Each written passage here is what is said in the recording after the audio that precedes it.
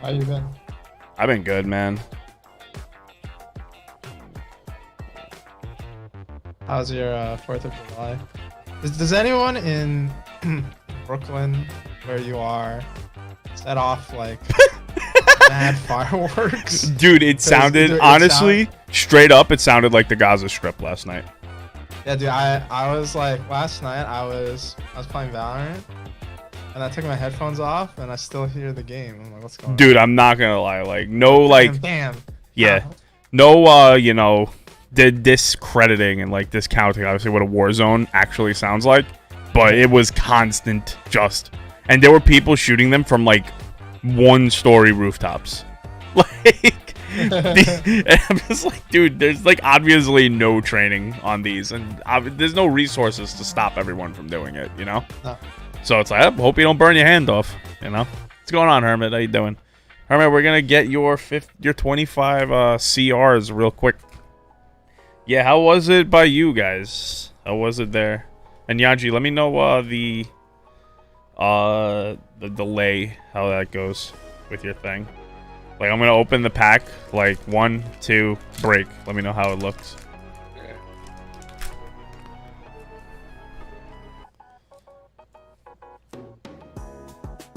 Oh, it's not good that you haven't said that you see it yet. Let me refresh. Okay, I see the code card. Okay, that's not bad. Alright, so I'm gonna break the pack in 1, 2, 3. It's like a 5-second delay. Okay, that's not the worst thing in the world. It's like 5 to 10 seconds. By the time I'm looking at the card, it's not so bad. What's going on? Yo, Laro MP he's gonna be at the Vegas event. Oh, really? Flesh and Blood, Nice. yeah. Known Magic player, right? Good buddy of mine.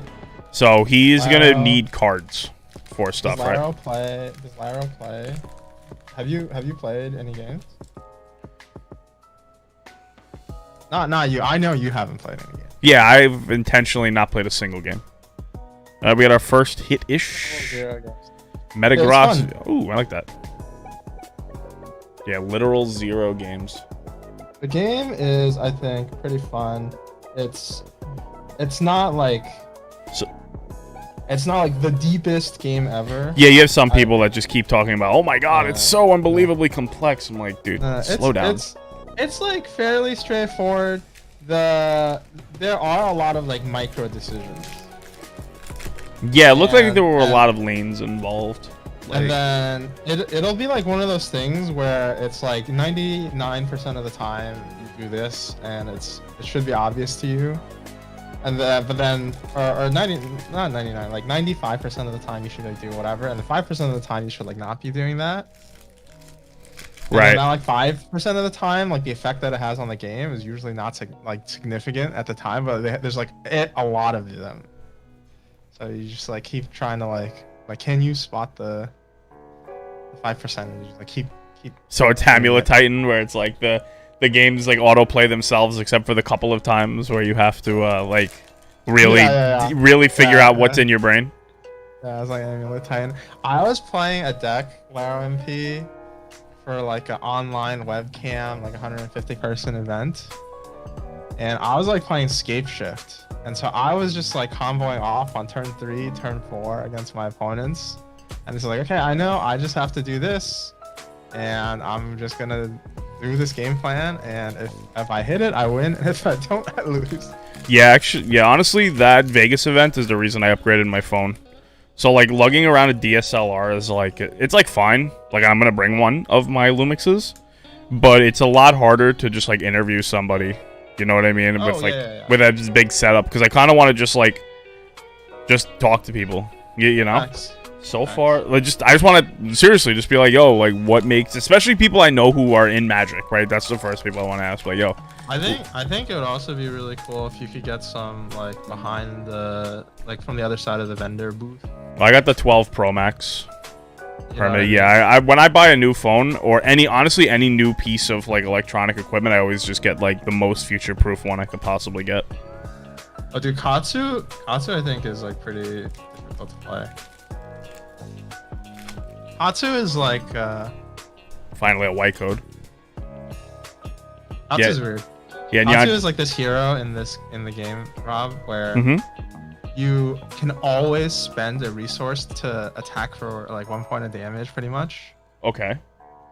Aurora. You see, I don't really understand the what's it called? The like resource system, but I'm gonna not act as if I've really spent much time paying attention. Yeah. You know, it's basically like Kaijudo or like any of those other like kinds of games where all your cards can be used as resources. You know what I mean? And then some of the cards are worth more resources than other cards. And the cards that are worth more resources have lesser effects when you play them. Right. But it's just like you can always. Katsu is kind of tough because you can always spend a resource to like attack or one, which is not like super impressive, but it's just like nice to always be able to do like the extra. So like the hard part is figuring out like, okay, like when am I supposed to actually use a card? When am I supposed to just like try to attrition you out? Speaking of this, as I'm opening these packs, man, like they really nuked the pull rates on these sets without like the amazing rare slot or anything like that. I mean that's like kind of how it always was, right? Yeah. It's like you got spoiled. You get spoiled with a bunch of like VMAX slam dunk sets. And then nice right there. I love this. They give you like a back to what's it called? Get a little reality check. Yeah, a little reality check. Be like, yo, we need bad sets to make good sets look good. I think that's this newest Magic set. I think this D&D set is like it's a really flavorful set, but these cards suck. Like it's like a flavor 20 and it's like a playability like 2. You know what card I saw today that I think Oh, Yanji, you're coming to GCU, right? Huh? You coming to the GCU event in the Meadowlands, obviously, right? Yeah. Yeah, like 100%. I'm gonna be there both days. I'm playing in the Modern, and Saturday I'm just gonna hang out. When is that? There's a regular Shadow Rider Kevix. It's August. What is it, like 5th or 6th? Yeah, but the thing is, Hermit, about that, and I'm just gonna give my quick thoughts on the D&D set. Is they remove the core set, which gives you like a lot of like nice reprint room. Like they got to reprint Ugin and Grim Tutor, you know, in those core sets and Azusa. Like by removing the core set and adding D&D, you just added like if you're not into D&D, this is an unset to you. You know, like we're rolling D20s. So I did see one card today that I was like, ooh, that's kind of interesting. It's the blue Planeswalker that they spoiled. Yeah, it's a 6-drop. Yo, by the way, your white codes have been like great hits right here. Like it's just like all full arts. Nice. This is the deck you're playing, right, Micah? Which is Laro. You're playing the Shadow Rider thing?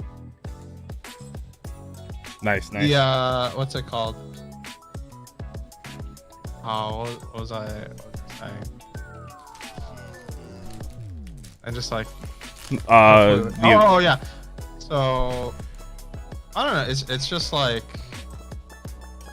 the blue Planeswalker, I was like, it comes into play with enough loyalty counter so that if you have a doubling season play, you can just like yeah. deck with your hand. Sure, but doubling season's a good card with Planeswalkers. News at 12. No, I know, but I'm just saying like that just seems like it's just like another one of those like they made for EDH. Yeah, I just think that so like you could have like really flavorful sets right there, like full of like like Innistrad was like Gothic core, but that set was also really good. You know what I mean? It's like you could do flavor and have the set have powerful cards too, you know? Ooh. Yeah. One of my favorite arts. You think a lot of it is just they're trying to like rein it in after they have to tone it down after like 2019 power level. So, you know, you had your Throneville Drain, you had all those cards getting banned. So they got to find a happy medium. But the problem is it's really hard to make mediocre cards after the push. Because it's like now they just look really bad in the comparison. Yeah, but they banned they banned the cat. The one that like comes back into play. I thought that was like, I don't know. Is it really oppressive? I feel like they just didn't print. I feel like they just didn't print good aggro cards. No, yeah, they didn't print like good like aggro like it would have been fine if they printed like Dothy Voidwalker or like Paladin and Vec in standard, you know? Like if you remember, like the 2014, yeah, like, but like good, like incremental graveyard hate, right? Like you can't like wild Nakatl. You wild Nagato, yeah, 100%. Nah, bro, just Monka in Monka in standard. You better have that cat immediately. Yo, we're down to our last few packs. Can we get the freaking alt art? Tommy opened up the freaking Moltres yesterday. I was hyped for him.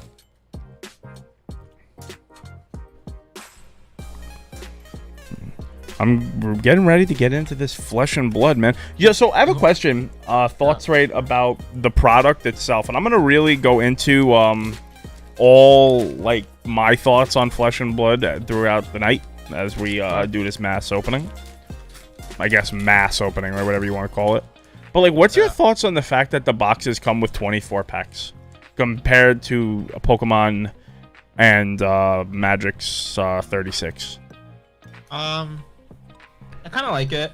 I like it because if you are like an individual, so the reason I think why they decided to make it 24 pack booster boxes was to design it around like draft. So I really think that they designed the product with the intention of this is like a booster box is something that you can just like buy with your friends and then like have like a draft night or something. Draft.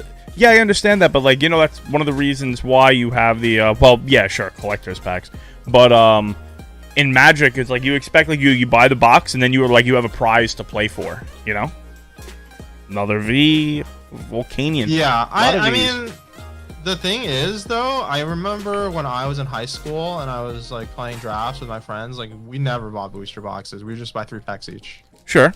And it's just like one of those things where I do think that like people might want to do like the prize packs things, but if you're like strictly just looking at it from like a more, I don't want to say like casual, but just like, well, I am looking at it on a casual, I'm not playing to like become the world champion. I think on a casual level, it makes more sense to make sealed product that doesn't include like quote unquote prizing. Because like if you're splitting something with your friends, like the prizing is kind of like, yeah, that's fair. It seems weird, right? No, that's fair. Yeah, you can do like rare redraft. Usually in most of the box to draft, keep everything. Yeah, most of the home drafts are more just like impromptu like drafts I've ever done. It's just like people they bring 3 packs. And so as like a product with the 24 packs, I think that I can see the reasoning behind it, and I don't necessarily think it's like it feels bad. I think that having a 24 pack booster box also allows you to like come in at like a lower price of entry. Yeah. Well, you gotta remember, original Magic boxes, like the first expansion, Arabian Nights, like 60 packs. Like it wasn't even like they had 1 million packs, but that was before draft was a thing. It's like a Walmart. It's like a what's it called? One of those like Dollar Tree. Yeah. It's like a box. It's like 100 packs. Oh, it was like these things, the 3-card packs, except the fact that you could pull a card, worth quite a bit more. All right, last pack Magic. It is a white code. Oh shit! Yo, we got LPM, bro. Yeah, I like Commander Legend. I had a lot of fun playing Commander. Last pack Magic.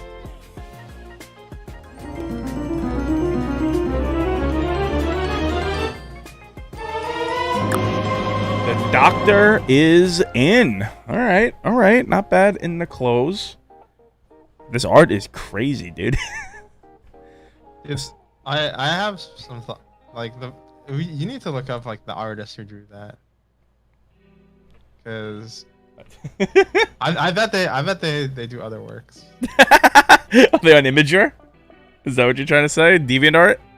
DeviantArt, whatever. Tumblr. In the old days. Other mediums. Well, not bad though. Full art at the end. Listen, man, if you go on certain Reddit pages, let's just say I've seen Gardevoir do some things I really wish I didn't. Not bad, dude. 25 packs. You actually had a really good hit rate. Like all of your white codes were were V's and VMAX. You almost got like a. To be honest, like for 25 packs, you basically got like a booster box worth of what you would like get if you bought all 36. Did pretty well. All right, man. But let's get to The Thing. So you said you gotta correct it for the viewers. It's not. Yeah, no, it's not. It's we're gonna do one case at a time. We have Arcane Rising and Welcome to Wraith Unlimited. Welcome to Wraith is the original set of Flesh and Blood. It's like the OG. Now, what a card does every single card exist like in the Unlimited? It's just they don't have the cold foiling, or is there stuff that you could only get in first ed? No. Every card exists. It's just that there's no cold foiling. And then in Monarch, they recently introduced where there'll be like a card that has like different art. Okay. And then so, for example, in Monarch, there's a card called Blood Tribute. And Blood Tribute in first edition, the art is like some woman like gouging her eyes out. It was like some weird, like creepy horror shit. Something that is uncertain. If you don't put an age restriction, you get zapped by algorithms. Yeah, and then like I guess we should start with Welcome to Wraith. In Unlimited, it's just like a guy. It's just like a guy in like a cloak or something. It's very. I think alt arts are cool. Yeah. You'd be surprised how many people really just get into games because of the art on the cards. So I have some word on the street from the Flesh and Blood Discord channels. So there's actually a little bit of controversy right now on the vendor side for these unlimited booster boxes. Okay. And that's because the original price for these booster boxes, I think from the distributor, it's like around, I want to say like 52 to 54-ish. I'm not 100% sure. Okay. And 52 to 54 per box from that's wholesale like price. Okay. that's the wholesale price. However, prior to pretty recently, you could get like a bulk like rate. Yeah, Yanji, talk to the people because I gotta grab a trash bag. Yeah, so you could get a bulk rate when you buy these booster boxes before, and after the bulk rate pricing, I think it ended up being about like 18%, less. So it was like 45-ish, I want to say, dollars per booster box. And so at $45, the booster box is like pretty good value for the store to resell, because I mean, like market price, like people were wholesaling them, like technically the minimum advertised price. So the MSRP I think should be around $90 a booster box. So it's like 100% margin from the distributor if you buy in at that bulk rate. Usually what stores will end up selling it for a set that is on launch nowadays is the minimum advertised price, which is I think $77. So that's similar to like if you were at any local game store and you were like pre-ordering like a Pokemon booster box, whatever, and they charge you like $90 to $100. You know what I mean? Okay. Like it's less than MSRP. So that's like what people are quote unquote like used to. However, recently, like I think I heard one of the distributors basically just said like, oh, we can't do like bulk pricing anymore. So they effectively like raised the price on these like unlimited booster boxes by like 18%. And that like significantly changes the math for like stores to like get into it, given the fact that the booster boxes like on the market right now, like a Welcome to Wraith booster box is I think like around $70. Okay. So what is the logistical possibility of them just completely circumventing the distributor model? Like just completely removing them? I don't think that really makes sense, because I think if you're, especially because they're based in New Zealand, okay, Legend Store Studios is, so for them to distribute into the US and to not go through a distributor, I mean, you're talking about like investing a ton of money into like supply chain Yeah. You know what I mean? And so I think it's much more realistic that what they'll do is they just like shop around for like a different distributor. Yeah, but how many people? Yeah. Yeah, they have contracts. Yeah, Laro is actually a guy who's into supply chains, like in like real business. So the question that was asked was, Yanji, how are the packs structured, and how often will you open something like a tunic? Yeah, so usually you should get like 1 legendary per 4 boxes. Per case. Yeah, per case you usually get like 1 legendary. Okay. At least that I think that's like roughly what the hit rate is. For these boxes, usually for Welcome to Wraith and Arcane Rising, you usually get like 2 majestics, 4 super rares, and then maybe like another like foil super rare or majestic. Okay. And then the way that the packs are structured is you get at the beginning, so the back, that's a double-sided token. Okay, this is a token? Then that's a double-sided token at the back. And then starting from the front, you have I think it's 5 generic commons. So flip it over, 5 generic commons. So a scar for a scar, demolition crew, scour the battlescape, wounding blood. Now, how do I know it's a common? Like where? So at the very bottom of the card, you see there's a gray circle that has a C. Okay. So the C is common. Okay, so another one. All right, now that looks like our rare. Blessing of Deliverance. Yeah, so then you get two rares, and then the second rare has a chance of being a higher rarity. Okay, so you're always gonna get a regular rare, and then something with a higher rarity. What are the other rarities? And now it looks like commons again. And then behind that is the foil slot. So the foil slot is like where you would get like the legendary. Okay, and it's the foiling always, like I said, it reminds me kind of like the old school Yu-Gi-Oh cards where they were really, really like specific where the foiling went. Yeah. That's one aspect of the actual like physical pieces of cardboard. Yeah, you won't see any cold foils tonight. That I enjoy a lot more than Magic. Yeah, the Magic right now. Like I think that Magic foils and Magic are super bulk produced right now.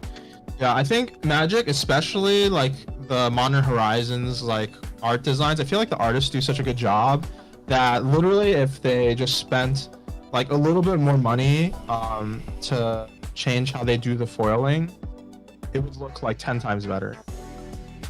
You know what I mean? So after the foil, let's art is very good. So after the foil is all commons. It's all commons. These are all like class commons. So is it really just rares and then commons? And how do you know they're class commons? So they're class commons because you see at the bottom it says like root action, warrior action, ninja action, whatever. Okay. Instead of saying generic action. Actions and reactions. Yeah, there's actions, there's reactions. So if you were sorting, opening a box and sorting, would this be a proper way? So you have your token, you have your commons, then I have the rares. If I have a better thing, I'd put it here, foil, and then actions. Yeah. Now, how is it set numbered? Huh? They have like the set number is just completely alpha, or do they do rares, or do they do by colors? Like how Magic is Woobird. They kind of do it by colors, where they sort it into like the different categories. So like the different classes, and then you have like generics, and then within each category, it's alpha. Okay. Very similar to Magic in that. Yeah, I think that I mean like right now, let's say if you were like selling it for bulk, like I think people take like tokens and like commons as like bulk, and then like rares you put like in a different pile if you were like. Are there bulk prices, like bulk vendors for this stuff? What I've heard is somebody right now is currently offering around $25 per 1,000. That's insane. Tokens. That's amazing. That's an amazing rate. That, although the business model for taking up bulk in this game. Okay, so this looks like a specialty. Is like more tenuous. This has Hurricane S. Technique, yeah. So Hurricane Technique has an S, so that's a super rare. So super is actually a rarity that they discontinued. Okay. But it's like one rarity higher than a rare. Most super rares are not really worth that much. Some super rares can be worth. Yeah, if I pull like juice, let me know. If I pull like a good card, let me know. Yeah. But I'll put so supers here. That's not a bad card. It's like a couple dollars.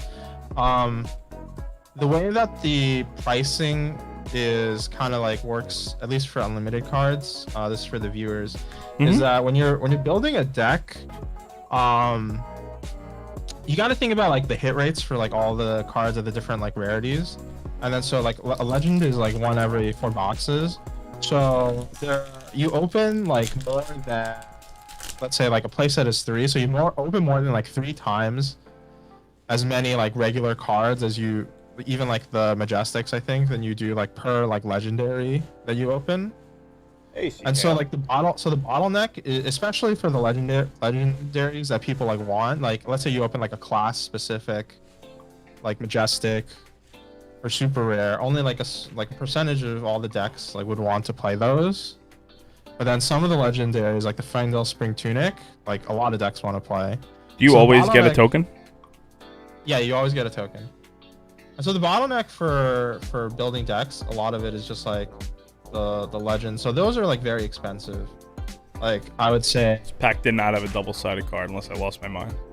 okay, so the very last card, if it doesn't have it's not double-sided, that last card is also a token. It's a Crack Bauble, which is like a resource token. Okay, I see.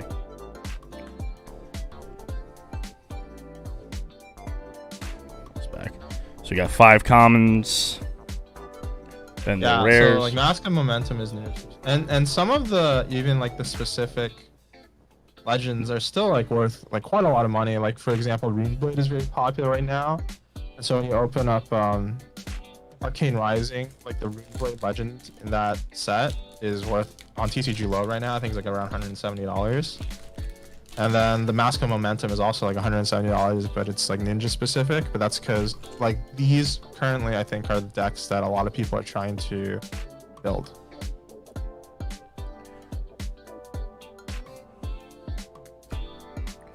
Pair of rares.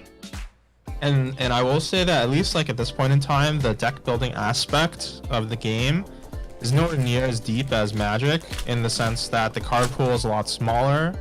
And basically, how would you compare it to just standard though, like a newly rotated standard? I would say even simpler than standard, because at least like standard there are like different ways, for example, that you could build a blue deck. You know what I mean? Right. And there are different ways that you could build like a class's deck, but it doesn't vary as much, because still like the major, like the most powerful cards are what they are. So you know what I mean? Now my next question, and I'm gonna ask a lot of questions, right? Just, you know, or questions that people would ask. So one issue that people take with Yu-Gi-Oh, right, is that deck building is basically handheld. Because like you'll see, like for example, Black Wings in the past, right?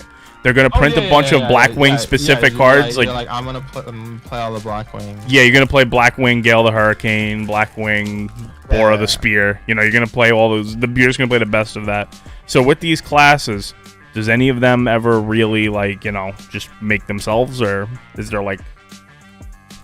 I will say that there are decisions that you make, but it is more similar to the Yu-Gi-Oh style of deck building. There are decisions that you make, such as like, I'm going to choose to run this like attack reaction, or I'm going to choose to run these defense reactions, or I'm going to choose to run like this like package. But then there are a lot of like kind of like staples where it's like, okay, if I'm playing this class, I am going to be playing these cards. So like for example, one of the classes from this set, Welcome to Wraith, you're playing Guardian. Like if you're playing Guardian, you're playing 3 Crippling Crushes in Classic Constructed. Like it doesn't really matter. You know what I mean? Like that's just like that's like their best card. Right. And I think that that's a product of a couple of things. It's a product of the. That just sounds honestly like a product of card games. Oh, before I didn't notice we got a foil rare snatch. Foil red snatch. Yeah, how much? It's actually not like a really big foil premium, and I think that that's because it's similar to like if you're opening like a box of like Masters, when they guarantee you like a foil every pack. Yeah. You know what I mean? And so like since there are so many foils, the specialty foils probably really push, you know. Yeah. Well, so you have in Monarch First Edition, for example, like extended art cards, and those are like 10x whatever the regular card. I mean, that's like that in Pokemon, right? Yeah, but for the most part, like a regular like foil, like rainbow Ooh. foil, it's maybe like what's it called? It's like 1.2x. You know what I mean? Like maybe 1.5x. I feel like I've seen this card before. Showtime, yeah. Yeah, like for example, like if you're playing Bravo, usually you're probably gonna be playing that card. Right. Now, the foil rare rate, how's that? I think it's fairly common. I would say that like it may be like one in every like I want to say like every like 7 or 8 foils is a rare. It's not very infrequent. Right. I mean, like per box, like you would imagine you get like, two or three. Yeah. You got like 2 or 3. Maybe you got like at least one like foil, majestic foil. Whatever. Laro says, "Don't tell me that." What is that in response to? That was to foils. Don't tell me foils aren't sought after. Oh, I mean, some people do. It's just like it's not. I think it's like a not very like developed. So there's like a lot of different things that you can do to like pimp your deck out, and I think that like getting like rainbow foils is probably like the easiest thing that you can do, at least at this point in time. I haven't pulled one of those yet, right? Is like a majestic. Yeah. You just skip. Yeah, I saw that. I feel like this is a big card. That card is like I think like a $15 to $20 card. So usually you get. Like, so what makes this? All right. So now we've seen a big card, right? Yep. Because the M makes it the majestic, right? Yep. And so you explain get, like, this card. Explain like how this like from the top to the bottom. Yeah. So first of all, like Toma Findel is a majestic, and in Welcome to Wraith, per box you get like around 2 per box non-foils, and then you get maybe like one foil majestic. Okay. So straight off the bat, there's just like fewer of them. Now the casting cost, what makes one casting cost? It generates 2 resources. Blocks are 2. The stat lines are not like super impressive, but it does a very unique effect where it draws you. It's like a divination. Yeah. And then so drawing 2 cards is pretty powerful, as well as the potential to gain you life. It's also generic, so multiple decks can play it. So like a pot of greed. You'll see like in a slower format like Classic Constructed, you'll find a way to give that card go again, and it just like lets you set up like a more powerful turn. Now that's not to say that that's like a predominant strategy, but just that it's like a very unique card and it's generic. So I mean, just like it has more. There are more people who want it than like a class specific card for the most part. Pay attention as I open these to see if I grab Also, I just put the rest of the pack together. Oh yeah, Laro, like cold foil, especially like cold foil from like Alpha, from like Welcome to Wraith, and from Arcane Rising. Like don't even.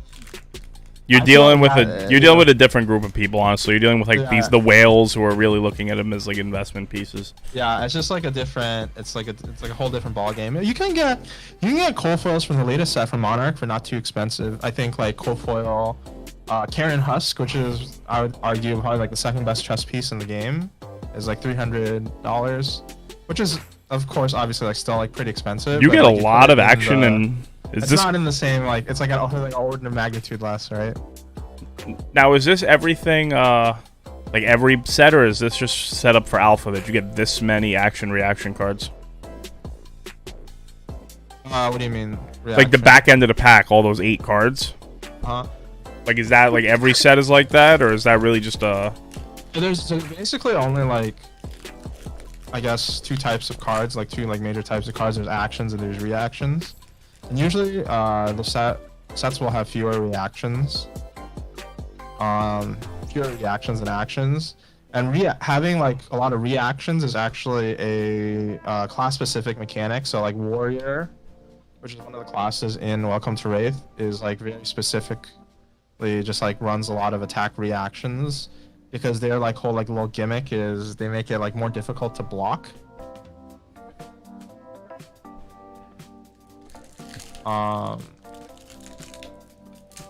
And so like they like pump spells. They're like the pump spell class. Okay. You know what I mean, they're the aggro class. They're the Boros of. Yeah. Ones in the back of Class Civic. Yeah. Well, that's what I mean. Like, how many like the class specific packs? So they seem loaded up. Lots of class specific cards. Yeah, so at the back it's always I think like 8 class specific cards. Or not 8. Is it 8? Yeah, it's 7. No, it's 7. Or it's 7 or 8. It's a lot. It's 7. And they're like structured. They're like structured very specifically. So for example, in Welcome to Raid, it's always like 2 pairs. So Warrior and Ninja form a pair, and Guardian and Brute form a pair, and you'll always get 4 of one pair and 3 of the other pair. And the most that you could get per pack of like one class is 2. And yeah, Lara talking about the one. Honestly, to be honest with you, similar to talking about like blinging out like Pokemon decks, is that the reason why there's like different levels they know, because once you reach the top of them, like the cold foil or like the really crazy extended art, you're really at the point where it's like those cards are to be like graded, you know what I mean? And like it's like not even worth it. Like it's like to bling it out. Like for what purpose? Someone's looking like, why are you just slabbing that card? Not showing me. You're not like showing me anything, you know, by doing that. That's just the way I look at it. Yeah, I will say that one aspect of Flesh and Blood, which I think is kind of like an interesting aspect to the game, is that they like intentionally made what's it called? One of the like the most sought after like class of cards, which is like equipment, like legendary or majestic, whatever, like rare equipment. Specifically made them so you don't like shuffle them into your deck. Yeah. And so they have openly said that they're okay with people bringing like slabs to play, because you don't have to go into the deck. Play tournaments. Yeah. And so I think that's like that's an interesting stance. Yeah, no, for sure. That looks cool. Time Snap Potion. Yeah, Time Snap Potion is not bad. There's like a lot of different versions of that card. Like there's like promo version, cold foil promo. Now, I know there are some cards that are promos, right? Like we sent out these dash promos for Phasgar. Yeah. Now, are those like really good? Like those, and you like lock it in, like, oh, you didn't get this promo, so you're gonna have a hard time competing. No. The promos are always for like. Oftentimes the promos are for like token cards. Like you get like a ton of them. Okay. Like dash token, like dash comes as like a free token. Okay. When you open Arcane, you're gonna get tons of dashes. So the promos that they give out specifically are just for people to have like a more like pimped out version of like whatever card it is. To actually like build a deck, like your base, you do use a lot of like pretty cheap components. Like the best like chain is one of the Monarch classes. The weapon that he uses is like it's like a 5-cent like token. Ooh, that's a very nice pull. Enlightened Strike. So explain this card. It's like a $50 card. A $50 card. Hold on, there's only one thing for that.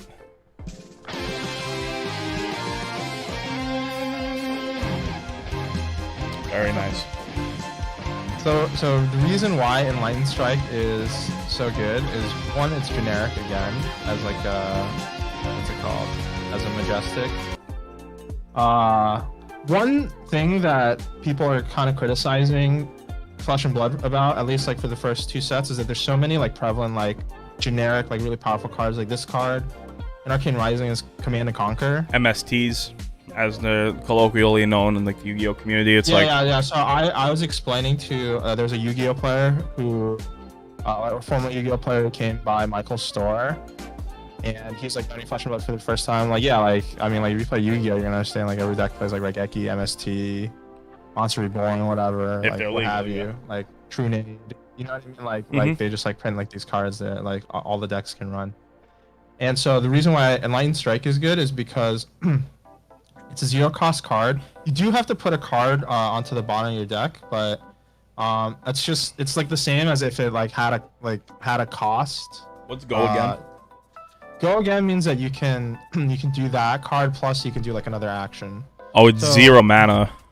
Okay. Yeah, it's like 0 mana, but the cost is that you have to put a card from your hand on the bottom. So it's like basically it costs like 1 like mana's worth of a card. Yeah. Like whatever card that you use.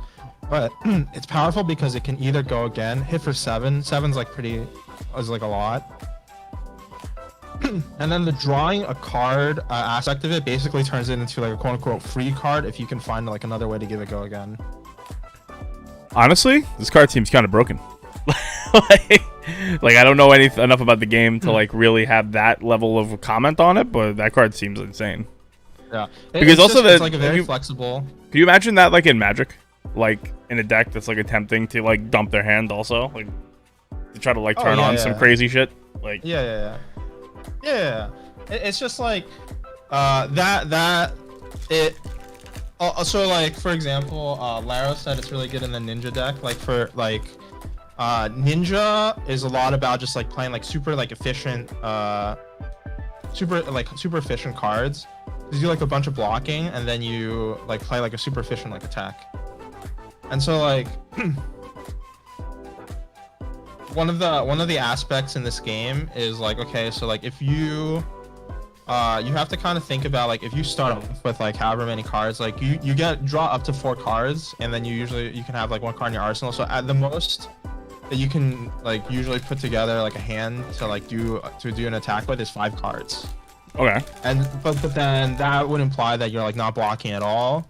So like a big aspect of the game is for like any deck that you're building is like thinking about, okay, well, does my deck function well with like a 2-card hand? Does it function well with like a 3-card hand? Do I need a 4 or 5-card hand to like do anything? You know what I mean? Right. This is your boy Katsu. Katsu is kind of interesting. I'm actually trying to put together a Katsu deck. By the way, Mike, Laro, if you need any of these cards, feel free to like slide into Yanji's DMs. Hit me up. Because these are all. This is a mass box opening to like sell the singles. Yeah, so. I'm working on my singles business. I also want to make like more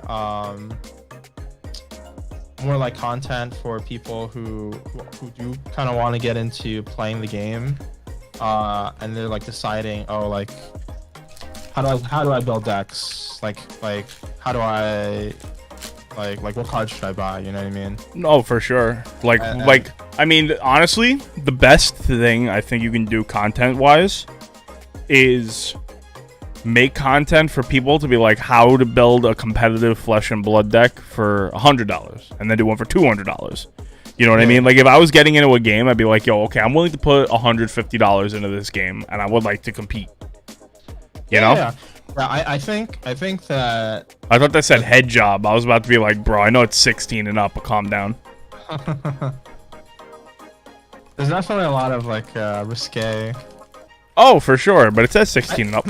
I think this game has like an interesting mix. And I think that they're still trying to kind of figure out like what their the game doesn't feel like they're trying to be intentionally edgy. I've played a lot of board games in my life that like their entire job is to try to just be edgy, and they come across super fucking cringy, dude. Yeah, I don't think that they're like trying very hard to be like that, but it's just that there are some cards that are like, a little bit edgy, and I think they're just trying to figure out, okay, like how do you make a game that's like suitable for like a more mature audience while also not just like, you know, like going full off the deep end, like, oh, I'm just gonna make a bunch of sex jokes and like. Yeah, exactly. Like, trust me, dude. I've played enough of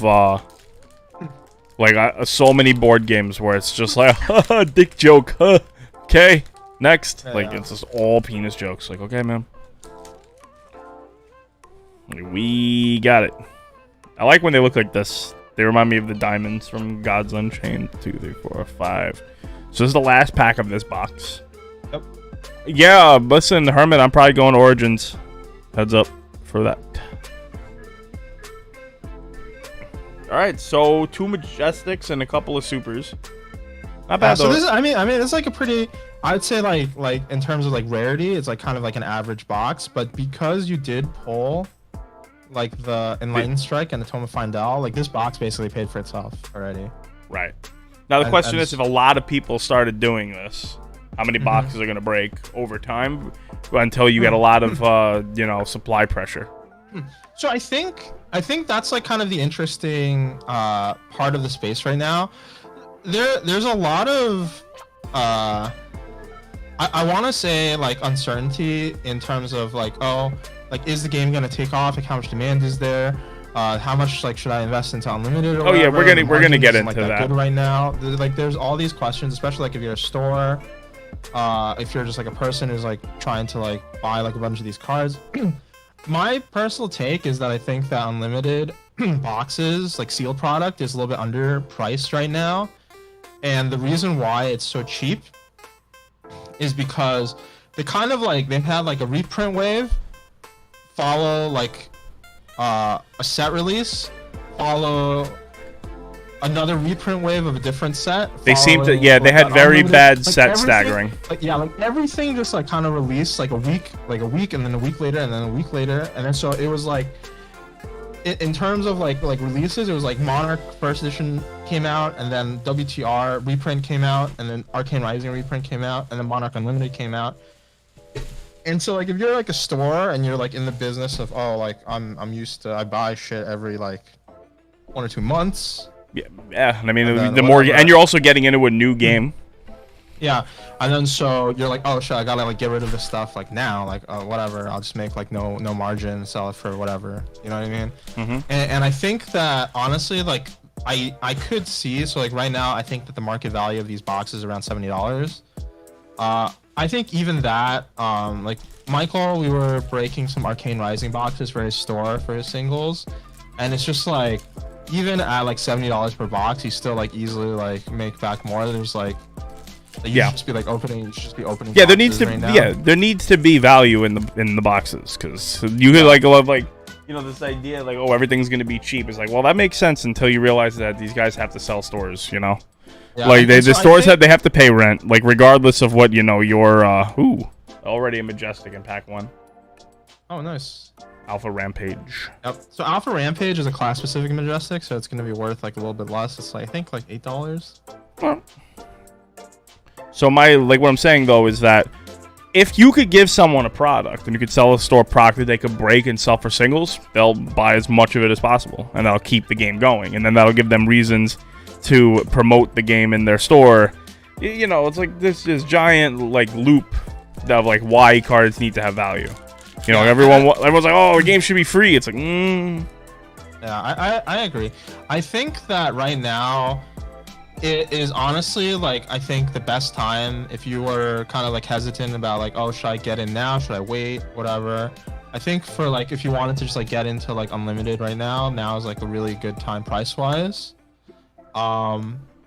I think that the demand for like a lot of these cards, like these staples, you can like track on TCG Player, like Command and Conquer, Lightning Strike, whatever, like they sell, and like, people list them, and then like especially like the staples, like as soon as people list them, they like sell. You know what I mean? Yeah. And I think that's what I check, right? And you know, we were talking about this privately.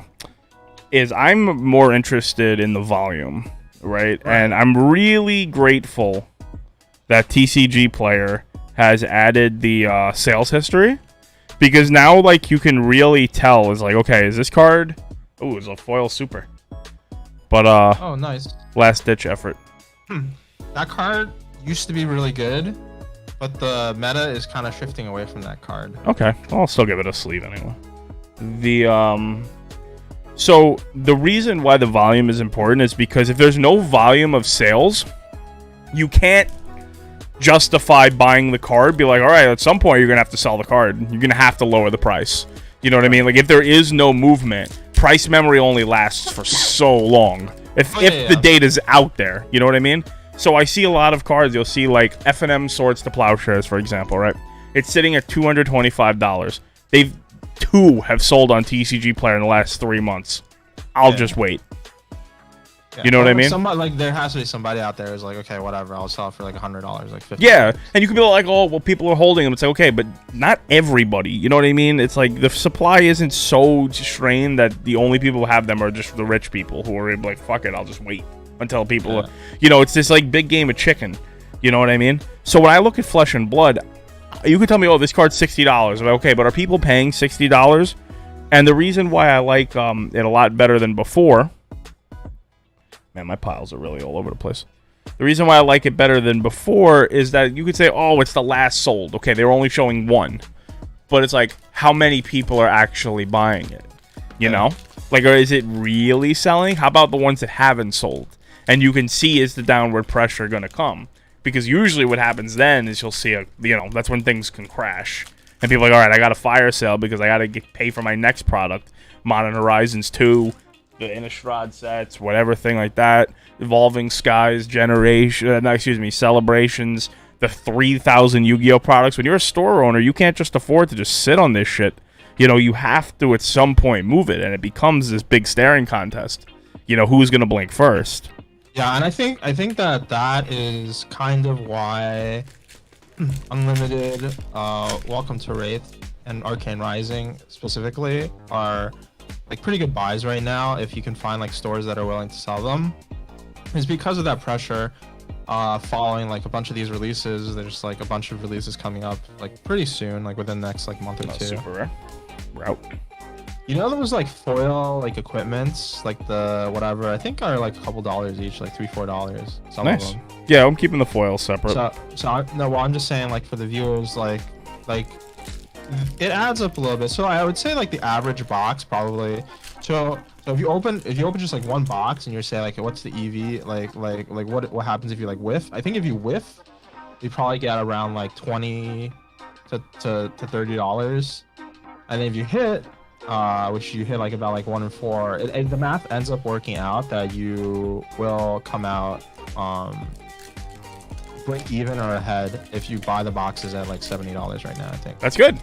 That's a good thing. It's good to be able to buy it and break even on it. You don't feel like you're throwing your money in the garbage.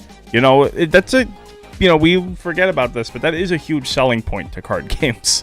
It is that the fact that, like, unlike most hobbies, like, you put money into it and the money doesn't just fall into a cliff or other majestic, a blood rush bellow. All right, that I think is worth like $15 or $18. Oh, that's good. And the reason why that card is worth more than the Alpha Rampage, generic, is because that card is it's not generic. It's also a brute card.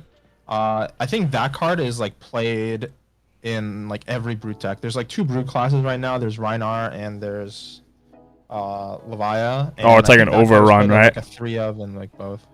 Yeah, it's like an overrun. It also like. Oh my god. Like, yeah, if you discard 6 or more of that thing, it goes nuts. Yeah, this card seems crazy. So like all of the attacks that you play in brute have 6 or more. So it's like 70% chance to like hit that. Or yeah, like that's however many like attacks. That card seems crazy.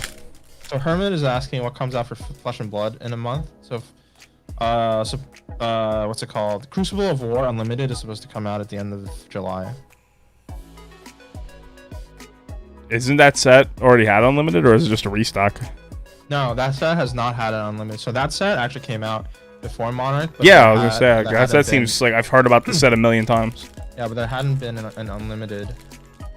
Okay, and are there cards in there that are like really people need? Oh yeah, definitely. Okay, that's interesting. A lot of the Crucible, just like rares, like Majestics for a while, were like kind of crazy because like the box prices for a while were like $700 to like $1,000. 700. Yeah, and if you need cards to play. Yeah, even like rares from that set. Now, were, like, how long are they gonna really do the unlimited versus first ed thing? Like, how long are they gonna, keep that? Like, in terms of the difference between release, because if the game gets really popular, I could see you getting this issue of like, if a card comes out that's just this big staple that everyone needs, right? And the boxes are all off the jump $400 a box. That makes the game really well gatekept until you get the reprint. So for tournament play, that seems really usually they don't do so for their larger tournaments. I think they kind of address this. I think their plan currently, and I don't know if it's necessarily a good plan, but their plan is currently that Unlimited should come out about a month after the first edition. Okay. And then they don't do like major constructed events until about like a month after. But that seems weird. You understand why that seems weird to me, right? Because don't you want to have an event to promote your new set? Yeah, so they're like doing only limited. So I think that is a weakness in their release cycle. But then I also think that like Monarch is kind of teaching people that for the sets moving forward, I'm pretty sure like people are gonna find out that Monarch's like print run is like much larger than like Crucible Wars. Right, but then the trade-off of that, becomes the desirability of it. Yeah, I think the desirability of first edition is gonna fall somewhere like a little bit less than like the initial Monarch hype, and kind of like around like where it is right now, where at least like while the set is like recent, it like is gonna be like maybe like 1.5 to 2x like the cost of like an unlimited box. Right. I mean, I'm not worried about the people who buy in the expensive first edition cards to play tournaments, and then they get kicked in the face because the card they paid $60 for drops. Because it's like you've already realized that that's the price of doing business, right? You know what I mean? Yeah, and then I think to answer your question on like how long like the unlimited sets are gonna like realistically be in print, I can't really see them printing a set for longer than about, I would say at this point in time, if you come out with like a new set, I can't realistically see them like printing it for more than like 2 years. Oh wait! Oh my God! Okay, so you pulled the Findel Spring Tunic. That's a foil one. Yeah, that card is the most expensive card in the set. I know that. That's like a $220 card. But isn't that for the non-foil one? No. Oh, there is no non-foil. The only non-foil. The one is legendary Findel Spring Tunic.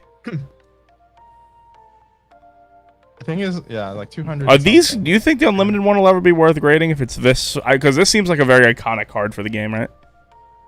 Oh, I mean, like, I think some people are grading like unlimited cards. I think just like grade them slow. You know what I mean? Because I remember like this and Eye of was the Eye, right? Like this is like when I think of the game and that one bitch that reminds me of the woman from Game of Thrones. Like that's when I think Shiana. Yeah, I just think of that, right? Yeah. I mean, I think that definitely. I mean, were unlimited Charizards really worth grading for like the longest time? You know what I mean? Like, yeah, that was kind of, or honestly, for ages, people were like, oh, why would you grade unlimited power? Yeah, exactly. It's just like, I think that you could argue either way. Is it worth preserving the card? Like, sure. Is it worth like sending your card away for like a year? I don't know. Well, I mean, I'm saying if you're someone who is like a grading person, it's like, or would you sell this raw and trying to get something you want? That's like a $200. Let's say you could get. If I was just getting rid of the card, I would just sell it raw. Right. 100%. But I'm saying even as a collector, right? Like thinking about it in this way, is that because we talk about like if you're trying to deal with like you want the good stuff. You know what I mean? Like, whales aren't looking at PSA 9, PSA 8 Charizards. They want the good shit, you know?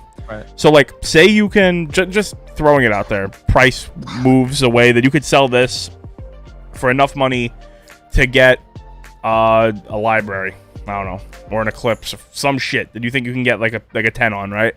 Like, would you rather have this? Or, I mean, a cold foil. Of course, I'm talking about a cold foil, right? Yeah. Or a cold foil of something from Monarch. I think for collectability, I'd rather have a cold foil from Monarch. Okay. Like I'm never even minding the finance, right? Just thinking about it strictly as a collector. I think like numerically, there's just gonna be so many more of these. If they like print, okay, so they've done a couple of like WTR reprint waves. Like realistically, they're gonna reprint WTR for like the next year. But how many of these like really do you think in each wave come out?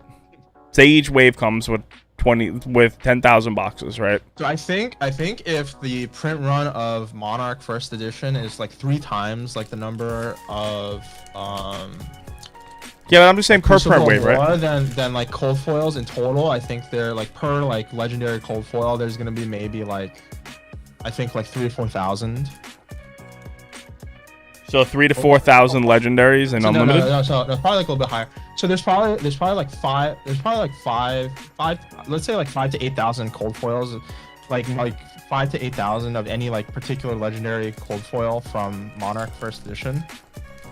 But like for this, I'm pretty sure like each like reprint wave that they do is at least like half the size of like a Monarch First Edition print wave.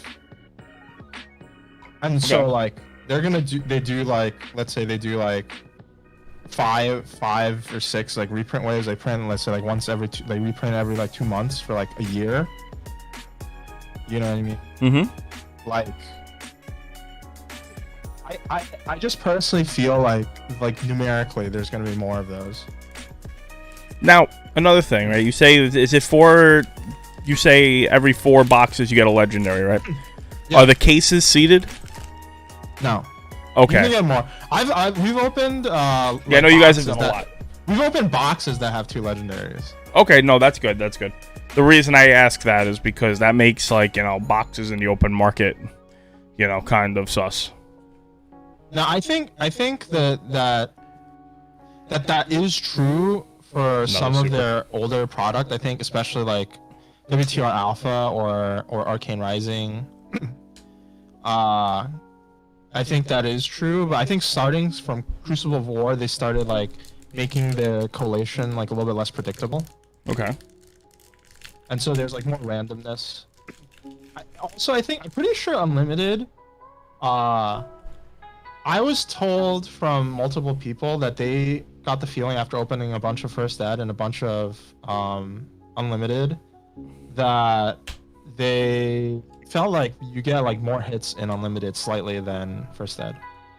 You have a super in my token. Yeah, I that was the one from the when I got the spring tunic. I was like, oh, is this Forged for War the good card? Meanwhile, I'm sitting there with a $300 card. Forged for War is fun. So would the card trick for this, if you were to do a trick, because since you really just want to see the back stuff, right? Would be put the token down. They put like the 7 cards. 1, 2, 3, 4, 5, 6, 7, right? And then just pull straight to the back and look at these last 3. Yeah. And then just put all the commons in one thing, right? Yeah, I'm gonna start doing that to save time because we got a lot of product to get open. Yeah. And it's 7 in the back of every set, right? Doesn't matter. Bless you. For the first 2 sets. Okay. For Monarch, it's just like the last. You just pull the last 4 cards out.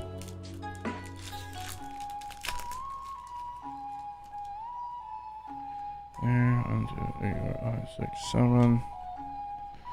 1, 2, 3. Rare. And 4.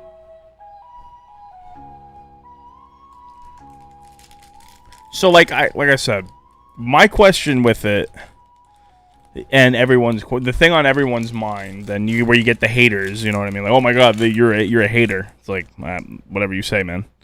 Yeah. Whereas, like, how many of the people who are paying a lot of money for this are doing it just strictly out of speculation that it's going to go, and it's like almost like a crypto pump.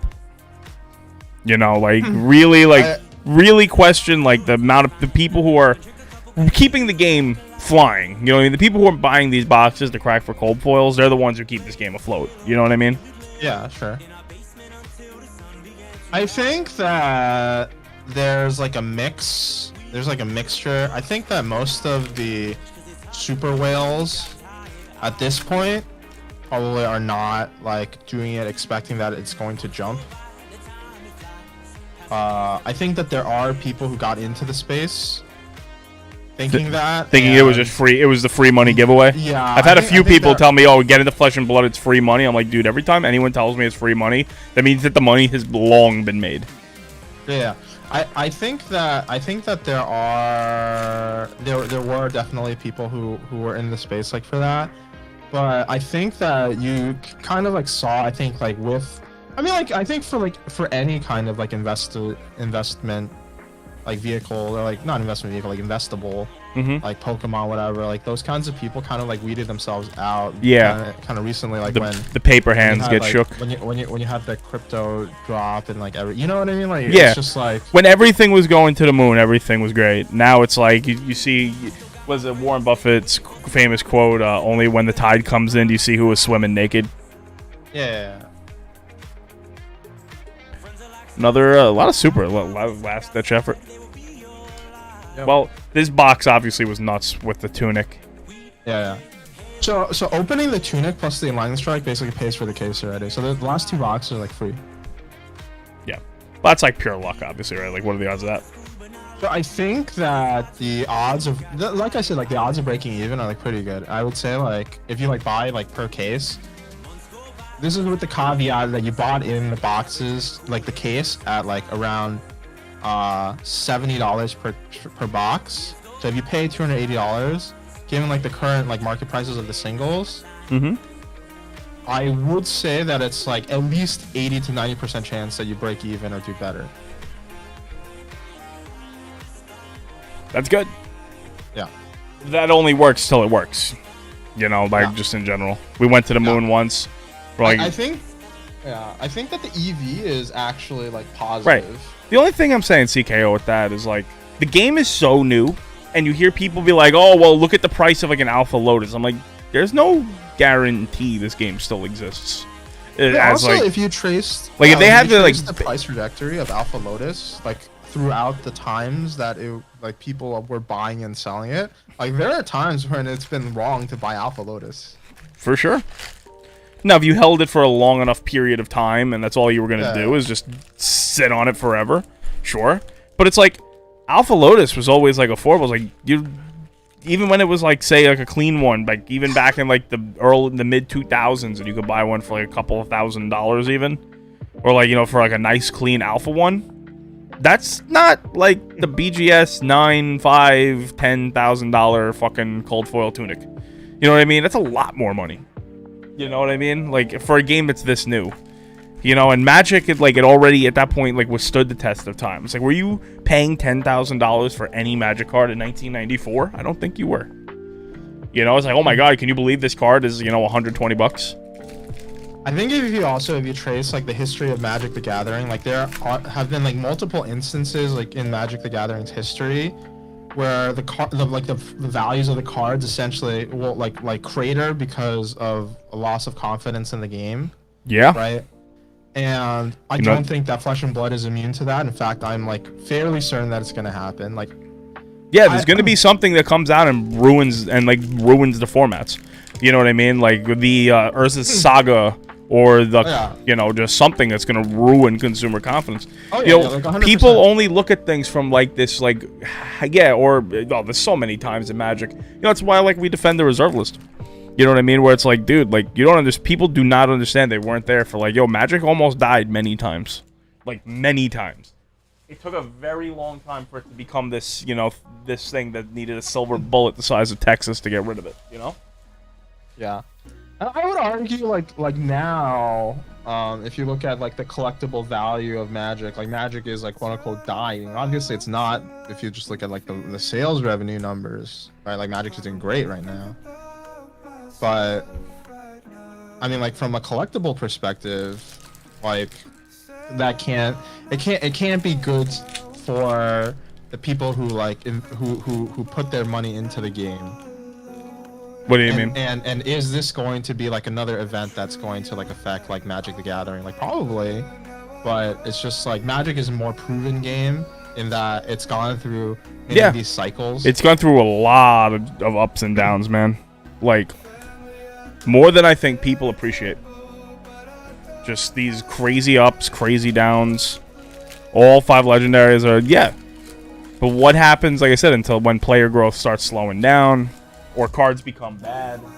You know, it's like everything can't always just be, you know, roses, bubblegums, and lollipops. You know? Yeah. Urza's Saga 100% should have killed Magic. Like, without question. Yeah, Chronicles could have killed Magic.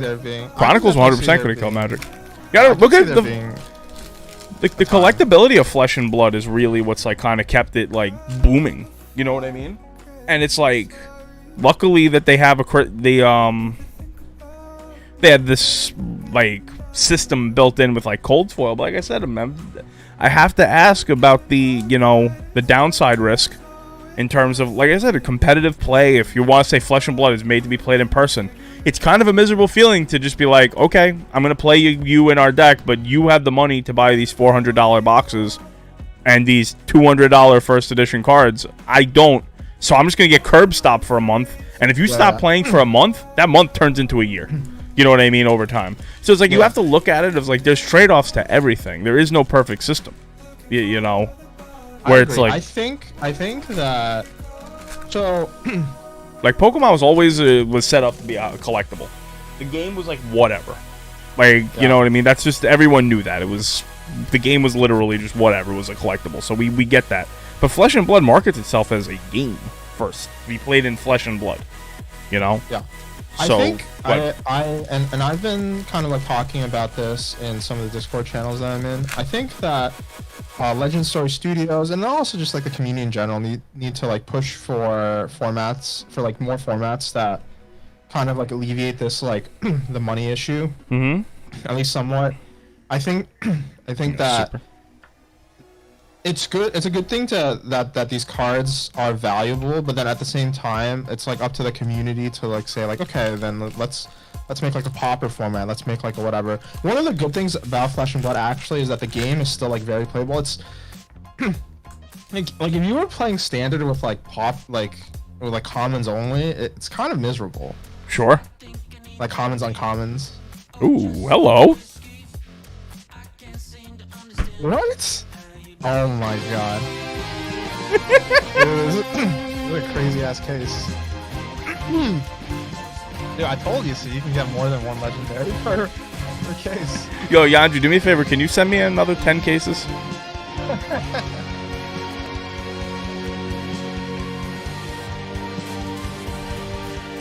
No, second box. No, we're in box 3 right now. That's crazy.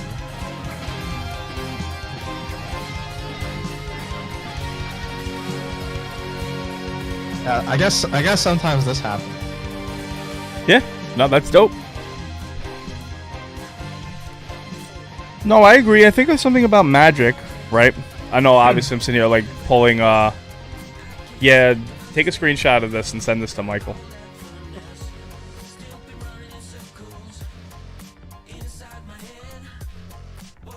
I'll make a clip. Facts.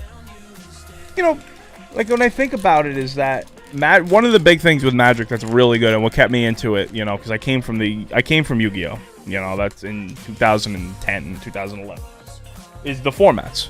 You know, is just that your cards will always have some level of being good and all that. Yeah. You know, what, like, we know Standard is the flagship format of Magic, regardless of what we all want Modern to be. You know, Standard is they design cards for Standard, right? You know, unfortunately, you know, people prefer their cards to not rotate out. And I think rotation in general is kind of like an obsolete thing. But it's just kind of what Magic is, you know. Draft and Standard. You know, and but you have Commander that's just like holding this game up with like a 3,000-pound fist. Well, I just think that like people have to remember, like when I brought this up, a lot of the feedback that I got was like, oh, the game's still new. You don't want to like splinter like the player base. I'm like, bro, like, I'm pretty sure that like when I like first started playing Magic, I just like the company like created formats like did not exist to me. It was just like, yeah, my friend brought all his dragon cards and I had brought all my elf cards and we just like made decks. Yeah, no, 100%. And so I think it's honestly, I think that there's like a great niche for content creators in this space where it's like you are kind of like the voice of the community, you know what I mean? And it's up to like the community, it's up to like content creators to really be like, okay, like this is the game, and sure there's like flaws or whatever, as like all games will have flaws, but then this is like how we make how we make like a fun play experience. Yeah. If there's something missing, then this is what we're gonna like, because like they can't, like LSS can't possibly design for like every single like possible way that you could be playing the game. No, yeah, your resources get stretched. You know, the community kind of does have to just go off and do its own thing, and then if it's something shows to be profitable enough, then you can make product. Like people think Commander started in 2011 with the first Commander decks. No. Yeah, like EDH. Yeah, like some guys just like came up with it. They call it EDH because Cube Draft. Like Cube Draft is definitely just you have a bunch of cards, you want to play with them, and you're gonna find a way to make those cards that you have work. You know. Yeah, exactly. But I think that Magic, the colors of Magic compared to the classes of Flesh and Blood, you know, you have these class-specific cards. Whereas, like, if you draw, like, a Barbarian card in a draft or something like that, it's alright, you just have to play that. You know what I mean? Where it's like in Magic, it's like there's different ways to play white. There's different ways to play blue. You know, you can play blue tempo or blue draw go. You know, you can play black as, like, more of a combo-y sacrifice type thing. Or... Wow, different unmovables. So is this the same card twice, or is it? Yeah, they pitch for different colors. So they have different they have different like defense values. One defense for 5, one defense for 6. One generates 3 resources. One generates 2. All right. But yeah, like I do think that the way that they have designed the game right now, given like both like the card pools and then also like their choice of formats. Super Rose draft like lend the point itself to like a game. But I was just saying like, okay, so like what if like you made a format where like you like take 2 heroes of different classes and you put them together and you make a deck. You know what I mean? Like there's different ways as a community that you can come up with like ways of like spicing things up. What the hell? Like, maybe like it's like, oh my god, that's crazy. Is this pack insane? Yeah, this pack is pretty. How much is this thing? This foil ancestral empowerment? Ancestral empowerment. I want to say offhand is like probably around like $10. But, foil? It is played. Usually it's played as like a one of the decks plays it as like a 1-of. In Katsu you can play up to 3. One like the net deck that a lot of people are copying right now plays 1. Laro, we might just pull you your whole deck tonight. So like this is something that I've said Rainbow Foil's 12. When talking to them about Magic, like right? So talking to people about Magic, one thing that I think that I like about Magic, say you find a pile of 40 Magic cards, right, on the floor. You can play a game with those 40 cards. You know what I mean? You can just like alter the rules a little bit to be like, okay, you could play any card as like a rainbow land. You know what I mean? Like, or that. And you could literally like play a game of Magic with that. It's like, it's such a game that it opens itself up to the creative mind, you know? Yeah. Like, how do you want to play? You could win a game of Magic in almost any way imaginable. That does not exist in other card games the way it does in Magic. It's like you do one thing and you do one thing only, you know? Yeah. I think that is one aspect of like a trading card game that is missing. There are opportunities to be creative, but like you said, it's more similar to like Yugi, where like your choice of like being creative at this point in time in the game is like, oh, I'm gonna play this spicy card. You know what I mean? Yeah, Hermit, this has been said many times. Magic is the world's greatest game made by one of the world's worst companies. It's just, I think Wizard of the Coast just kind of gets shit on sometimes unfairly. But, you know, it's a great joke. But it's that, you know, Magic is such a bulletproof game as far as, like, the game itself, that no matter how bad the cards are printed, you could always find something that's enjoyable. If Modern, Standard, Legacy, Commander suck, we could always break out a cube. You know what I mean? If Commander's broken and everyone's only playing Demonic Consultation, Thassa's Oracle, odds are some other format's going to be good too. You know what I mean? But Commander is kind of interesting, Andrew, because what you're talking about, like the community doing. The reason why Commander is so good, because if ever, I'm gonna tell you right now, if Commander had like a competitive like mindset to it, where every single person only wanted to play, you know, like the decks to win, you know, that format would be dog shit. Because CEDH is just generic, degenerate combo decks fighting each other. You know what I mean? They're just degenerate formats just fighting each other. So it would get really stale, really solved really quickly. What's the difference between CEDH and like Vintage? Exactly. But it would get really stale really quickly. You know what I mean? As far as the masses go. But EDH is such a community-driven format that you can have... Oh, yeah, Power 9. So it's just more degenerate, right? But it's that the community can police itself to where it's like, yo, please don't bring that stupid-ass Najila deck or whatever, you know? So it's like EDH has, like what you're saying with Flesh and Blood, but it's like kind of built there, you know? Yeah, and I think that is one aspect of Flesh and Blood. Spinal Crush, any good? Yeah, Spinal Crush is good. A couple dollars. At least, I think, $5. Yep. I'm putting the supers and the majestics in one particular pile because we all know those are going to be the stuff we're really looking for. Yeah, so I mean, I think that it is really up to the community to say, like, okay, obviously, like, LSS is like designing the game, like, these are the competitive formats.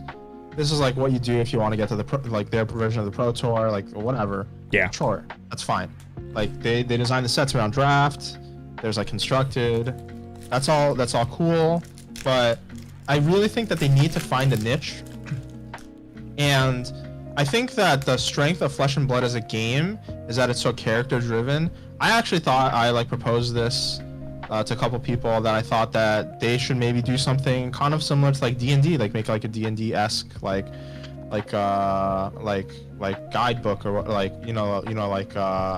whatever, and it's like a way to like play the game in like a social setting. Mm-hmm. It's just like they can't do exactly what Magic does, and so like for example, so many games have tried to be Magic, with so a different coat of paint.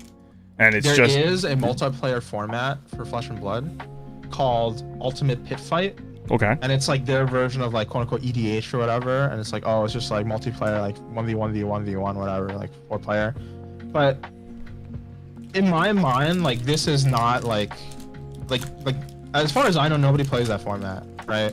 And it's just not like I think part of the reason why EDH is so successful for Magic is because Magic is like a very creative, like you said, it's like a very creative game. Right. You could, like I said, you could win any. Dude, think about some of the decks that have dominated in Magic's history, like eggs. Like think about eggs just in general, right? Who the fuck looks at a card like Second Sunrise and goes, "I'm gonna make a deck to win a Pro Tour based around this shit." You know what I mean? And does it? You know what I mean? Yeah, exactly. Or Lantern Control. You know what I mean? It's like you always have your aggro decks, but like there's so many different ways, and it's not like baked in. You know what I mean? Like it's like, okay, this is if you want to play the crazy stuff, you have to play Barbarian. You know what I mean? Or Brute, whatever the fuck it is. You know. And again, the one thing that I think they come out with like a card and then they're like, oh wait, like this like works. Ooh. Like now that they printed this card, like some crazy, I can do like some crazy shit with this. Yeah. Oh yeah, watching Stanislav Sivka play that deck. Yeah, I've had interactions with Stanislav Sivka. That guy's brain just moves in a different level. He's like a 3090 compared to like a 670. He's he's a super genius. Yeah, Bro, the 4090s are gonna come out. The 4090. Bro, I just got a 3090. I'm trying to, grind its way back to existence. Irontalk Determination is actually one of the more expensive super rares. I think that's like $10. Oh, nice. Give that a sleeve. And the reason why that card is like $10 is because it's played in Warrior, and Warrior is probably like. No, I'm assuming cards are expensive because they're played. You know what I mean? Mm-hmm. In like decks.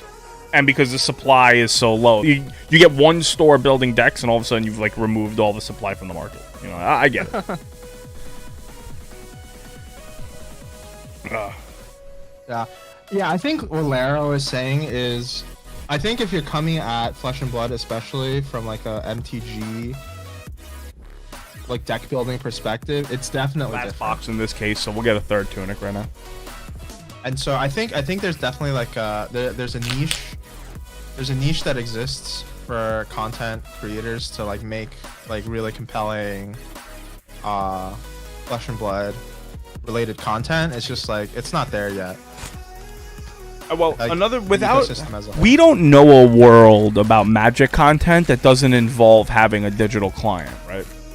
Like, because in 1999 the only content available from Magic was ESPN 2, where the Pro Tour was on ESPN. So outside of that, but there is no digital client.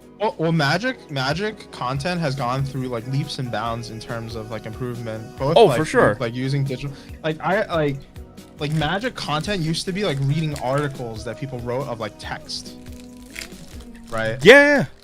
And then you had a lot more YouTube being made, but I think that came because cameras got cheaper. To be but what I'm saying is like the quality of the content also like changed like significantly. It's Right. like all of like the random like, dude, bro, like the random like Channel Fireball, Star City Games like articles or like videos, like those things are like just like phone it in, whatever. And then it takes like people, now you have like game nights, like, and I think like the show that Game Nights puts on is like way ahead of literally anybody else. Yeah. So I'm just saying that like Game Nights is like watching an NFL films of Magic the Gathering, no joke. Yeah. You could argue whether or not their stuff's scripted, but I don't care. It's like it's phenomenally produced. Did you know? But the thing is, they have the incentive to produce that. The most viewed Flesh and Blood video, like I showed you, has like 100,000 views, and it's from a Magic creator. You know what I mean? It's the professors how to play. Yeah. So it's 100%. like there's no incentive to put. Like, do you know why the guys at the command zone put in all the effort they do? Because a video that gets us a quarter of a 500,000 hits makes you a lot of money. You know. I think you'd be surprised because like. I was just like looking at this the other day, and I'm pretty sure like how big is like the Warhammer like fandom? Huge. Is it bigger than Magic? Am I just like living under a rock? No, I don't think so. But it's like, massive, but I don't think it's bigger. I don't think Warhammer 40K is bigger than Magic. Just being in working in enough stores and knowing the crowds, but. Let's not. That doesn't mean that I'm saying that Magic. Wait, but hold on, because I watched like these like YouTube videos of these like Warhammer 40K like lore, whatever, and the views that they get are like ridiculous. Right, I understand like, I'm that. talking like hundreds of thousands of views. Yeah, I understand that. Magic videos get millions of views. You know, like really big Magic videos get billions. Like the guy when Open Boosters opened up that Lotus, right? I'm gonna look this up. It might be 40K lore. Yeah, just take a look. Ooh. Yeah, well, there are Foil there are Showtime. 40K, there are 40K lore videos that get like millions as well. I'm just saying that like because we're talking about Flesh and Blood and we're talking about as video games stop pulling people 40K lore. Quick question: is this card worth anything? Like 5. I'm taking this as payment. All right, sure. I like this card. Reminds me of me. Is that better looking? Whoa. It looks like Dave Mustaine. Yeah, but I'm just saying this, right, Yanji? Is that if you know that you can produce a high quality video, right, on a topic, right, and you could really put in the time, and because you made it look really good, you're going to get exponential amount more views than your competition. Like, Game Nights does better than any other Commander gameplay video, and it's by an order of magnitude of like 10. Of like, you know what I mean? Like, way more. Because of their production. So there's a return on their investment and on their time. You know what I mean? Like, you don't have infinite time to be like making videos. Like, you understand this as well as I do about the time that goes into producing a decent quality video. You know, storyboarding, editing, all that stuff. A lot goes into it. And it's heartbreaking. Like, I did a video back years ago, 2015, for a gaming channel, right? And I put mad work editing into it. Like, the most anticipated games in 2015 spent me like fucking like 30 hours to put together, dude. It gets like 25 views because I was nobody. And it's like, I could understand that and be like, if you're Flesh and Blood, you're starting out. You know what I mean? You're gonna be like that. So there's no, like, you're literally gonna be donating your time with no guarantee of payoff. So the only people who can put that out are the people who can take the risk of their money, and it has to be CFB. You know what I mean? Yeah, to so really make the quality videos. I think that's like one thing that that makes me feel a little bit better about like, everyone's CFB saying kind that. of like jumped. The fact that CFB kind of like jumped into it. Laro MP said that earlier in the chat. He said that the fact that Channel Fireball is in is that's what's given them the confidence for it. Yeah, like hate it or love it, like Channel Fireball definitely is not, like, in my opinion, like the best like company for Magic. Or, like, I think Channel Fireball events were really bad, and I would tell them that to their face, and I would get banned. And that's part of the reason why they would be bad. They weren't very receptive to feedback. You know, they would say they would be the classic corporate. You know, oh, we listen to your feedback. Okay, come on, stop it. Yeah. Yeah. I'm saying that like hate it or love it, like they still have a certain amount of like both like brand pull and also financial pull, right? Right. I like that second one more, to be honest with you. Yeah. But I'm just saying that like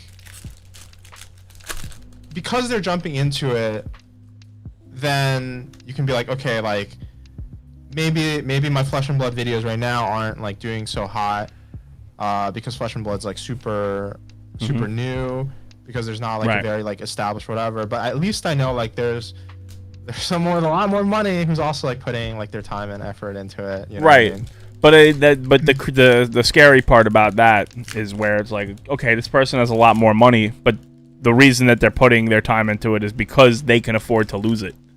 You know what I mean? Like they can afford to get down. They can afford to get thrown down a flight of stairs. You gotta get them to pay you then. Good idea. You know, and if it's a labor of love, sure. You know what I mean? And it would pay off. Like, trust me. Another majestic crippling crush. Crippling crush. Is that any good? Nice. Yeah, crippling. Like I said, prices, man. Crush, Prices. if you're playing Bravo, you automatic 2 of, depending on the format. I think it's $10. All right. Legend always one of the game was in the game back in 2019. Didn't give a damn then. Not how I give a shit because of that brand financial pull. Yeah, as a player for sure. But as a player, what are you spending? You know what I mean? Maybe you're at your LGS for like 10 hours on a given week. You know what I mean? To play. Maybe you're thinking about the game a little bit on the low.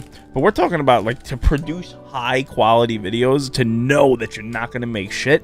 Now, it is high risk, high reward. Because if you're the guy, you know, like Leonhardt was when no one gave a shit about Pokemon opening up expensive packs, you know what I mean? Like, that could have blew up in Leonhardt's face. You know, if the Pokemon Bull Run never comes, all he's doing is burning his investments. You know what I mean?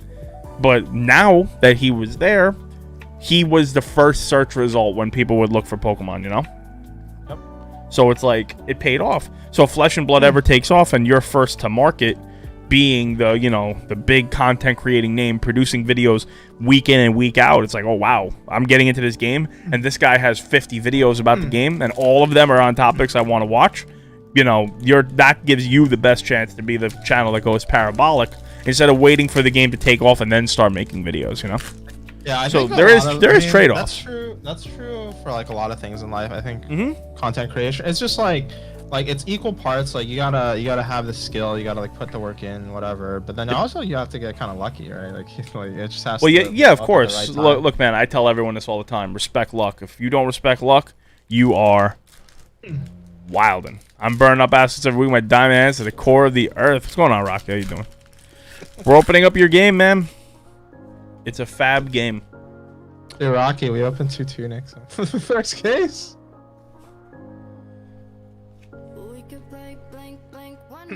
Well, yeah, of course. There has to be risk. There has to be reward. And usually, you know, what happens is the moment you get out of it is when it takes off.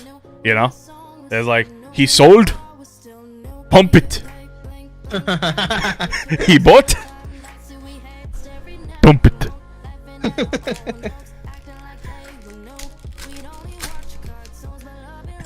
That is I get a kick out of those memes, by the way, every time.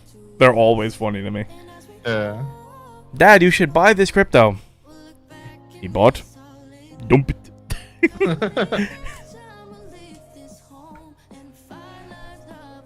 If I pull another Findle Spring Tunic, I'll buy it off you at its price.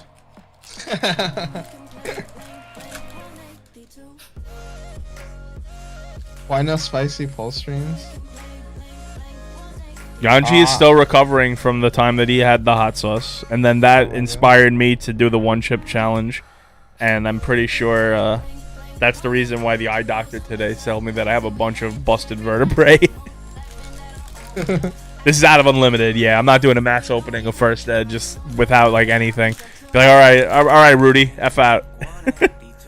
We have Rudy and Saint put out a video today. I don't know if you saw.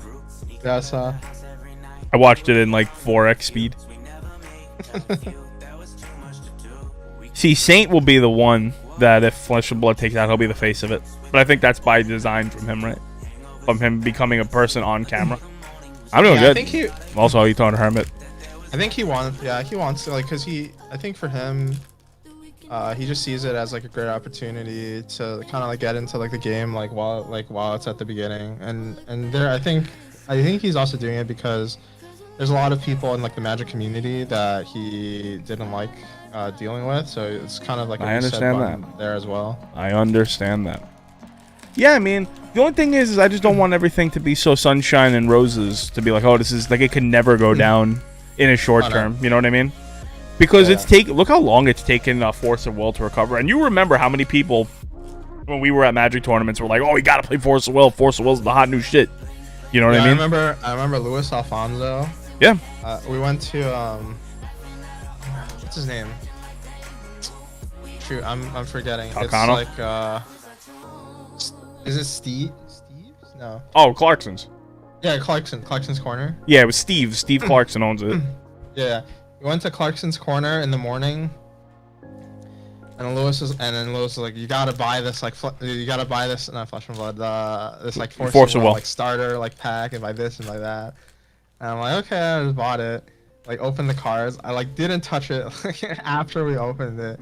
But there were a lot of people who were very excited about that game. It was a good game, but the thing is they completely broke it, right? So they were called the like regalias, or also known as like the weapons, right? And there were these 0 drops that had abilities, and the red one in the Bahamut deck was legitimately unbeatable. So I played at our mutual friend's house, right? This one guy, and he was whooping me out left and right. He was just, and like I just couldn't win. I had a bunch of different decks. I was like, bro, I have to test something. Let me sculpt the exact hand I want. Let me play with you open-handed, and let me draw whatever card I want to draw. We played 10 more games, and he whooped me out 10 times. Like the deck was unbeatable. You know what I mean? It's like, oh, I could draw whatever I need for that point. It's like, nope, just got smoked out. Like I was pretty sure he could have beat me if he was like high on shrooms. Like, without question. I'm just saying, like, yeah, I don't think that Flesh and Blood is, like, above that, right? Like, it can easily happen. What happens if one of these things... Oh, and then, not only that, say that it's because it's in first ed, right? You have the situation where you need this card to win, right? Yeah. Say it's this shit, right? Say it's like Final Spring Tunic, right? It's some crazy legendary, and it's like, if you have this card, you can't lose. And you're playing tournaments like the calling is for a lot of money. You know? Like, so what happens then?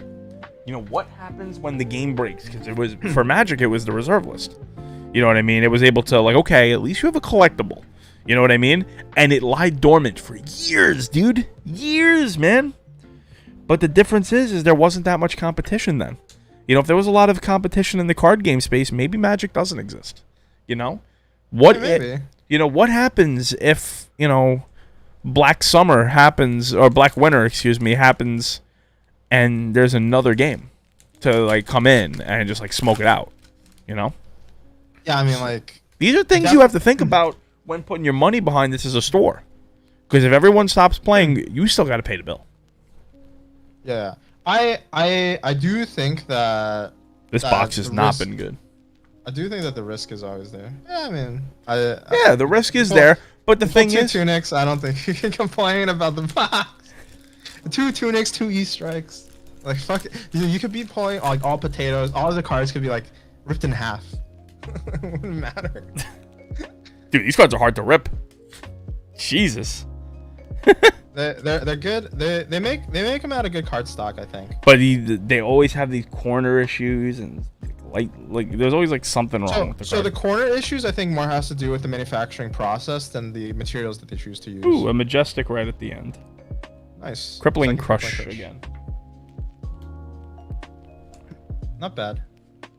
Let me obviously not a great box. Yeah, not a great box. So let me put all these commons into a into the case box it came with.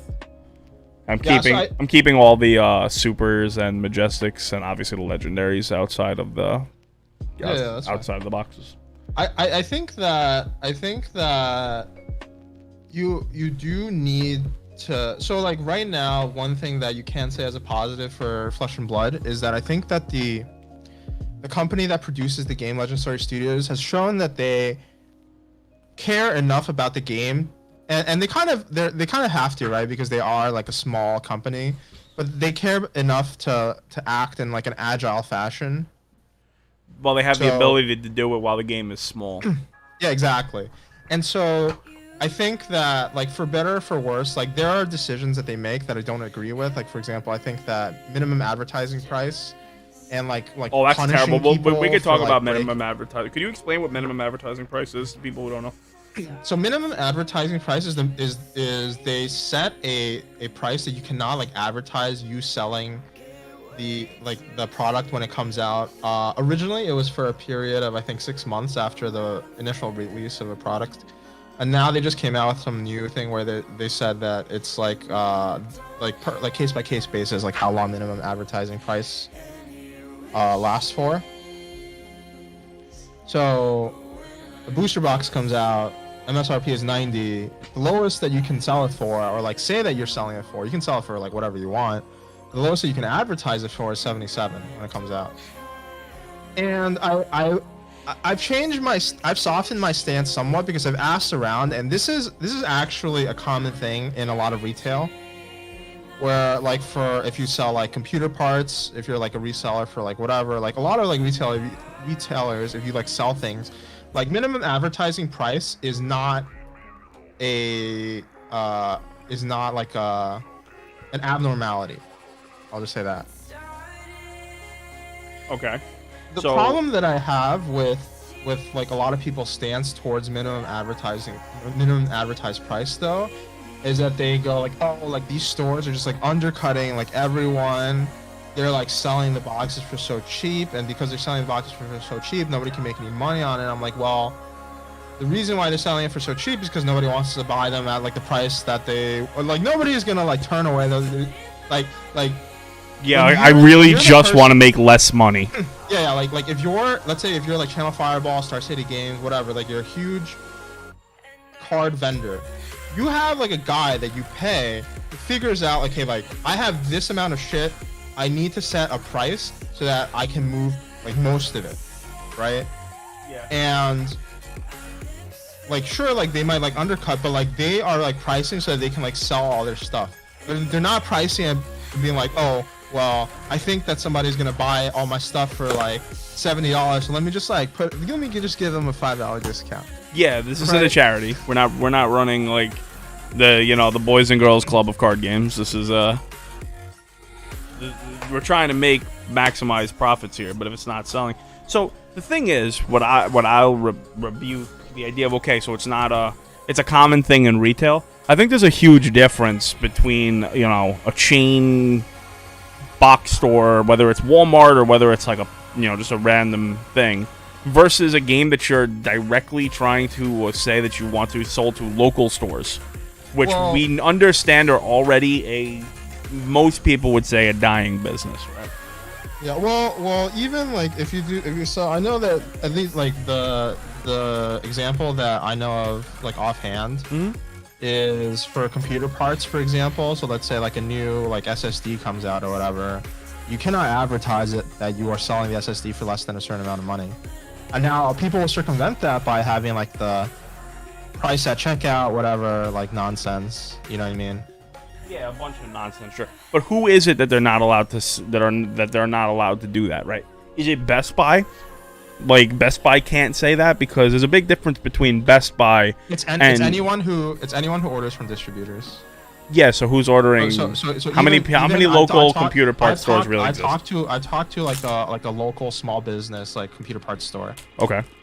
And they're like, okay. I like message them and they're like, look, like I can't sell it at like this price.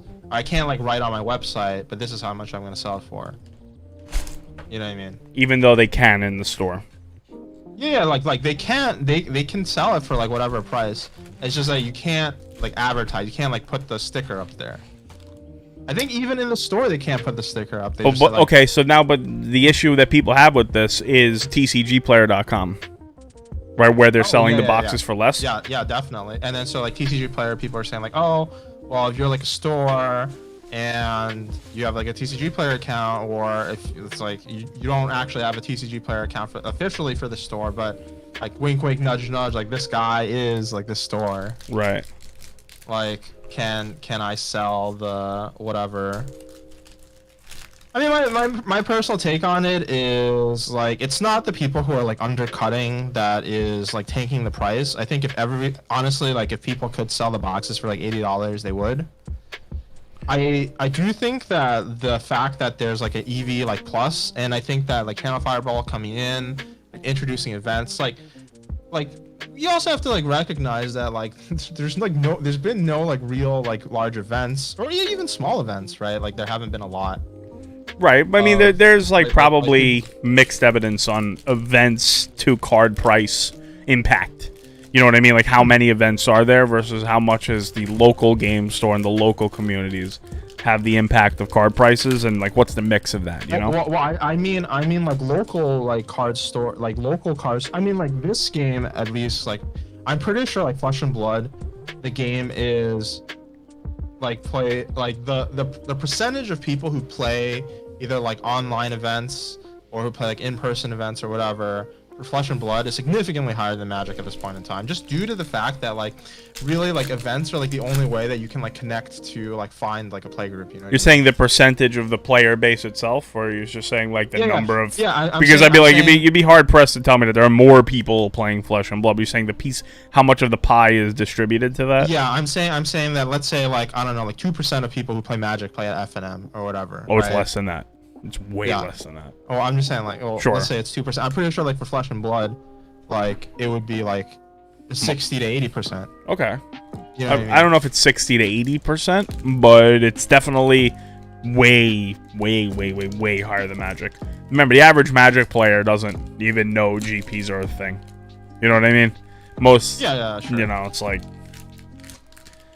And I know that the competitive players of Magic never want to like believe that. But as someone who sells cards, it's extremely true. Yeah, I totally believe it.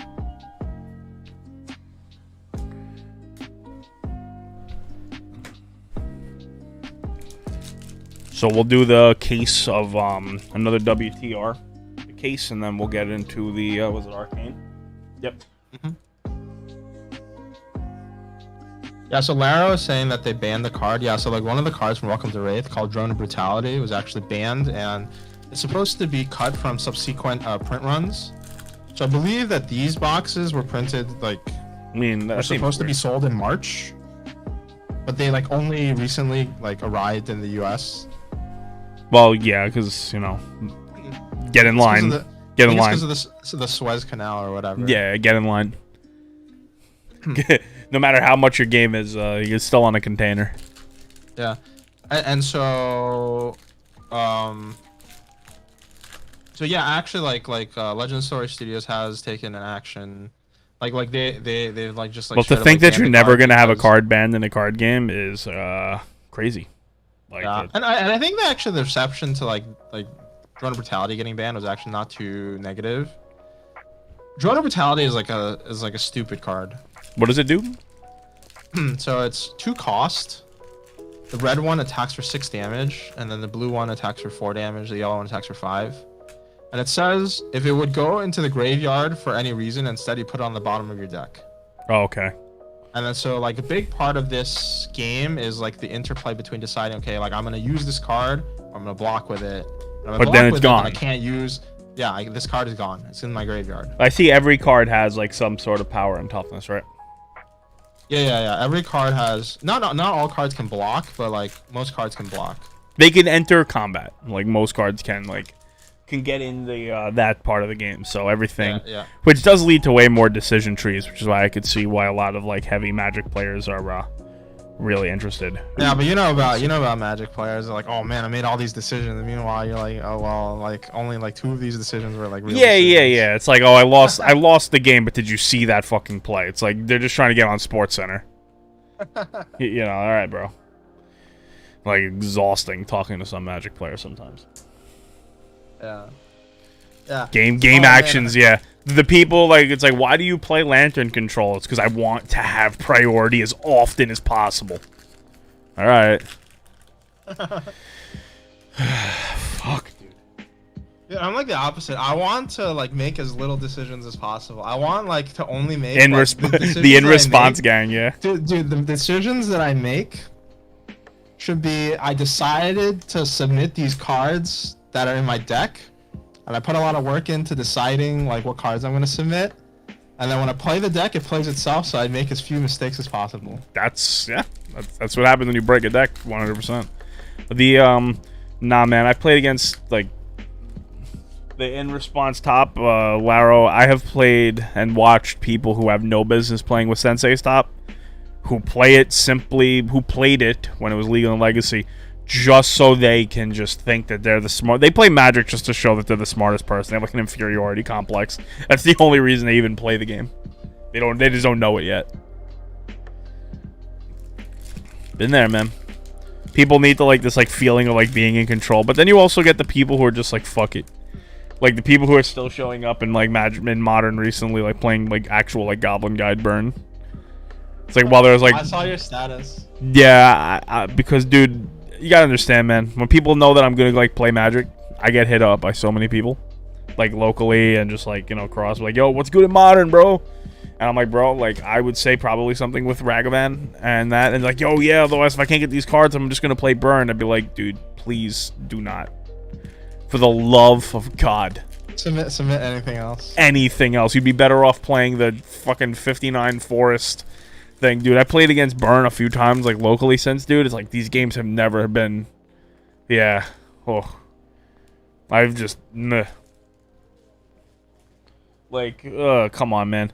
It's like a humiliating defeat. It's like, bro, they just printed, like, Counterspell into the format, and they're red, like, 1-mana 3/3s. Ooh, Majestic. Tome of Findel again. Nice. Nice. My first Majestic I pulled.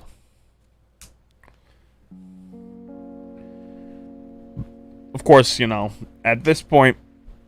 So, we have 16 boxes, so how much is it total? Did you pay for all these boxes? So I paid... We can do at the end, like, a big break and see if we actually... I paid $240 per case. $240 per case. Of Welcome to Wraith. So our cases are paid, right? And Arcane Rising, I paid $260 per case. Okay. So our cases of Wraith are completely paid at the moment. By just the tunics. Right? Yeah, but I would say that the tunics paid for it already. And I would say that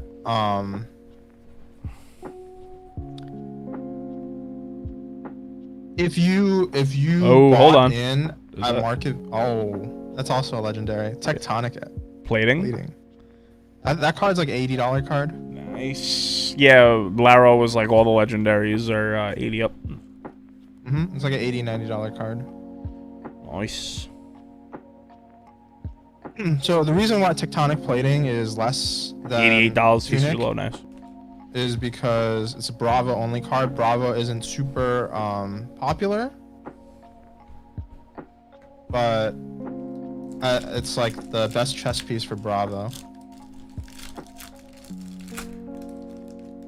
Now, when you say chess piece, Yeah.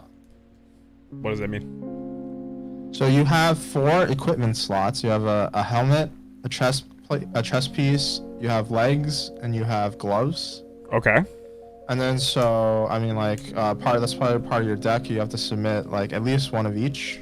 That's neat. And so the Findel Spring Tunic is also a chess piece, and it's like de facto like one of the best like chess pieces that you could run. Chain, which is one of the new Monarch heroes, plays Carrion Husk, and that's like probably like I would say power level wise like probably the strongest chess piece in the game, but it's just like the fact that only one class can run it means that it's not as... I think Tunic is also the artwork of it. It kind of adds to its price as well. Like when I think for like Findel Spring Tunic, like immediately Zelda comes to my mind. Just I can't tell you why. That's what pops into my head. Because it's green. And Tunic. Link wears a tunic, right? Yeah. And Findel sounds like elvish, It's a green tunic. Tunic of the Wild.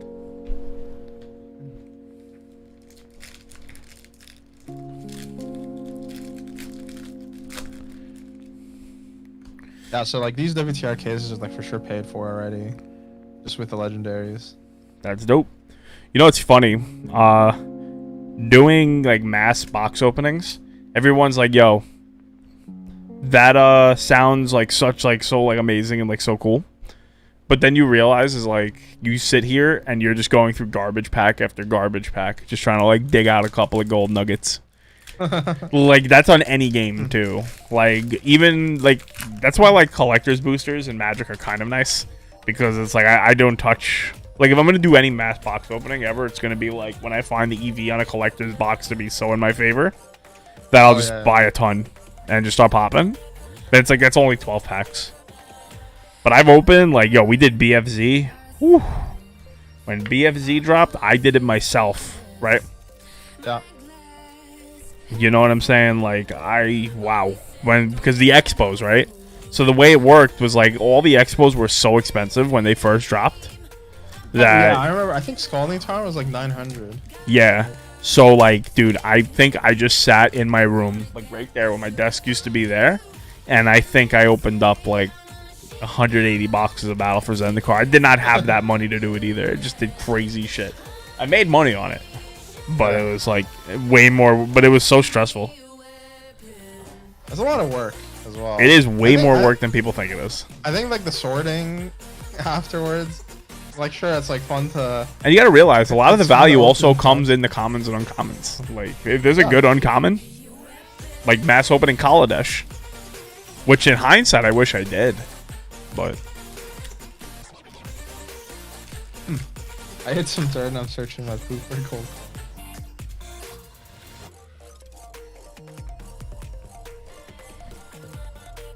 Yeah, I'm trying to figure out when to order my flight. Oh yeah, I'm good on that. Yeah, I know. Dude, can I marry? Oh, I ain't married. Then, ain't married. Can I marry you? And then Oh, it's totally legal. Yeah, and then. Let's do it for tax purposes. Like, yeah, sure. Whatever. Most marriages end with no consummation anyway, right? Don't touch me. Out of queues now, it's 3:13 if I fly Wednesday to Wednesday that week. You gotta remember, I'm flying back to New York for 3 days, and then I'm flying out to Indianapolis for Gen Con. Dude. Bro, back on the fucking circuit. I cannot wait. Should I go to Gen Con? Yes. Is Gen Con open admission? Yes. Yes. The answer, should I go to Gen Con? The answer is always yes. What about the Steelblade Supremacy card? Like 12, I think 12, 14. Nice. The answer to Gen Con is always yes. You should go. Is it open admission? No. Gotta buy passes. So I have to buy a pass? Yeah. Are the passes still for sale? I believe so. Alright, let me peep. Gen Con is every card game, and the presence of them, yeah. It's yes. The answer to the question is yes. Gen Con Indie. Get your badge. I'll take a look at this later. Alright, I'm gonna see what we can. I'm gonna see what we can muster.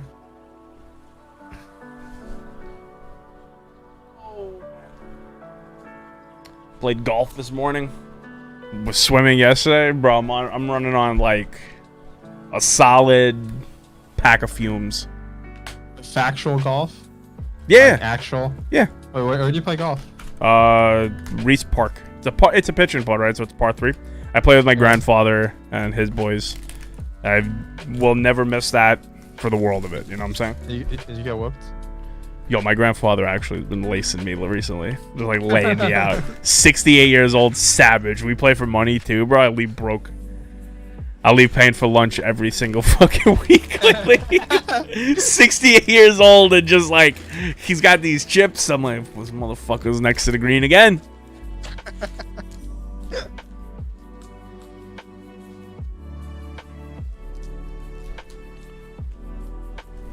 Alright, we're on the next box.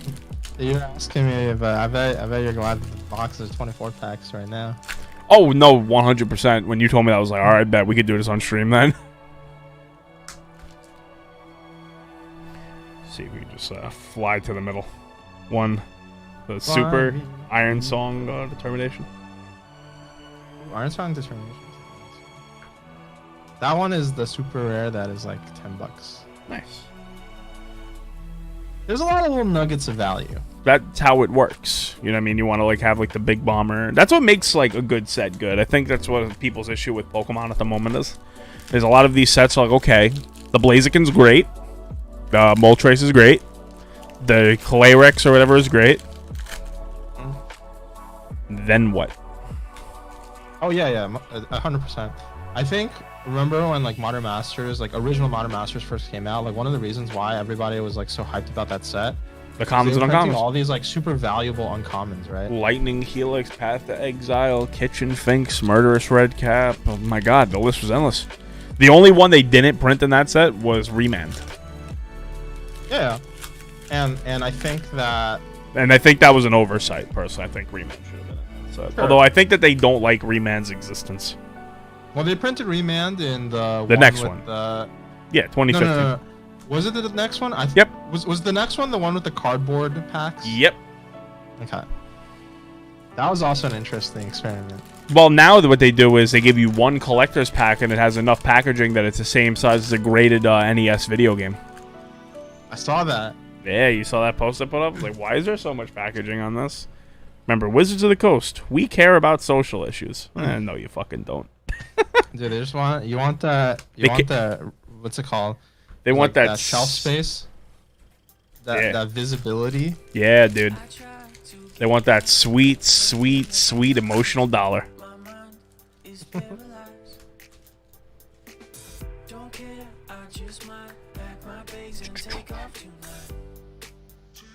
Yeah, I want to pull another Tunic. What the fuck? Dude. Yep. The bigger the product, the more likely you are to see it. That's why I've been eating so much.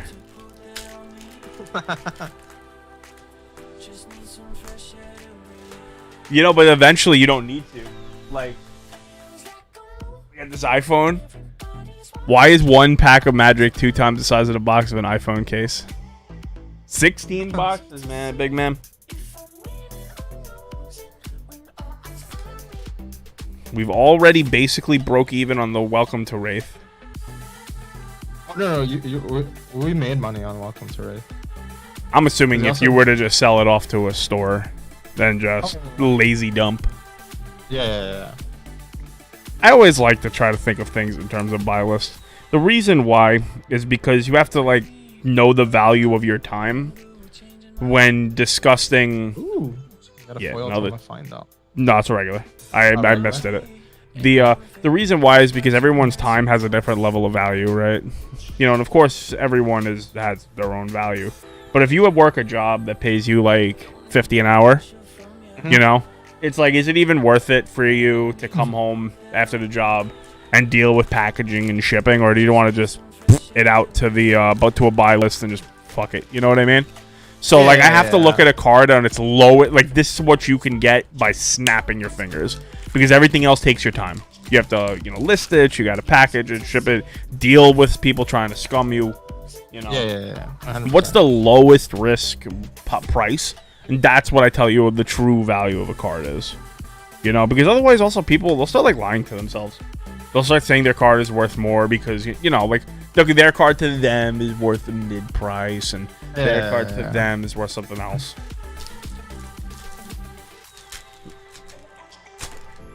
Agreed.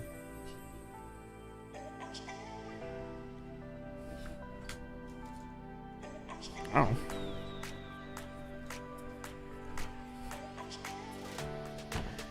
So like it said, we're gonna make money on this, but it's like, if are you willing to like deal with all the shit that comes with selling singles? Because we've talked about this, right? About how selling singles in general a lot of times can just be like a mind-numbing and just like low EV thing to do. And also do not discount that new PayPal fee, dude. Like, people are just like sleeping on them. Like, dude, a lot of it's like, what did they change? It's like 50 cents plus 2.7% or something. It's like 2 point something, but now it's like 60 cents instead of the old, or like 50 cents instead of the old 30 cents. And if you're working in volume, which is a lot of people in the card industry, man. They're selling volume, you know? Yeah, I think because you have to be selling like expensive things for it to like be. Yeah, there's two ways to do it, right? You can either sell low speed, high dollar, or high speed, low dollar. You know what I mean? And then the cards right in the middle are where the super high demand is, you know? Yeah, man. Yeah, but they make it out as like, oh, look, they lowered the percentage. No. No, if you do volume, man, that's a huge fee increase. And you know they're going to do it, right? You know they're always going to increase their fees over time. Just how things work. Prices don't never come down for things like that.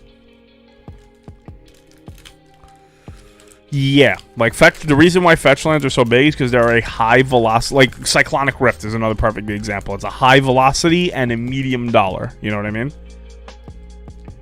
Those are the cards that are like that. But it's like if you like, you know how many people I've seen? It's like I have a Japanese foil flooded trend. It's like $3,000. It's like you're gonna be sitting on that for a while. You know, you gotta find somebody who really likes shiny Japanese cards. Yeah, you gotta find somebody who really likes shiny Japanese cards and also has $3,000 burning a hole in their pocket. How diamond are your hands?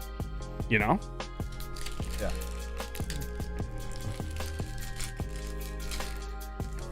And those cards are few and far between. You know, and then those cards also get reprinted and all that.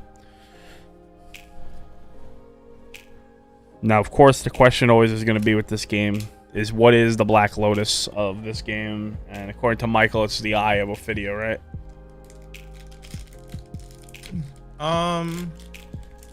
Well, so like depends. Nice. What do you mean? Like, do you mean like Black Lotus in what way? Iconic. The card. You think of Magic, you think of the Black Lotus. You think of Pokemon, you think Charizard. Pokemon cards, you know? I think for this game, it has to be... Boom? No. No, I said boom. Oh. Another Lightning Strike. There's a card called Sonic Boom. Oh. Well, this is a card called Lightning Strike. Nice. There's Laro, if you need 3.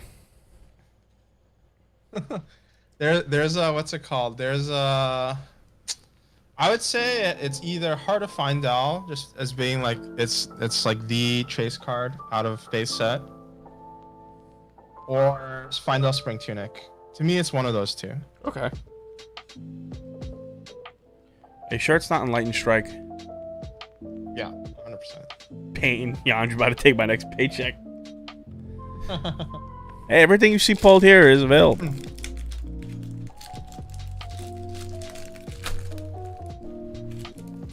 My life's doing good, man. Everything is good. I'm excited to be back going on, you know, the card game circuit events. I'm going to be up in the sky quite a few times over the next, you know, towards the end of the year. Back in 2019, going into 2020, I was expecting to be in Europe. I was expecting to be in Japan. I was expecting to be all over the place. I recently just got the enhanced ID. What's you that? know? Well, you need like that to fly domestically starting March of 2023. So if you don't have a passport, right? And I have a passport, but it's like I have a passport card. the more the better. The more the better. The less I have to deal with crap, the better. Another last ditch effort. Yeah, man. Times are good. Times are good for me. Yeah, it's like a star. Yeah.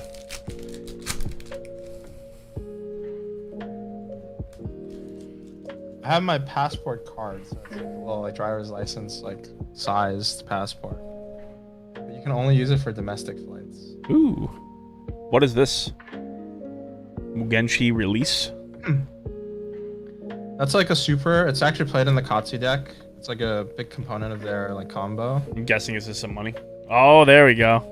It's some money. It's like I think the regular one is like a couple bucks, like $3-4. I think that one might be like 6-7. Yeah, I like how a lot of these cards look. A lot of the art is simple. You know, like this is a very simple design, but it's neat. You also have to like wonder because like Pokemon Magic all went through like several processes to like reiterate over their like art direction. Oh You yeah, know what I mean? Magic especially. I think at the beginning of the game, you go with something. You go with like a little bit of everything, right? Like, because you're still like trying to find yourself. You're trying to find out like what is my like look. Right. And Magic So- still has weird looks from time to time. Their art has gone like above and beyond. Magic artists right now are caking. They're making crazy money on their paintings. Oh, yeah, I There's- mean they do good work. Oh, and one thing I will say, right, to people who are interested in this game, we are complex creatures, right? Us human beings. It's okay to be able to play more than one game. Everyone's like, it's not okay. I'm getting rid of all my cards, and I'm just playing Flesh and Blood. Ah! I'm like, dude, you're going to regret that. I promise you. There's going to be a modern deck. There's going to be something that's like, or like, you know, when it comes to Pokemon, it's going to be like, oh, it's going to be a new Pokemon card you're going to want to get. Like, dude, I still buy high-end Yu-Gi-Oh cards. Like, new stuff. Like, I'm looking for a Black Rose Dragon from the parallel rare one. You know? Yeah, it's just, like, there's a reason, like, Gen Con opened my eyes, man. When you're at Gen Con and you're just like, all these other games are there. Yeah, no, 100% nothing wrong with a little side chick action, you know? I mean, I'm just saying is, like, never, ever, ever get rid of your reserve list cards. That's all I tell people. Just don't do it. Like, you're going to regret it 100% of the time. You just don't know when you're going to regret it. Get rid of your other crap. You know what I mean? If you want to get into other games. But people are like, I'm going to get rid of my reserve list cards and buy Flesh and Blood. I'm like, why? I was like, are you broke? I was like, if you broke, I wouldn't be fucking around either. But it's like, just hold on to them. You know? Everything else you can get back in. You know, maybe it's going to be a little more expensive. Like right now, if you wanted to get into Modern, it'd be kind of shitty. You know? Yeah, if you're going to buy, like, move reserve list. How much is like the price of a Modern deck right now? Oh, depends on the deck. Some of them are Let's pushing say- like a let's couple. Some of them are pushing like 1,000 to 1,500. Okay. Ragavan. Well, the thing is, right? I was talking about this on a few streams. Is that Modern Horizons 2 is the first set that's like really premium. That also wasn't just reprints. You know what I mean? So it's like you need these cards. Like you need Ragavan to play. You don't need full art, cool looking Force of Will to play. You know? Yeah. So it's like you talk about like premium price press. So it's like these Modern Horizons cards, they're guap. You know, a lot of them like they dropped from their original, and then they really hit. You know, luckily one of the best cards in the set is an uncommon, which really helps because that would be a problem if it wasn't. Yeah. But still, you know, it's not cheap. But the thing is, it's not so bad as far as everything is concerned. Ooh, that card looks cool. Yanji, no Majestic in this box, man. I feel ripped Oh, off. what are you talking about? You got the Lightning Strike. Oh, I meant Legendary. Yo, have you seen the price of Fiery Islet? I'm finally, after 30 months, that's going to pay off for me. I'm going to sell those in TCG. Oh, really? Dude, so the story is, I bought, like, legitimately, I bought 100 of each of the Modern Horizons Crackland. Yeah. Let's just say that didn't work out. oh, really? For a long time, those things lay dead. And finally. Yeah, it's just like if you hold on for long enough. You hold the bag for long enough. Yeah, if I held anything else, I would have basically won. And the thing is, at the time, I was either going to buy that or I was going to buy... I spent $5,000 on all of those, the Horizon lands, right? It was either that or I was going to buy an equivalent amount of Gaia's Cradles. Gaia's Cradles, I could get at like 200 to, like... Well, I guess Gaia's Cradle, you know. It's Gaia's Cradle. Yeah, no way Gaia's Cradle is as good as the Fiery Islet. Yeah, right? This is, you know... the super powered reserveless card, basically, like top 25. Dude, we all wild out sometimes. You know what I'm saying? I had my thesis on it. It was that there was more upside, but I didn't consider the downside of holding these things forever. I thought those cards were a lot better than they ended up being. I thought they were going to be a little... It's like, oh, there's no reason not to play these. I was like, if bum-ass green-white is always playing it, but the problem is like, you know... My thoughts on Chilling Reign. I think the pull rates are kind of rough. I just plays because Bummask Green White just like plays like a lot of like kind of subpar cards. Yeah.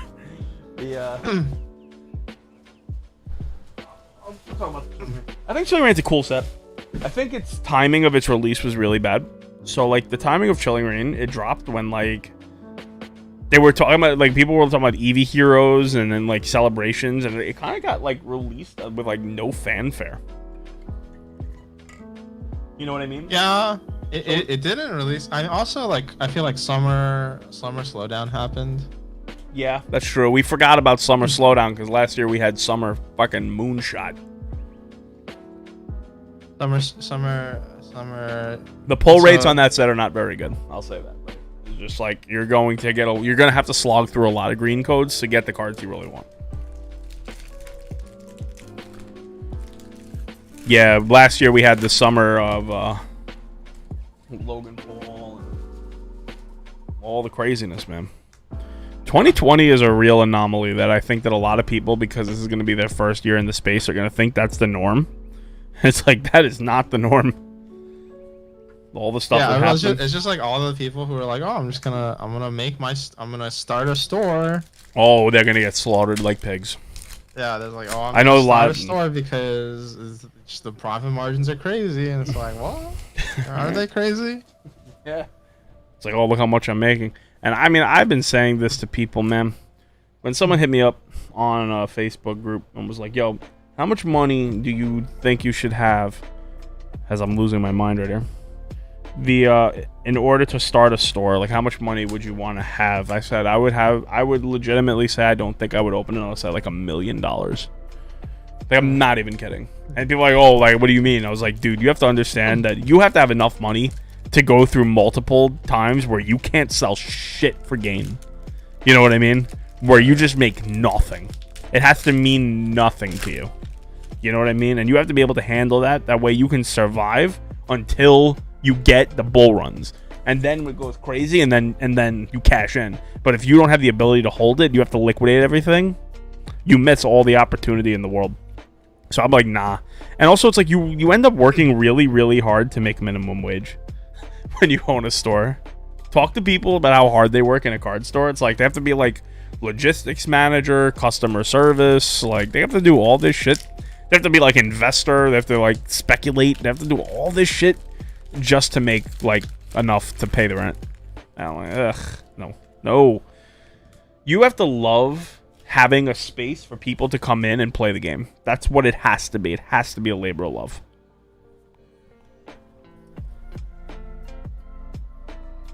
Well, a labor of love and wealth. Yeah, for sure. Free existing wealth. Yes. This box 7, I think. I think that it's no surprise really that the majority of people who own stores also have like alternate sources of income where they like originally started. Yeah.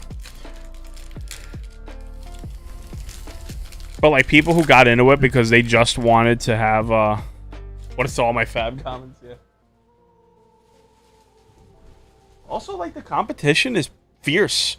Like, how do you start a local game store if people already have a local game store? You know what I mean? People are willing to drive to a place they like. Ooh, Foil Majestic, Alpha Rampage. Okay. Nice little I think 10, probably like 10, 12. Yeah, he's had 10 on a 10 pot on this before. The non-foil is like 8. Yeah.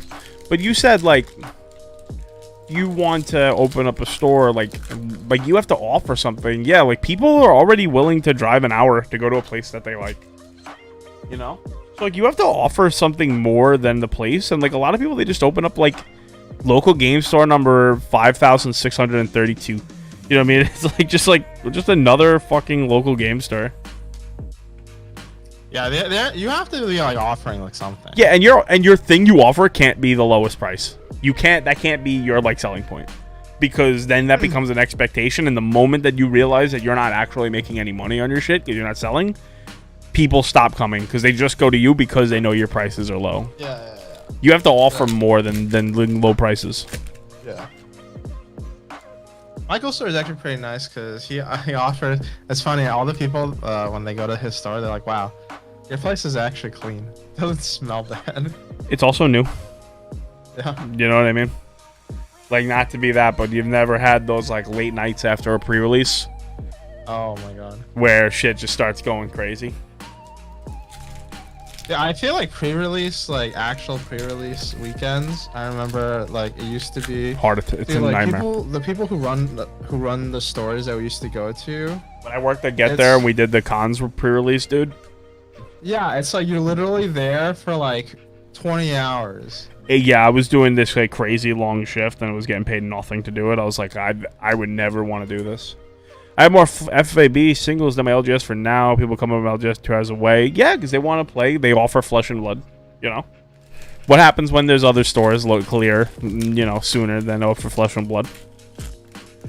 I used to like was going to my card shop and then I did prepared a barbecue. Yeah, see something like that. You know, really, honestly, the best local game stores I've ever been to. You really feel like a family. You know what I mean? You feel like a tight knit group. You know, and it's like where you have to you want to support. It's like.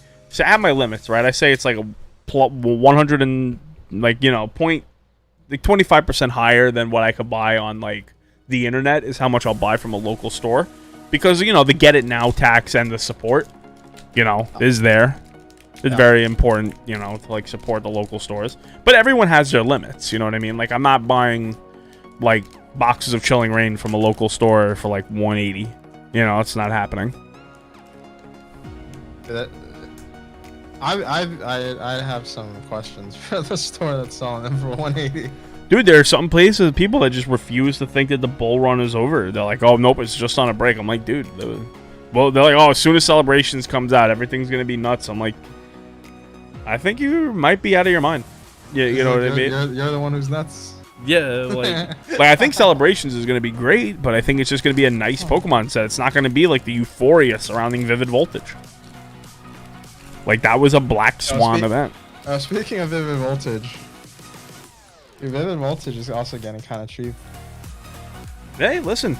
This is what I tell people, man. Like, if you want to collect, like, big man, you got cards you like, be patient.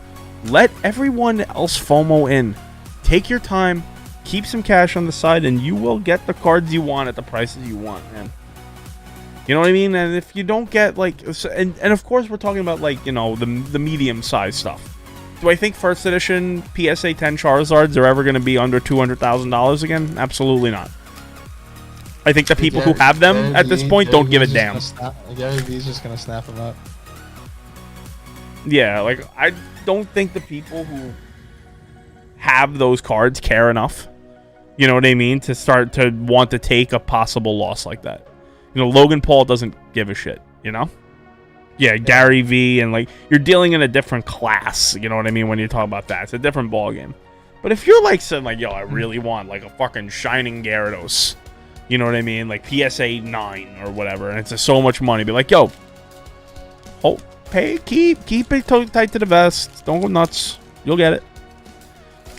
We have one store nearby, it's 4 minutes. No one doing fab. Yeah, man, and the dip will come because you'll start seeing like this. You'll start seeing how many people, you know, were fucking around with credit cards, how many people were fucking around with money that they, you know, like when I say, yo, only spend money you can afford to lose, I'm not kidding. I mean, I'm talking about like the money that you can afford to set a match to. Not like, you know, oh, well, you know, if it does this. Like, no, I mean, the entire money is gone. And you'll be good. Yeah, I think especially now, like the way that Unlimited is, I'm actually kind of curious like which direction the game is going to go, because like the way that the Unlimited pricing is kind of working out for the stores, like something's got to change. Like either the market has to value the Unlimited boxes more, or the distributors have to sell them for less. Market equilibrium will be met regardless of whether or not no matter what anyone tries to do to you know, manipulate it, it will be met. Yeah, you can't beat the market force. Because you're gonna have to run some crazy like propaganda campaign to explain to someone why an unlimited box of Welcome to Wraith is $700 after you bought them all out. You know what I mean? Like wait a minute, something's weird. You know what I mean? It's like no matter what you try to do, equilibrium will be met. Got that zap on. What's going on, Tommy Eyebrows? Or shoutouts to Tommy with that pretty dope pull of Moltres yesterday. I was pretty excited for it. That's my new sub sound, apparently. I don't know why it's been like I have to fix my like lighting thing. Tommy, you want to see a $300 Flesh and Blood card? Tommy, you want to see a $300 Flesh and Blood card?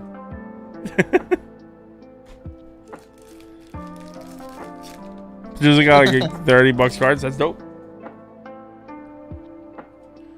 Yeah, don't worry. It's not all 30. I know people who talk about Flesh and Blood tell you that every card's worth millions. But it's like, that's not really the case. Ooh, another tome. We got plenty of these. You know, it's funny. I was actually like, I was trying to find. I like didn't have any tomes. Well, now you do. I was thinking. I was going crazy. Okay, so you're at like you're at like the bad part of deck building, when the deck is like not performing as well as you want it to, and now you're starting to like play like suboptimal combos that like like niche like do better. You know what I mean? What's this card worth? Lint the Quicksilver. I think like 16 to 18, 16 to 20. Nice. Somewhere in that range.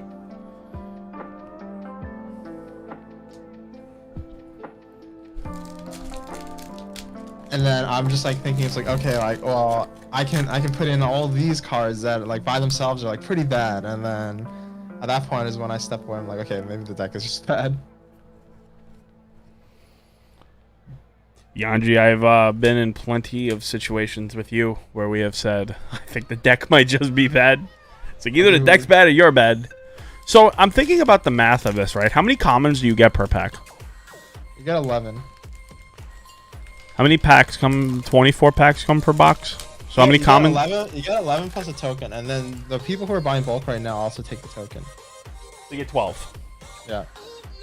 Well, times 26 is 360, right? Is that math? Wait, is that how math works? It's a 15 card pack. 3 of the, right? It's a 15 card. How many cards in the pack? It's 5 plus 7, 12, 13. You get 13. You get 13 cards. You get 13 bulk cards. And out of and how much that times 24? Just because I'm doing this. It's 84 packs per 1,000. So 84 every 84 packs you buy. How much is a pack of Flesh and Blood broken down per box? If the box is 70, how much is that per pack? So let's see. So 84 is 1K, so 24 divided by 84 is 28% times 25. You get $7 of bulk per box. You get $7 off on a box. Actually, I guess 77 packs. It's like a little bit more. How much of the box do you immediately get returned to you in bulk? Because I do consider that when I think about buying Pokemon boxes, right? Because you get a crazy amount of your money back just in bulk at the current bulk rates of Pokemon. Yeah, like almost $8. So the box true cost, because the bulk is always going to be, if that's what bulk rates are. By the way, one like low-key thing in card games, by the way, bulk is the currency of card games. That is our ETBs, yeah. ETBs are great. Yeah, I'm saying like, what's it called? Like you have to think about that when you buy stuff, right? Is like the code, like when codes, if you're able to get like 50 cents per code on a box and the bulk is worth that, like booster boxes of Pokemon get down to like in the 60s. If you're buying them at like 90, That's what I'm saying. Like, I think that the price of the unlimited is just like, it has to be like a little bit too low right now. You have 10K Flesh and Blood bulk, CKO? I would take 25 per K for a new game. That's better than Yu-Gi-Oh! It's like 10 times better than Magic. Yeah, Magic bulk is... Yeah. But I'm saying bulk is the currency of the game. So, like, like a bulk rare in Magic, that is the that's the underlying currency of the game. If you see bulk prices, bulk rares get really expensive, that means Magic's doing well. Yeah, if all your like bulk rares are like $1, I think $2. Yeah. I know, I'm just saying, like if people start paying 15 cents per bulk rare again, it's really good. That is just like the lifeblood of the game. What is this thing worth? Is anything Hurricane Technique? Foil super? Maybe 5. Nice.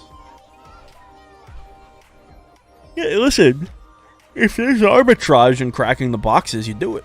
You know, like that's what it is, and that will realign the price. You will flood the supply of the singles market until those have to inevitably come down because everyone has their cards. Yeah.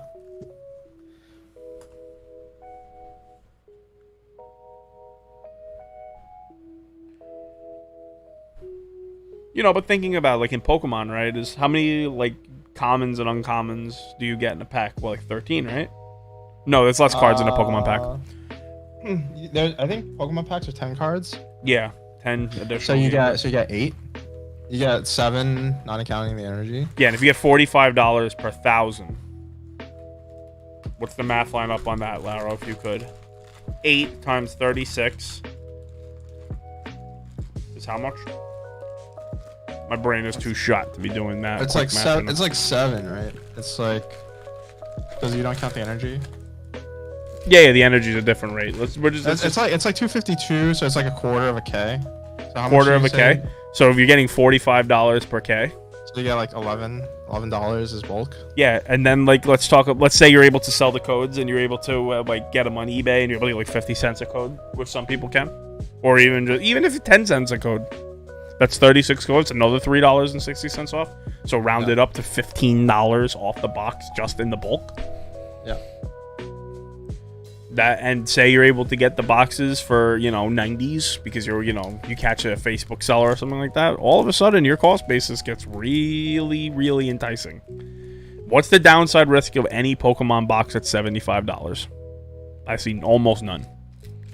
Outside of course opportunity, but I mean just like to hold on to.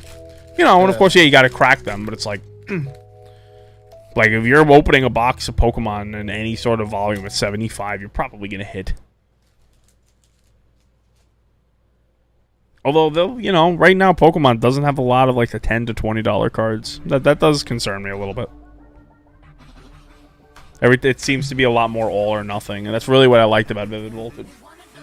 Like Vivid Voltage is just like a really good set. I just like that Vivid Voltage wasn't all or nothing. Dude, now you can get like the Involving Skies. You get the build your own Build-A-Bear Workshop, whatever. 4 and 1. Those are probably gonna be in the reverse holo slot. The Build-A-Bear Workshop thing? If people don't really like, I'm pretty sure people don't really like what's it called though, right? Like people didn't really like break cards. Oh yeah. Oh, those are where the 4-ofs, the V unions. I'm pretty sure that those would have to be in the reverse holo slot. I can't really see them putting that in like the regular Dude, I slot. just want to get left toe of the forbidden one.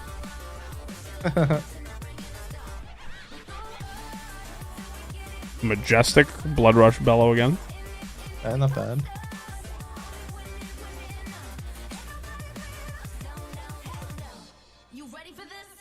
I think the best Majestics to pull would be like Blood Rush Bellow, going to Quicksilver. Outside of like obviously the generic one.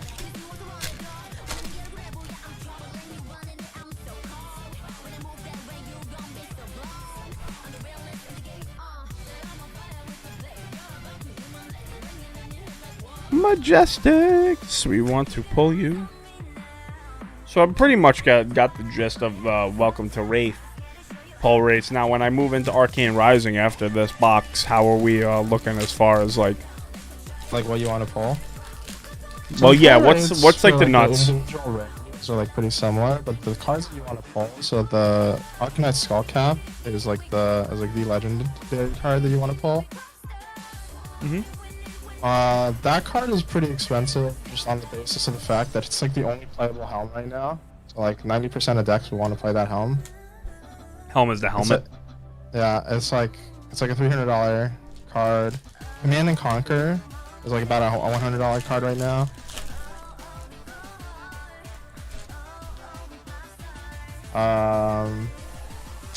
Art of War is also, I think, like $60. There's another like Majestic. And out of the legendary, the best non-generic legendary to pull would be the Rune Blade one, which is like $160. Called the Grasp of the Arknight. Skull Cap, very good. Another Majestic Glint, the Quick Silva. Oh, that's a good one.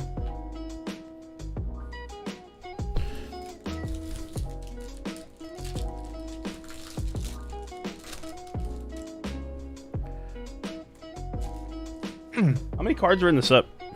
The Welcome to Wraith. I want to say like Another Ancestral Empowerment. I want to say like 250. I feel like I'm seeing a lot of the same cards over and over again. Hell, you might be able to get a whole entire foil set. And just be like, you know what? One foil set of Welcome to Wraith. Welcome to Wraith has 160 and 70. It has 191 cards. Ooh, You're also seeing a lot of the same cards because what's it called? Because a lot of the cards come in different pitches. Okay.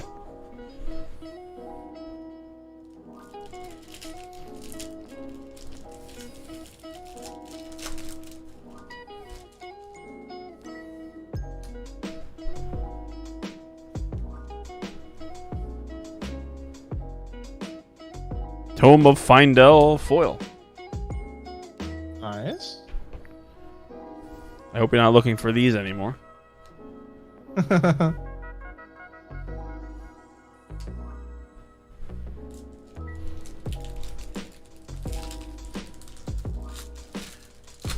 thought we were just gonna get 6 tunics. Be like, you know what? I'll sell the other boxes sealed.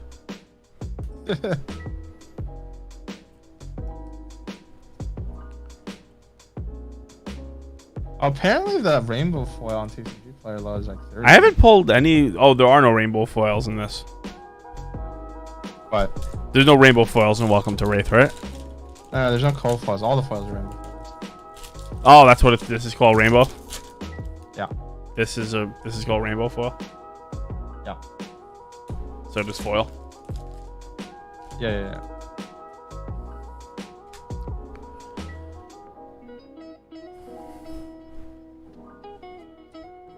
Yeah, their like method of distinguishing it's because like rainbow foils when you look at the foiling and it changes the color of the card. Oh, like, okay. The light in a rainbow pattern.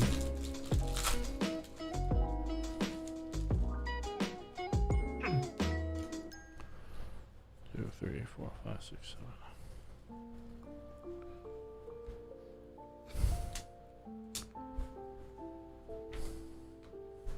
Let me see. Another legendary. Although I'm probably above average, right? It's supposed to be 1 legendary per case. Yeah, you're like way above average. Well, I have 3. You get, yeah. If I were to get 1 more legendary, I'd be over the moon, right? Yeah.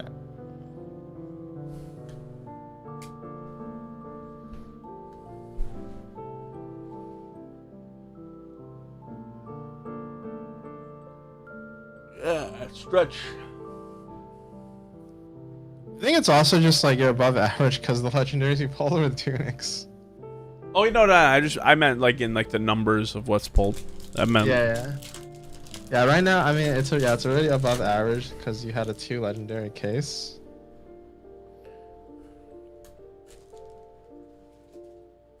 We opened a lot of cases in Michael's store, and I think very rarely did we open a 0 legendary case. Maybe like I've seen 1. Yeah, but did you ever open case? One. Oh, did my camera just freeze out? Your webcam froze. My webcam froze out. I'm not fixing this, so let's okay. This is what we're on. I'm not going by my computer and dealing with that right now. Whee! There we go. I was like, what the hell happened? Another Showtime. That's my boy.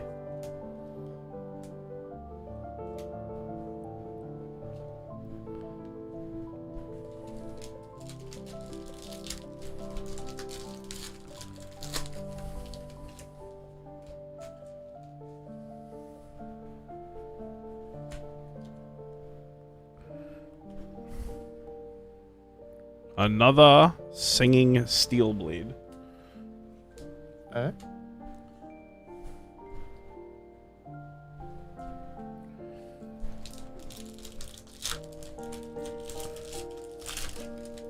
Not gonna lie, pulling a legendary is kind of sweet. Just like there's that good pull, you know, that good card emotions. I like the fact that it's like very obvious. Yeah, like this one right here. Oh my god. Clip that. What the hell? What's this worth? I think also like 90 or 100.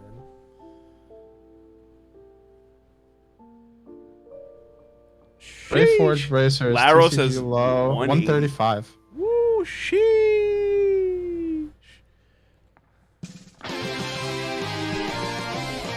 Yo, let's go. All right. So we're before I take my intermission. Yeah. We'll go over the values of what was pulled, and we can like get a gauge on how well we did on our $480 worth of Welcome to Wraith. Yep.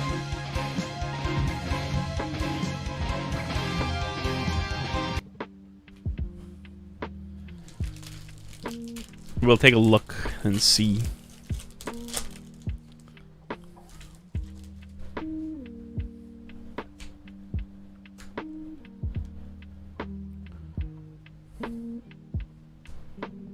I like the fact that when you open a legendary, it like the border looks different. It's just like a very different, you know, kind of card. And so that when you look at it, I mean, I think like Pokemon does this also very well. And Magic the Gathering also does it well with their like although now it's like a little bit confusing because a lot of cards different variants like look very similar. But it's just like when you pull like the whammy, it's like okay, this is the card. Nah, I love what I love about the Pokemon border is I know when it's the alternate because they changed the border color, right? So I can yeah, it's like silver. So I could stop, wait, slow roll it, you know, play this.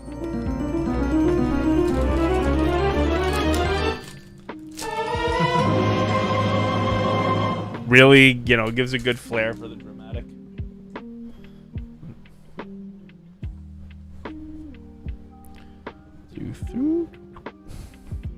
So 4 legendaries and 2 cases. They're pretty nuts.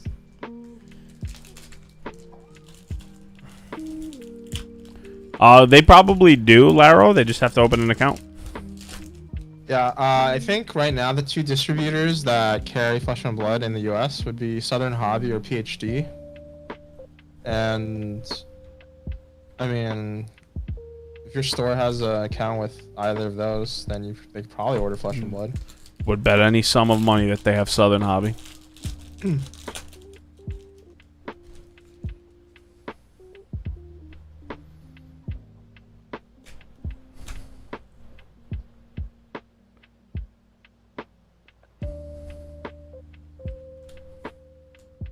Yeah, I wonder. So I heard a number being tossed around. Somebody was saying that like 50% of all like local stores in the US carry Flesh and Blood. Do you believe that? Hell no. That might be that. You know what that sounds like, man? That sounds like that shit where it's like they got in some like sample decks and some starter decks, Yeah. and they're counting that to their statistic. Okay. You know what I mean? Like that, like how to lie with stats. Yeah. Like when Magic says that there's fucking like 15 million Magic players, it's like they're counting literally anybody who ever did a trial deck. Like, come on. Dude, honestly, when they said, I think I read something that said that like Strixhaven is like the best selling like set of all time, and I'm like, how is that possible? Yeah, every set is the best selling set of all time.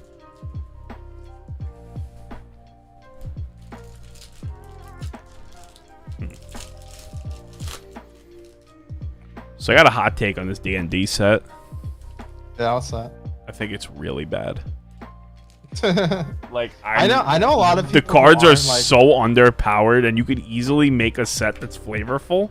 That the cards aren't just actual dog shit. Like, there's not a single card in that set that I'm excited for. Not kidding. I know some people who are into D&D, but like aren't like super into Magic the Gathering, who are kind of excited about the D&D. I think that's fine, but I think you could have done D&D a better service by making good cards. Yeah, that's fair. You know what I mean? It's like they wanted to do Gothic horror a service, so they printed Innistrad, and Innistrad's one of the greatest sets ever. Yeah.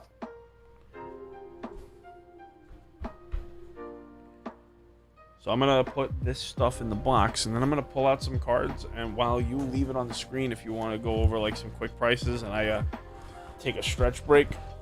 Yeah. You can like go over the and just like do some like quick math on how much. Yeah. So right now let's just go over like the legendaries. So let's say like Find Out Spring Tunic on TCG Low is 245. So two of those is 490 plus Tectonic Plating, I think, is another 90. So that's 580 plus Brave Forge Bracers is 130. So 580 plus 130, 710. So obviously this is like way above rate. If you were to sell them at like 60%, which I basically like anybody can get 60%. Yep. As 426. So 426, I paid 480. I would think that like the rest of all the Majestics and stuff you put together, I'm gonna lay them out. if you buy listed them at 60%, you probably get like, I want to say that there's around $200 at least in TCG Low of Majestics. Well, I'm gonna lay them out in a second. I'll buy a Tunic at 60%.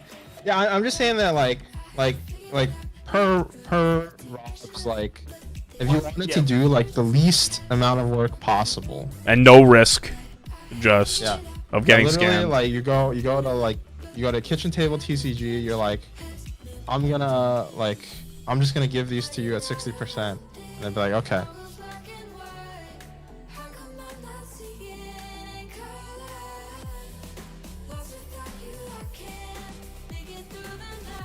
Yeah, so like 3 E-Strikes is like another 150.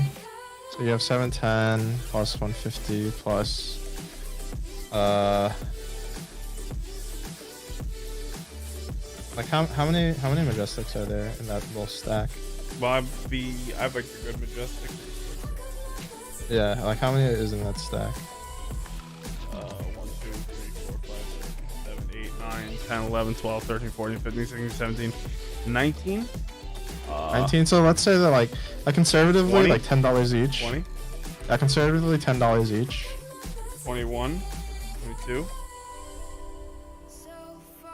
So in total, 23? TCG Low would be a little bit under 1100, 1060. Yeah, so like about like 1100, and then you take 60% of that as like 650. You know what I mean? Yeah. And yeah, and you're not including bulk. Like, I think we calculated it as being like you get a bulk every like 77 packs. So every case is like about like 2K. So it's like $50 of bulk. Right. I'm just lining this stuff up. Yeah. Run the numbers. Say it out loud. So I think like 700. If you just like literally just like sent the bulk out, it's like 700. If you were to just like buy list it, if you were to like put in some legwork and like do the sales, whatever, I think you could probably get about 900 to 1,000. You know what I mean? Like, but I mean, like commons and rares, people buy like you do like one of each to make like a master set. Mm-hmm. People buy those, I think, for like $30 or whatever on eBay. Yeah, it's just like depends on how much work you're gonna put in. Yeah, I just think that like the input was like 480, like the output is like I think easily 800. I mean, this pull is like kind of crazy. Yeah. I'm gonna leave like this here. If you just want to talk it it over, I'm gonna go to the bathroom and. Yeah. I think like these two cases is easily like 800 to like 1,000. If you want to put in like the legwork, so it's like plus like 60% whatever margin for opening the boxes yourself right now and like trying to like sell all the cards. I would say like on average I would expect like putting in 480 or like 520 whatever, 540, 550 to buy two cases. I would expect to get about like a good number to get would be like about like $700 like worth of like value. So let's say if you take out the two Findale Spring Tunics, that like $1,000 like drops by like 500, so you get like 600. That would be like not great, but you still like end up like breaking even or like making a little bit of money. You know what I mean?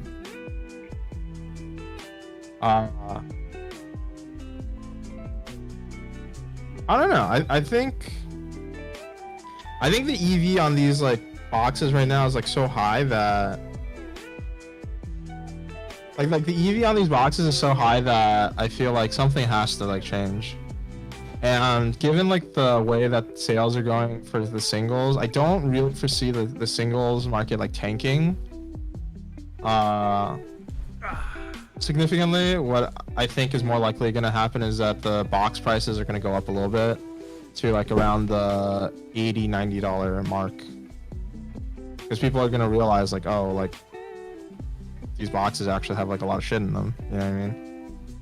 So you would say that you think the box price will go up, which means that you think the demand for the singles cards will stay high. Yeah, I can't really see, given like the fact that if you look at on all of the channels like where people are buying and selling Flesh and Blood cards right now, almost everybody is looking to buy into like non-foil unlimited cards. Right. Like for their decks, at least at this point in time.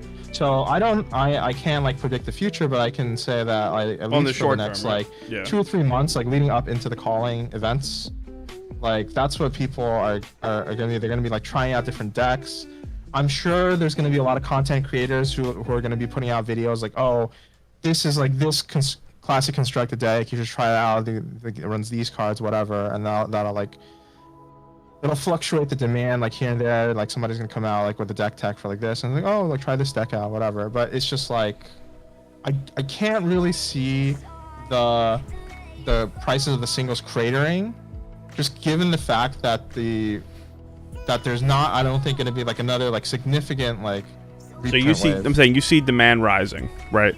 Whereas like I was telling you recently about, you know, the lack of volume, you know? Yeah, so I think that the supply is not like crazy high. I know like if you're a store, you can just order like tons and tons of Welcome to Wraith and Arcane Rising right now, I'm pretty sure. Yeah, I'm saying, but like let's say you have the ability, right, to order a pallet, which is 540 boxes or something. Would you do it if you know the EVs is high, and just have an employee crack this shit, pull out the Majestics, and you mean as like an investment to like buy the boxes? No, you're gonna turn them over. You're gonna turn this product over, but you're going to inject a crazy amount, you know. You're gonna pay a few people to open up the boxes, pull the Majestics, and list them as they go. You know, there's a risk there for that. 'Cause that's what happens in Magic. You know what I mean? In other games, where if there's a card that's like good enough, it's like, yo, give me as much as we can. I want to crack this and open it and turn it over. I mean, I feel like kind of like Channel Fireball is kind of doing that, right? Like they must be. Like Channel Fireball at one point in time was like buying Crucible of War singles from people on TCG Player. Like they were buying them out. I've had. I mean, that happens all the time. That actually just happens all the time. Like really? I've had been Blue Eyes buy from me when I was doing a lot of TCG. A lot. Yeah. That's all I'm saying. All right, so I'm gonna get to Arcane Rising. So Arcane Rising is actually the higher EV set between this and like Welcome to Wraith, just because Welcome to Wraith, the two generic Majestics is Tome of Findal and Enlightened Strike, which are like $15 and $50 respectively. And in this set is Command and Conquer and Art of War, which are like $100 and like $60 respectively. And those are Majestics. Yeah. You ever come across fake Pokemon packs? Yeah, all the time. It's really easy to notice them. Okay, here's Dash. I remember Rudy had one of these promos. Yeah. So like it's just like a token card. You just like get them. Chains of Eminence, first super. If you've ever seen kinda... a real Pokemon, also usually the crimp, right? The way a real Pokemon pack is, it's closed like this, right? You can see. The fake ones are usually almost all the time they're cross crimped, right? They look like they were cut with jagged scissors. That's the first easy tell, and the rest is like the logo will look weird or funny, and if it ever looks weird, oh two. Oh no, there's a foil one here, rapid fire. Nice. Yeah, so but usually like you could see like the proper things, they're like this like flat crimp. That's the easiest way to tell on like an authentic pack. That's how Carta Monday closes their packs. Whereas a fake person just like prints to a piece of plastic and then they use a crimping iron.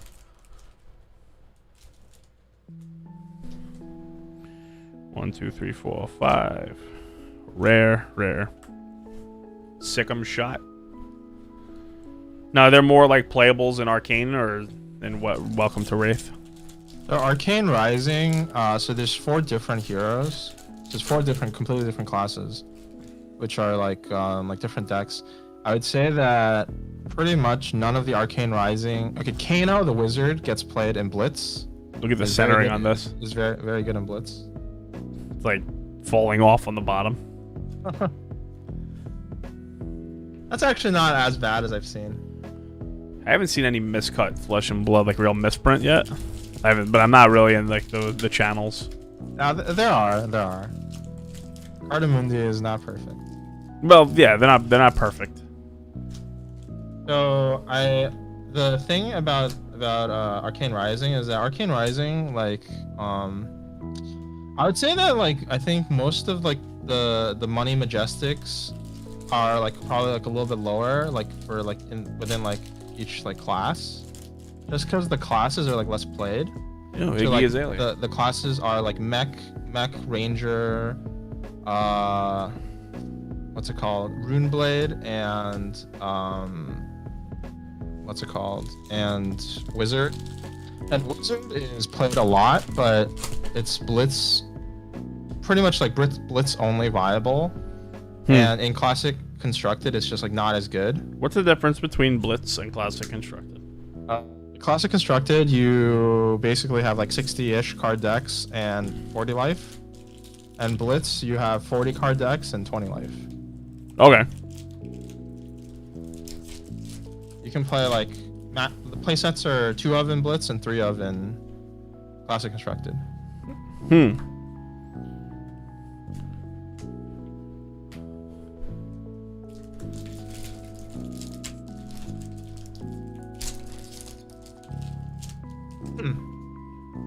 And so like a lot of the and Runeblade is actually like a very popular class right now, but it's because of the Monarch Runeblade is really good. And so a lot of the the Monarch Runeblade doesn't really play any of like the Arcane Rising Majestics, but they do use the Arcane Rising legendary equipment, which is also why it's very expensive. Wow. Beautiful. Endless Arrow. On Super. Card is good. I'm pretty sure it's not worth a ton.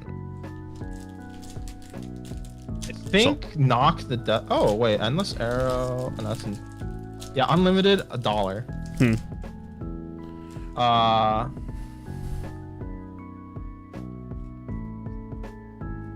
Some of the Ranger cards, Ranger actually probably has like some hype going behind it for the future. Because I think they spoiled that the next set is gonna have Ranger.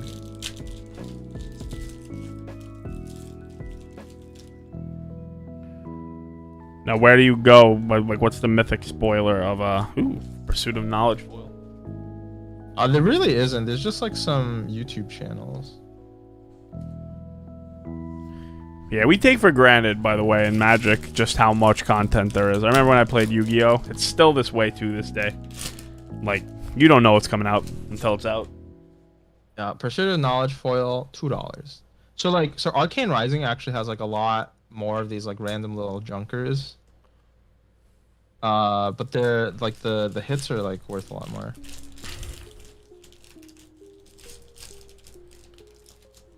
Oh look, Spellbinding Circle. Dude, there's a card from this set. It's called Ninth Blade of the Blood Oath, and I swear it looks like Swords of Revealing Light. I need a PSA 10 Swords of Revealing Light. Just want all those like iconic Yu-Gi-Oh cards in 10s. See a Cop Purple. Oh, it's back.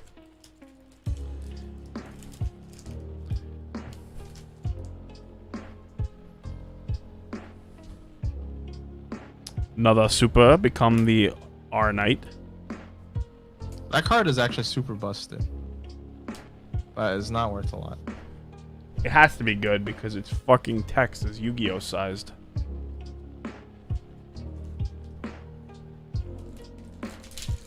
Yeah, Become the Arcanine is like $3. No Majestics yet. I feel like I got 1 trillion Majestics out of those other boxes. Yeah. Welcome to Wraith. More super. Induction Chamber.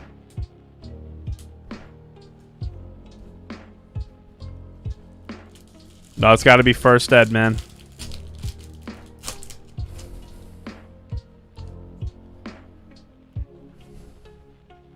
Dude, what do you think are like the top 5 like iconic Yu-Gi-Oh cards? Blue Eyes White Dragon, #1. Yeah. Anyone who tells you differently is wrong. Blue Eyes White Dragon is #1. Dark Magician. Exodia the Forbidden One, and it's 4 limbs, but just Exodia the Forbidden One. Yeah. Pot of Greed. And probably Red Eyes Black Dragon. I feel like Swords of Revealing Light to me is more as far as iconic spells, than- yeah. Like Swords is up there. Swords is way up there. It's just because like it's like so prevalent in the show.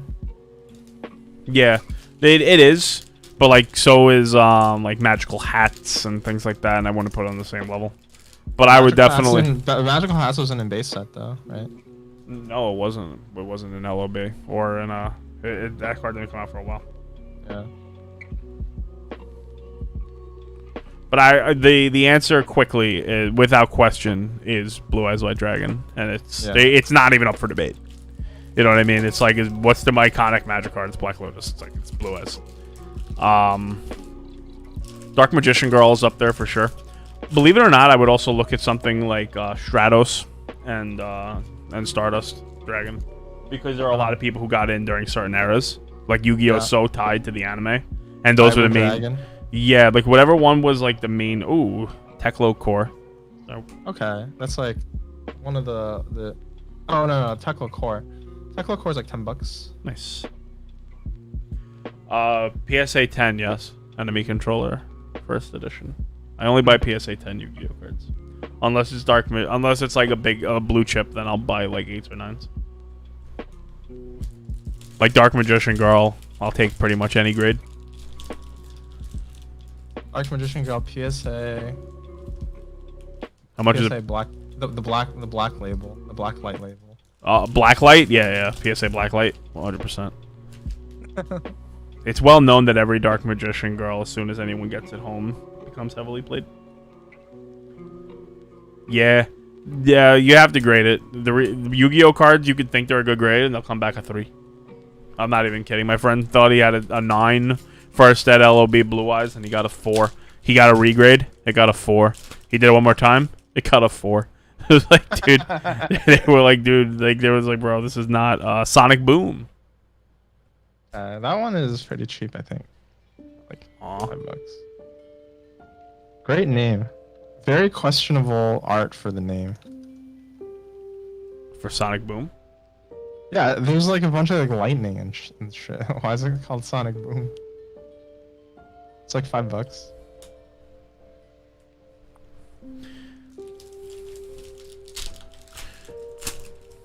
Yeah, no, it's just Yu-Gi-Oh cards were printed on toilet paper, man.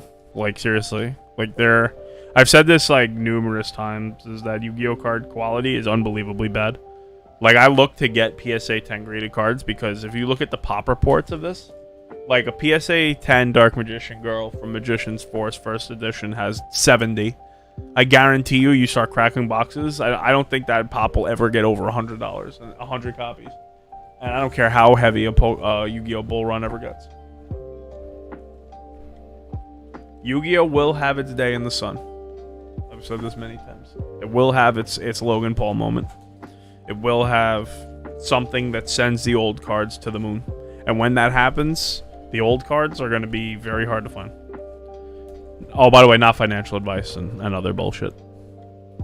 But if you like Yu-Gi-Oh cards and you would like to have some of them and get into collecting them, I recommend getting into it sooner than later. Started at Kaiba Blue Eyes, I would say, is like that artwork is so unbelievably iconic.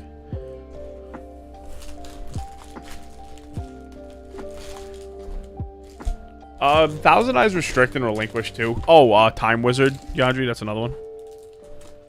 Yeah, but it's like, how many of these cards, even if they're like iconic, like are gonna be worth anything? Time Wizard? Time Wizard's already worth a ton. Really? Yeah. PSA, dude, I have a clip where I tried to bid on a PSA 10 Time Wizard. I put up a $2,500 and it was outbid on day one. And ended up selling for like $4,500. It's a lot. You know what I mean? Like, for a not like big time card, like how many Pokemon cards, really start thinking about it, are over that in a 10? Not that many. And Pokemon's bigger than Yu-Gi-Oh is. Yeah, sure. You know, and you get the good stuff. People like, oh, I've heard of that card. That's my entire criteria. Did it have random people heard of these cards? Yes. There you go. That's all I need to know. Because you remember the anime.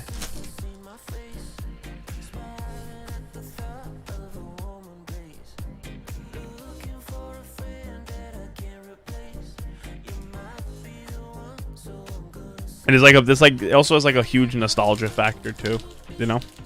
There's somewhere out there's gonna be some guy who collects like, what is it, like the Minotaur Axe guy, the 4-star 1700. Well, there's Celtic Guardian, and then there's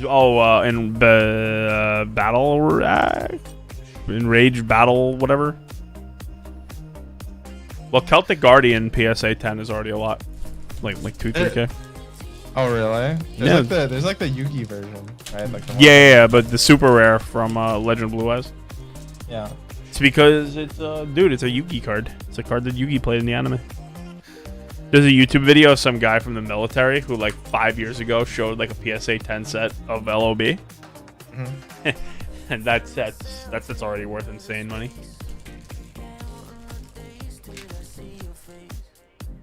Oh, the average normal pack weighs that. I think you got on the pack.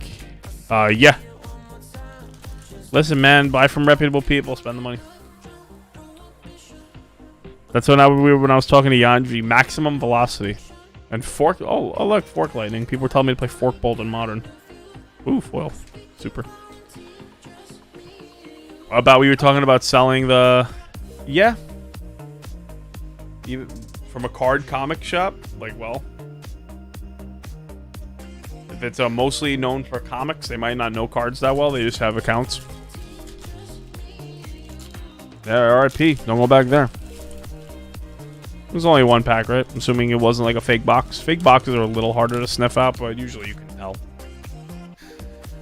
Sometimes, like, I think that a lot of like the stores, they're like if you're like not super into cards, you get like these like shady people who are like, oh, hey, like, you want to get Pokemon cards? Yep. I'm not like whatever, but I can get you Pokemon cards for like this like cheap ass price, and you're like, okay, whatever, sure. But you've never like really dealt with like the card business, so you don't know like what's like normal, what's not normal. Yep. It's like if someone were to try to sell me a comic book, I don't know a fucking thing.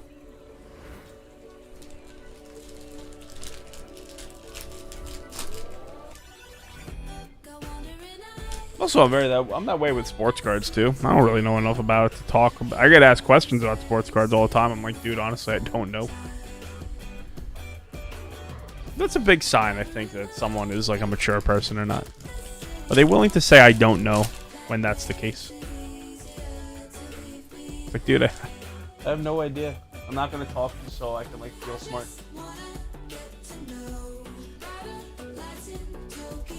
Regular forked lightning. Yo, where are the Majestics, bro?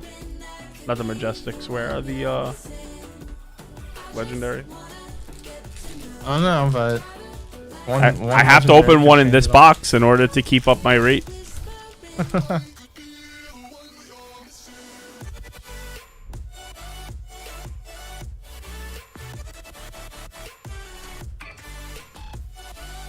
I'm looking too spicy right now. Welcome to mass box breaking. Yeah, it's not all. Yeah. Oh my god, just make more money by opening these packs. Yeah, it's just literally he opened it and there was a $5 bill in there. Can't believe it.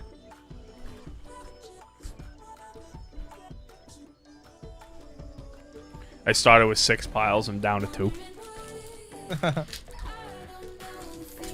There's foils and non-foils. Just foils and rares. I have a other pile of the like the supers and all that here.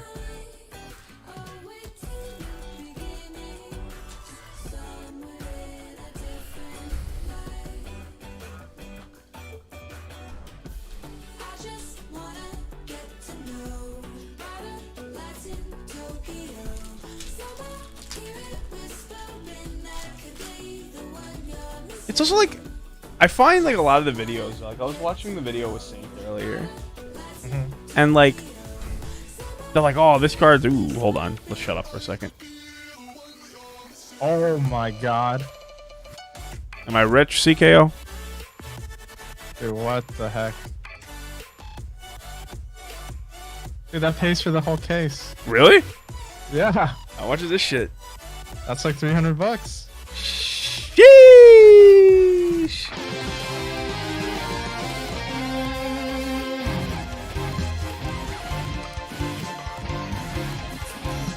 Oh, I just found. TCG low, 345. TCG low 345. 245. 245. It was at 400 like last week. Somebody like bought them all out. But you know how it goes. Yeah, it's like, all right, he bought, dump it. I have to make that like a trigger. Dump it.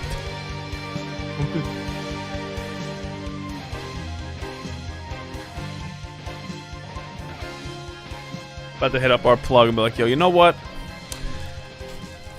I'll take 10 cases. Yeah, okay, like, dude, if you found arbitrage, do it. dude, I was, so you know, like, that's how, like I know that like you can't. It's like hard to just like find like a bunch of cases, you know. Like okay, don't get me wrong. Like there are people like selling them, but like depends on like for what price.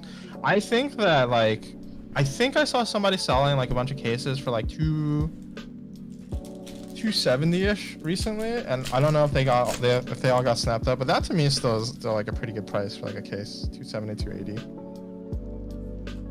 But the margins are not like really there for the stores to like be selling at that price to make like really nice margin, but if the boxes look like this, isn't the margins there for the store to just crack them and tell their customers, if all right, if you want them, let me know, but after a week, kick rocks, you know? Yeah. All right, Legend Story Studios, we're good. We don't have to worry about your stupid rules about advertised prices or whatever. We'll just crack the boxes and make our fucking tendies that way. But Yeah, like, that's what. yeah, you missed the $300 card.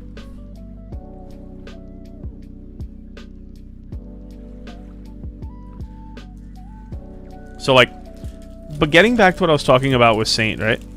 Yeah. Put that fucking helmet right here. How about this? Take it out by friggin' space, man.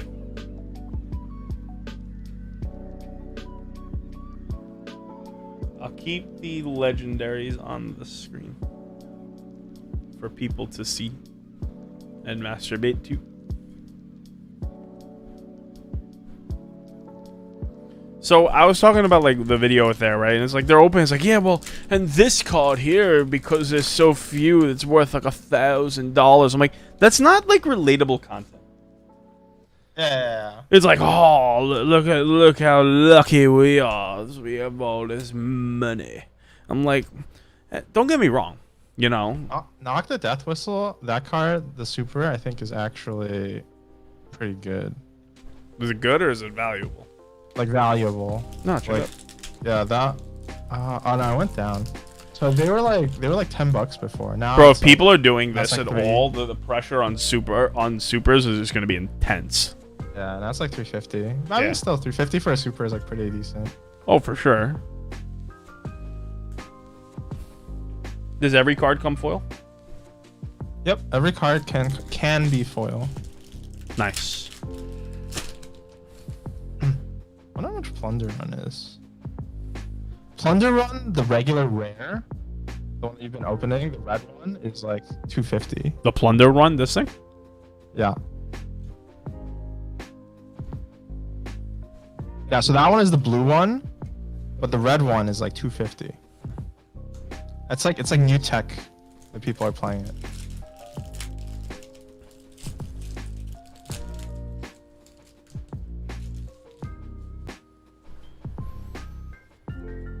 I think I pick up a case of WTR and AR. I could talk to you about getting you a couple of those probably.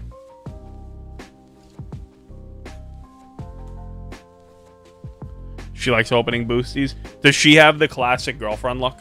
So what classic girlfriend luck is that they have no idea what they're looking at every time, but they always open up the juicy thing. So this is what would happen, right? They would open the pack. They would be like this, like, oh, she's so nice. I like her shirt. Meanwhile, like right next to it is like this. It's like, oh yeah, screw this card. It's like, meanwhile, this is the fucking super juice. And then the guy's like, what the fuck? I've probably seen that at events happen more often than I would like to say. Shelby plays that of Teferi's. Nice. Red in the ledger. This is juice. I like this art.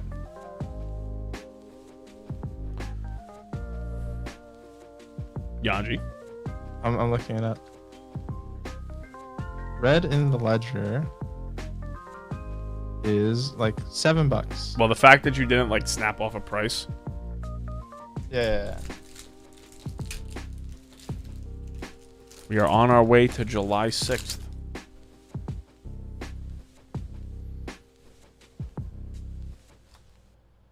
High octane? My Octane, when I checked before, was like $10. But let me just double check. Now it's $8.50. You can definitely tell there are a lot of people who are doing this. Of course, you could tell sell pressure, like buy list and all that. Like, bro, you're never the only smart person. No, of course not. Like everyone thought they were geniuses. Like, oh, I'm gonna take this $20 card, I'm gonna grade it, it's gonna come back, and I'm gonna make it become 200. It's like, yeah, you and everyone else, guy.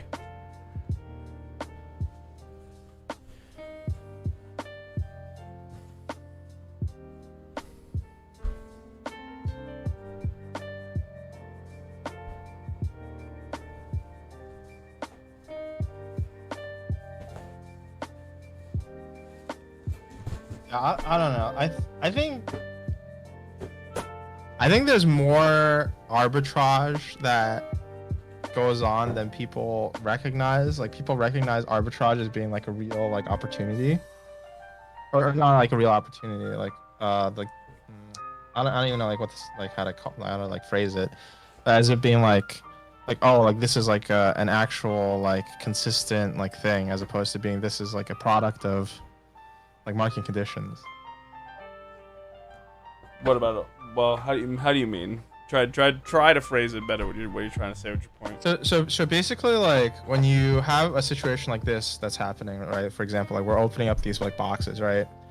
Like this isn't like I can't like do this and be like, oh, okay, so then every set I'm just gonna like do this. It's not like that's the Timmy trap, right? Yeah, it's not like a real like consistent. This isn't like, you know what I mean? But it's just, like this is a product of like the conditions, right? Like, well, it's the storm, right? Of like that builds up and brews, and then eventually you're gonna get these situations. But you just have to have the ability to A, notice it, and B, get supply. Yeah. You know what I mean? And so I think like everyone's like, oh, Vivid Voltage, amazing. I'm just gonna buy all these battle styles. Yeah, fucking thrown through a flight of stairs, bro. Bro, battle styles. Oh my god. That is not a pricey box. I actually think battle styles is not a bad buy right now. Oh hell no, it's a great buy. Got offered. Like, I'm sure you did too at $80. Yeah, dude, that's like that's a loss. I literally have never had to restock that set for strip and ships. That's a loss for the person who's selling it. Yep. Like, but you gotta dude, you gotta get on to the next thing. Time pressure exists, man. No, I know, but I'm that's why I think to like frame it for anybody who watches like the video or anything, it's just like if you buy a Pokemon booster box in 2021 for $80, wholesale price is like $90. Dude, this time last year, people would have killed to buy a Pokemon box, any box. They would have killed to buy Steam Siege at 80. And now everyone's like, I don't like it. It's like, dude, what are you talking about? Yeah. That's that short-sightedness, man. We're all guilty of it at times. That is facts.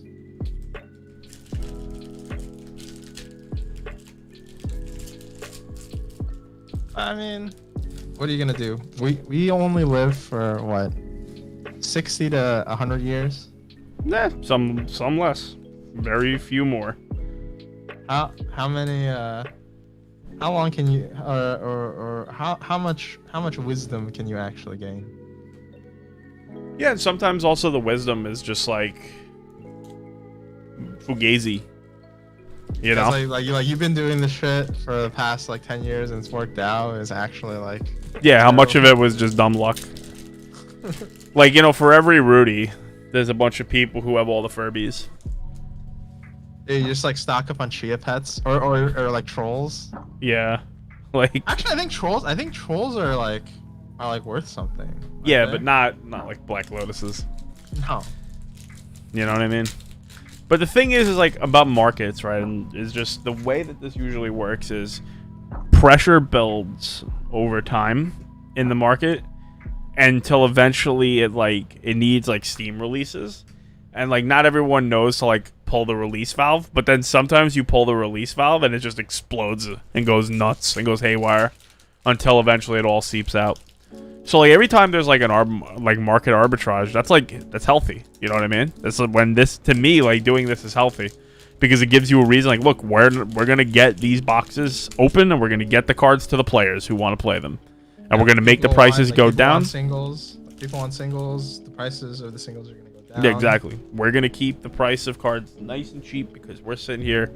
We are being the one schmuck to sit in the fucking room until probably 2 in the morning, cracking fucking booster packs, sorting it, packaging it, shipping it to make everything go down. You know what I mean? This is healthy market action. Now, if the prices never moved and then all of a sudden there was a crazy rush where it's like, oh, it's that, and then all of a sudden everything goes parabolic and is going left and haywire and just batty, it's like, that's not healthy. You know, that's like not sustainable. And that's what was happening with Pokemon. You know, Pokemon, everything was going nuts. You know, it's like everything was just going to the moon. And it was like, how long could you expect that to last? You know? The thing is, the people who will win in the long run on this stuff are the people who are holding them to the end, you know? Like, at some point, you can't reprint. They can't reprint everything over and over and over again, right? Like, how many times do you think Legend Story Studios can realistically reprint Welcome to Wraith? I said I think for at max like 2 years from now. Yeah, yeah, 5 years from now, are they going to be reprinting Welcome to Wraith? I think very unlikely. The longer you go on, the less it makes sense to print the original set, and the more sense it makes to like just print like a greatest hits. Yeah, or like some sort of. The thing is, reprints do come with their own, you know. You just have to be very transparent, man. I think transparency is a currency in 2021.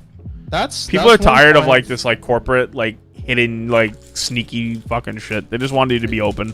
You're like, oh, we can't tell you because reasons. Yeah. That's like one point like for Legend Story Studios, I think, is like the fact like I mean they're kind of crazy for it, but they're like, okay, like here's our print run. How's this shit? Run of War? 60. 60? Yep. Box. Dude, that's what I'm saying. Let me get a sheesh. Yeah, you know it's good when the chat chimes in. Poggers. Right now, we're right here. We're building Laro's deck for him. Art of War is really expensive right now because it's played in. It's also a really good Chain. book. Dude, Chain. It's Art of War is like the perfect storm of like this card is like was pretty good and it saw like some like niche play, and then they print a class that. Basically, that card is ridiculous for. So Chain is a Runeblade from Monarch, and his like core mechanic is that he can play cards out of his banish zone. Mm-hmm. But then if they stay in his banish zone, he takes damage. Like if you haven't played it, then you take damage for it. Well, the thing is, right? You're talking about like the price tag, but we're sitting here going, right now we are doing our part to lower the price of Art of War, right? Because you're willing to sell it for less than its current value, right? You know, for like 10 cents less. You know, you want to be that first on the page.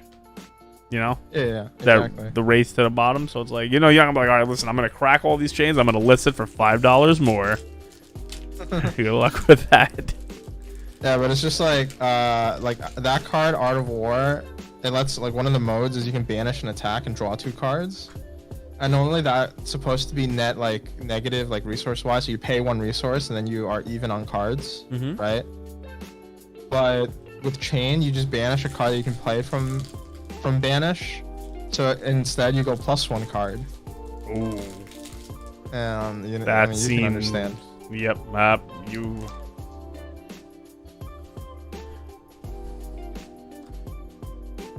Maximum velocity. Oh my god.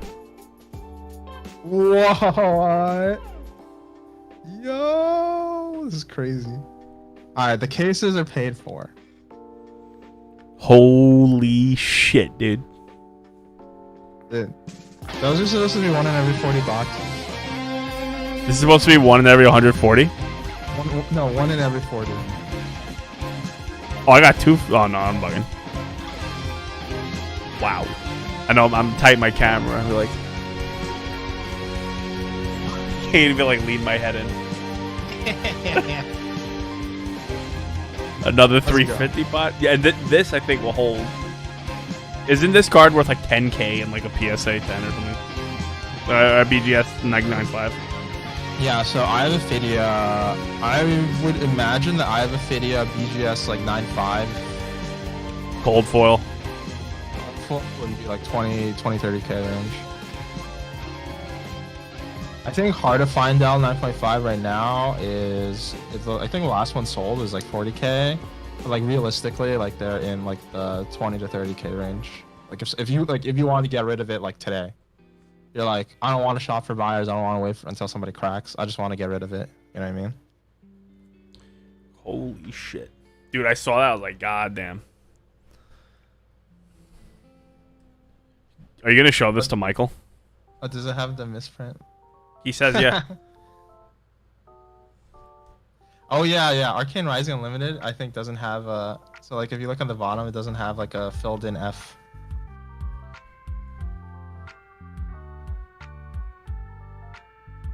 Oh my god. Yo, Yanji. What? Apparently, I have the fucking hand. Yeah, dude. You just gotta open all the boxes from now on. I'm gonna do all the Flesh and Blood.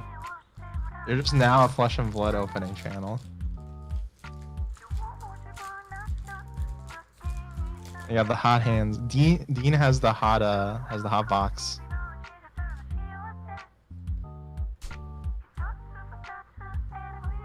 That was crazy. I even knew like even I know that this card is the nuts. Yeah, dude. So that card is actually probably like one of the more playable Fables. I know. I think you asked me, and somebody asked, I think on your timeline, if it was like problematic that they were printing cards, like at Fable rarity that are mechanically unique. Yeah. And I don't know. I think you definitely get into some like funky situations if like the cards. I know like people's arguments like, okay, like currently like they're not that good. Well, that whole thing lost me when he was like, oh, the predatory nature. I was like, all right, dude, calm down. That's where you know what I mean. Like that's where let's not like start like throwing around like. Oh, this is the card. The swords are revealing light. No, this looks like spellbinding circle, man. Alright, okay. Swords revealing light is just 3 swords. Like any more than that is weird. I get the idea, but it just looks like swords. But yeah, it's like I don't think it's predatory to have chase cards that are like good in the game. That's not. You know what I mean? I do think that the whole first edition thing though is going to be some sort of thing that's going to have to be addressed over time. Yeah, I wonder, like, I could see it being like once the game is like, if the game ever gets to the point where it's like well established, and I mean like well established as in not like Magic the Gathering territory, but it's like, okay, like it's like dude, Schwartz or something. It's the just size like, of the second through fourth calling is going to be a very big indicator to me.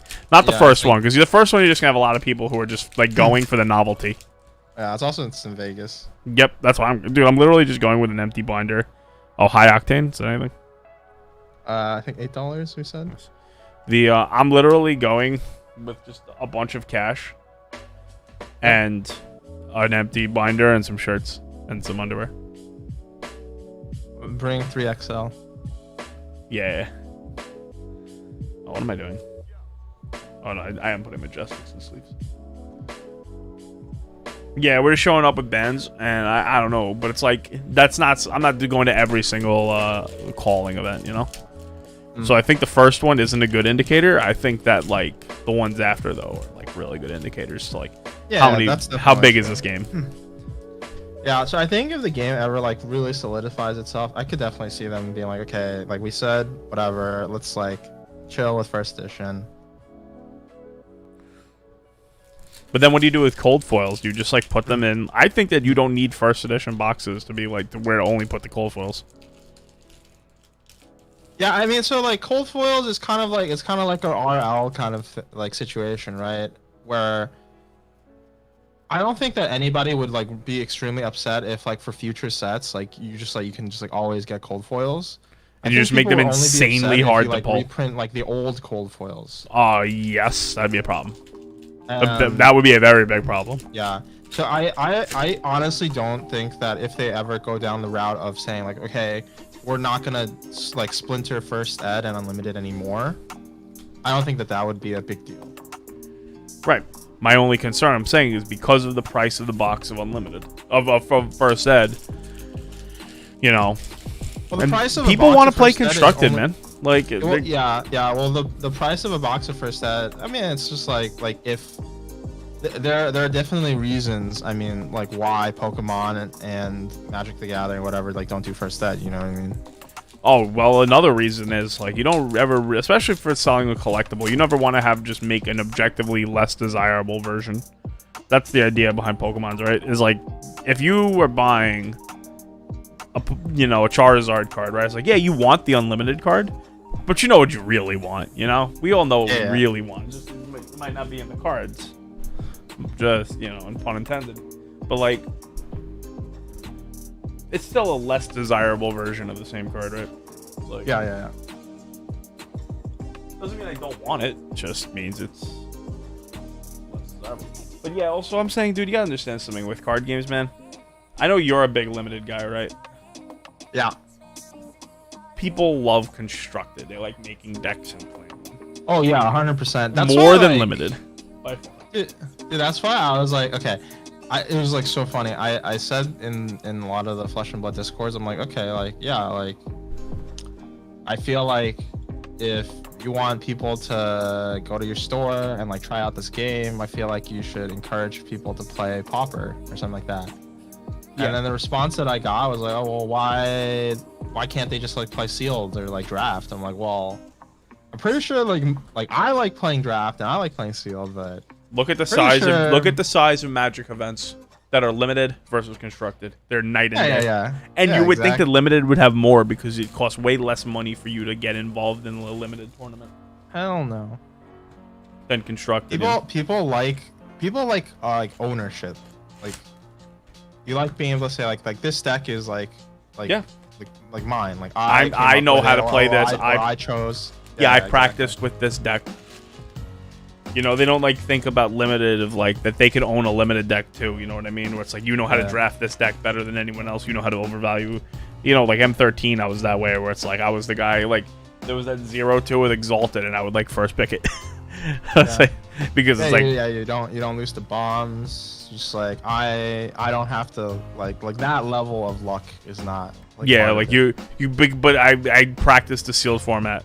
But like the thing is like that has such a short shelf life. See you later, CKO. See you later, CK. Alright, onward to the last box of this case. There seems to be a lot of foil rares, that's what I will say. Yeah, I think what did I say? I think that it seems closer to like 1 out of every 4 packs. Oh really?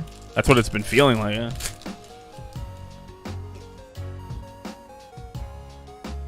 So in total, there should be 8 boxes. Yeah, so 4 more after this one. Right?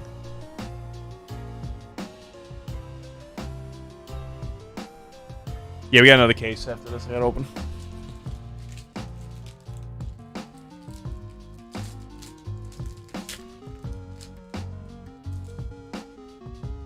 One thing I will say about Magic, for mass box opening purposes, and remember, Magic did a lot of talking with its vendors because it wasn't always this way. I really do appreciate that the rare was in the back. Because when you're firing through like all these boxes, it'd be like, bro, you wouldn't even look at what you pulled. At some point, you would be so shot. Yeah, they switched it for the later sets. I would not be surprised if they keep like reprinting Welcome to Wraith or Arcane Rising, that they change the ordering of the packs to follow what they did in Monarch. Yeah, for vendors, because like at some point it's like, bro, we're gonna open up a shitload of these, like going through these, like doing the opening of every 5 cards and like seeing like what's what. I mean, I understand like even just like this and this motion alone is like it compounds over time instead of literally opening it, putting the rare and chucking the pack into a bulk box. I'll deal with the bulk later. So how Monarch is the last 4 cards is the last card in the pack is the card that could be like a Majestic. And then the card before that is a rare. Then you have a common equipment, and then you have the foil. So the foil is like the 4th card from the back of the pack. Yeah, so you would literally just take the 4 back cards. Yeah. And then you chuck one of them.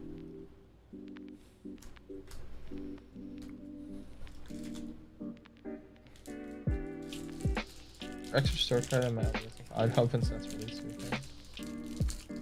Oh yeah, 100%. Oh yeah, dude, it's all hands on deck for big releases at stores. I just did a card trick for no reason. I did a Pokemon card trick with that pack.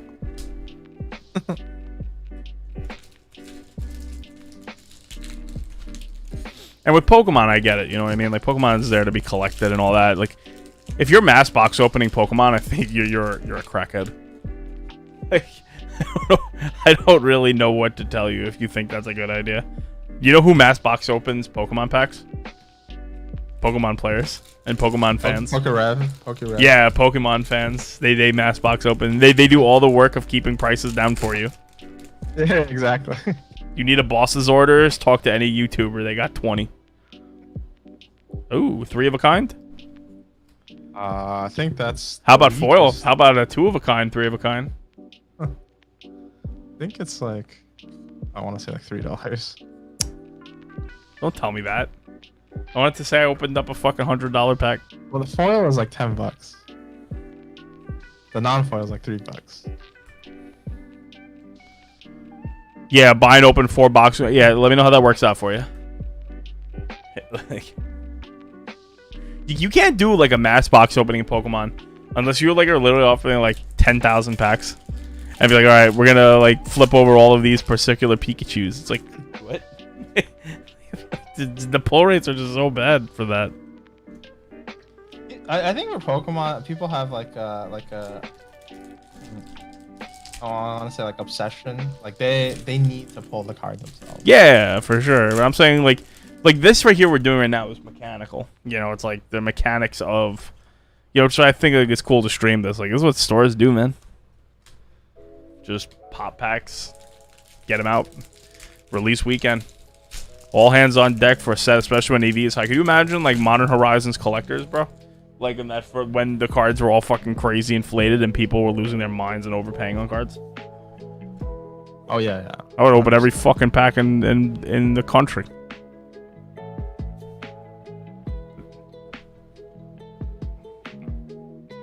I don't know, one of those is foil, but fucking 8-4 Scene Red Rainbow Foil is actually like $6.50. The one that's just like sitting there. Fucking can't open a damn pack.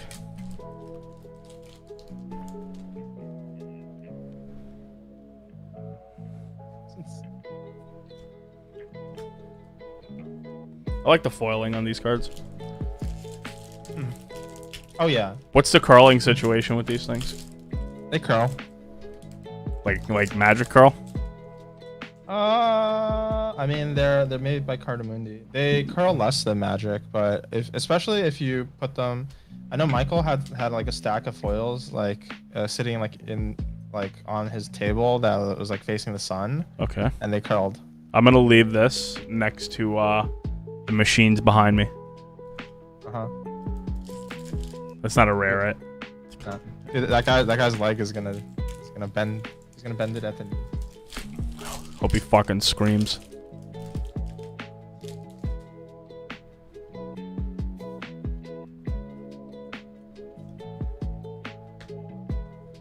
Old foils, I don't think curl.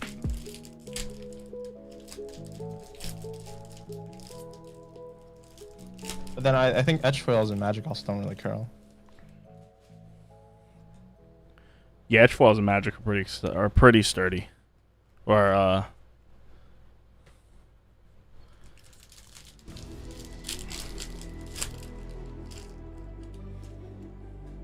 yeah, but at least Vivid Voltage though was like the EV was good enough that if you were popping a lot of packs, you were probably able to get back. But could you imagine if someone goes, "Yo, I'm gonna open up a case of fucking battle styles to try to get this Urshifu instead of just buying the Urshifu"? Oh yeah. Like, dude, you're gonna get slaughtered. So unless somebody is what's it called? Is eating a spicy Dorito. I don't want to be opening. I don't want to be mass opening these packs.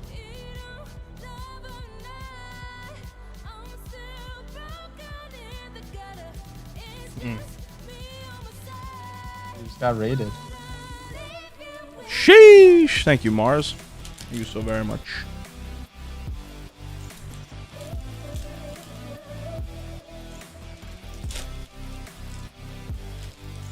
We're opening a ton of Flesh and Blood. Webcam, face cam, basically dead.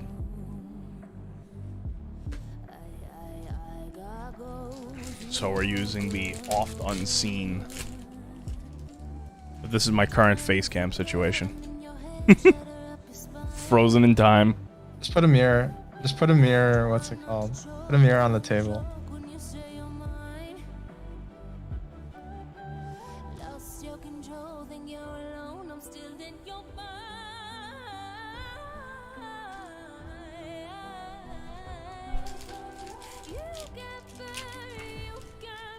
The last couple packs of this case. Good case. Great case. Mortared Tide. That's like $5, I think. Nice. This seems like the time, like, when Mythic Rares first came out and all the Mythics were expensive. It's like, it's expensive because it's a Majestic and people don't know if it's good. So they're like, let me have a couple.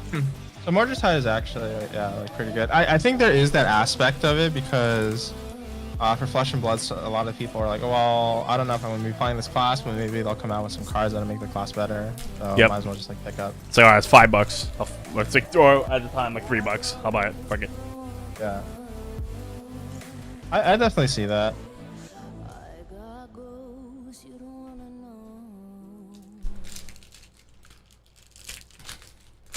I think that makes a lot of sense that you would see Majestics for, especially for classes that aren't as powerful, just like go like seriously down in price. But I mean, like it also like depends how spiky the game becomes. You know what I mean?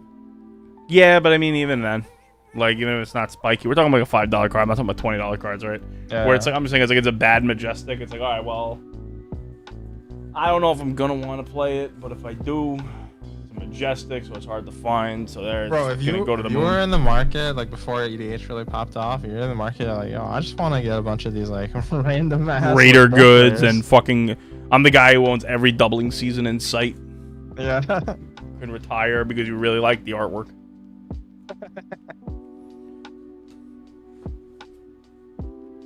Yeah, parallel lives. Yeah. Well, yeah. Just like, but I mean, even like before EH was a thing. We could have bought all the cyclonic rifts. I mean, how about this? How about the guy who was like, you know what my favorite piece of Power 9 is? Time Twister. You know what I mean? It's like, now that's the second most expensive piece of power, and that card used to be. Yeah, I guess it's illegal in EDH. Oh my god. Yep. So, that is the second most behind Lotus. You know, to be honest, it does a good job of, yeah, dude, Time Twisters were like $200 when Moxen were $1,000. Yeah, Rob, you know, we could have bought like Infi Cyclonic Rifts for like $1, like 50 cents. When like Theros was like about to rotate out of standard. Yep, when Return to Rav was around. Yeah. Yeah, dude. Man. Yeah, the easy money on Time Twisters, definitely. How could we have known?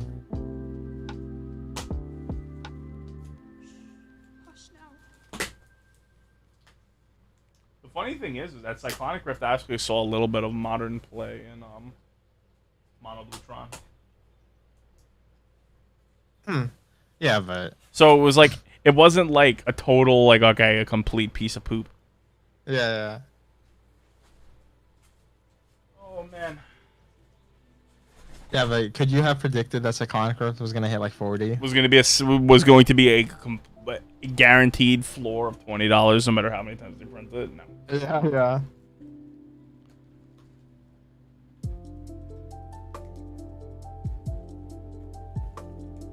I'm just saying, the world moves in mysterious ways.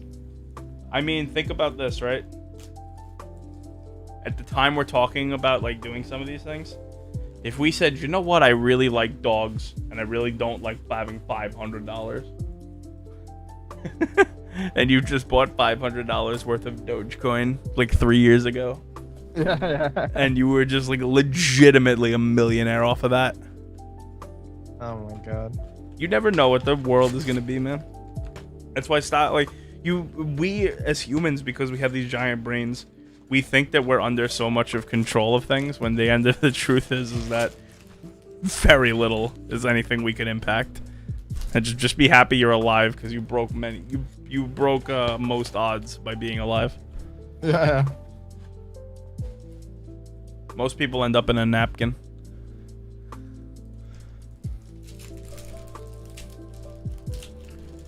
So like you never know the way the wind's gonna blow, bro.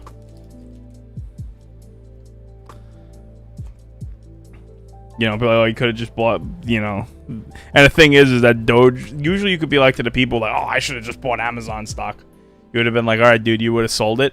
But Doge rose so fucking quickly, there wouldn't have even been a you just like forgot about it. You like forgot about it. It was like $500. Forgot about it. Checked, and then the next day it's like $1 million. Like, yeah, it's like, oh, I'll definitely sell it if it doubles, but it didn't like double. It like 13x overnight. When I'm talking about when it went from under a cent. You know what I mean? Like way under. Yeah.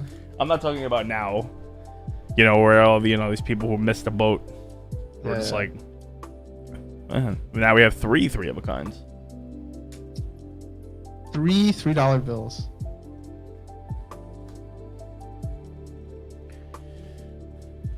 You know, for all we know, the best asset that will ever. You know, 3 of a kind's actually not a bad spec target for this game. What? So 3 of a kind's actually not a bad spec target for this game. It seems really sick. It says draw 3 cards on it. Yeah. So the reason why that card is kind of awkward is because Ranger as a class is kind of like meh. But all right, Yanji, I'm gonna take out a credit card. I'm gonna buy all the 3 of a kinds. Just buy like 1,000 of them, 2,000 of them. I don't think 1,000 of them exist. No, you can definitely buy 1,000. I mean, on the market. Okay, maybe not like easily. Yeah, on the market, I don't think 1,000 exists. I think on the market you could easily buy like 50. Yeah, that's fine. Like just because cards are like on this world doesn't mean they're available. When I was like, no, dude, did you hear someone is buying out all the 3 of a kinds? And they're like, yeah, I bought 50 of them. I bought them all out. Bro, I've said that before. I bought out a card. It's like I bought like the 1 copy of a card left on TCG Player. I'm really, really happy that they have sales history on TCG Player. I told Dan Bach, I was like, yo, that's fucking phenomenal. Speaking of cards, do you remember I bought a bunch of Pirates Pillages? Oh, that was a good idea. Dude, they're like 37 cents now. How's that expedition map spec holding out? Oh my god. No, okay, so the Pirates Pillage, I bought, my cost basis for Pirates Pillage is 8 cents per card. What's Card Kingdom paying? I don't know, but on TCG Player, they're 37 cents. Yeah, but check Card Kingdom what they're buying it. You might be able to double that money, bro. I'll check that later. I mean, I put in like $60. You could buy 150 3 of a kinds. That way I'll have 450 of a kind. Yeah, but if it's 3 of a kind, how can there be 150? Shouldn't there only be 3? These cards are cool, man. I think that they should reconsider having some form of digital client, though. Yeah, that's definitely one of the biggest knocks, and I think it will be interesting to see how they like approach that topic moving into the future. What's the scalability of this game, right? Because we all know like any business that can't scale is shit. Buy 106 copies at 26 cents. You're rich. Yo, I'm rich. Yanji, the triple up. I made $25. The triple up, Yanji. Yo, how about, will they buy like 600 copies? Oh my god. I was literally just like giving away packets of them.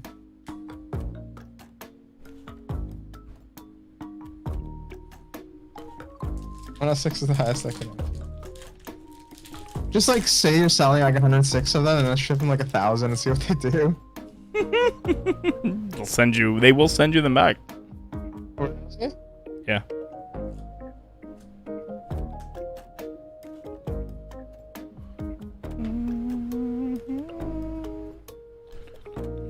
Yeah, that's risky business. Oh man, I should have bought foil pirates pillages. Bro, always buy foils. Yeah, I just didn't know. Dude, that's why I bought arms actually the stiff. expedition maps. You'll be waiting a while on those maps, my guy. Oh my god. It made sense to me at the time. When you were doing it, I was like, yo, do your thing, bro. That seems really bad. But do what you gotta do. Yeah. I think at the point now, I think it's about break even.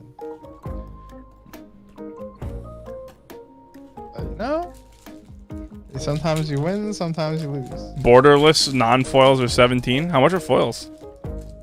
No, I think that's borderless foil. I think borderless foil is like 17. No, borderless non-foils of a lot of these cards are way more expensive. There's just less of them because of the VIP packs. Yeah. Gotta remember, it costs you $80 to get two foils. It costs you $250 to get non-foil and foil are the same. Okay, Yanji, so you're okay now. Yeah, I told you, I'm break even. That's not bad. There was a time those shits were like $8. Yeah. I think I bought it in on Dude, average the key always is to buy when no like one's 15. paying attention. The key is to buy when no one's paying attention. No one cared about Modern. That was the time to just literally buy every Snapcaster on God's green earth. No. Oh yeah, Snapcaster Mage, that card sucks. Yeah, never heard of it. Somebody showed me a modern deck, and I was like, hey, what are the powerful cards? And it was like a bunch of like 3 power cards.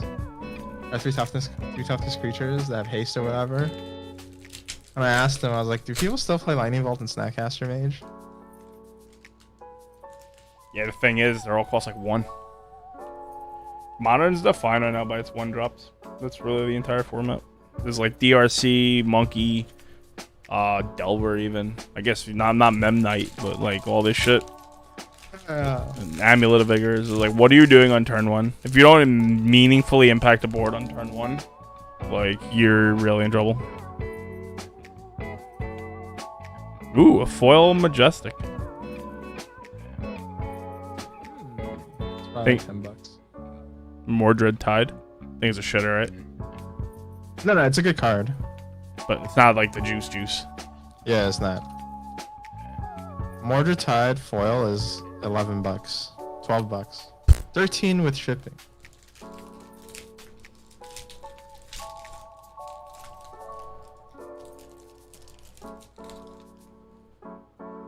Yeah, dude, I just want to hit TCG player level 4 so I can offer free shipping. Teklo Core again.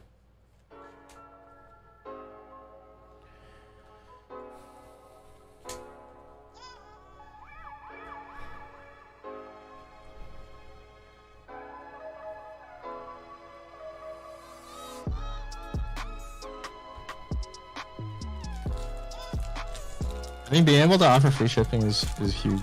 Yeah. Let's do volume.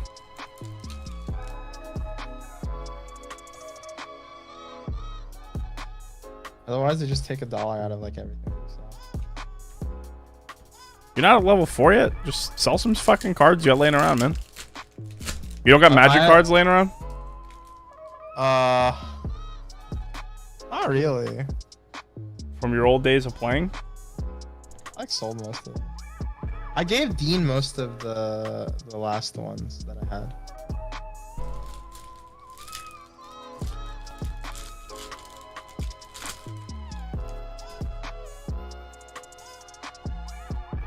Those days are over, Rob. I don't keep magic cards anymore. I keep certain magic cards. A certain list of Certain lists that has reservations. yeah, they're very reserved with how I keep this list. Everything else is junk to me. Unless it's in a deck that I'm playing, but that's like that doesn't really even count.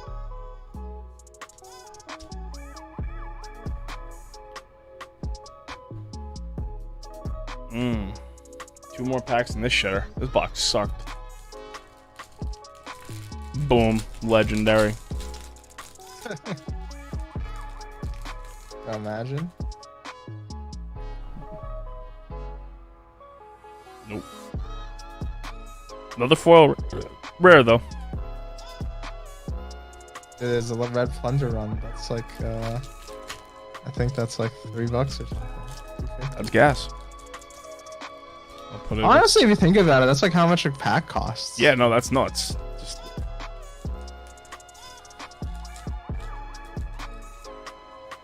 LPM. Shit.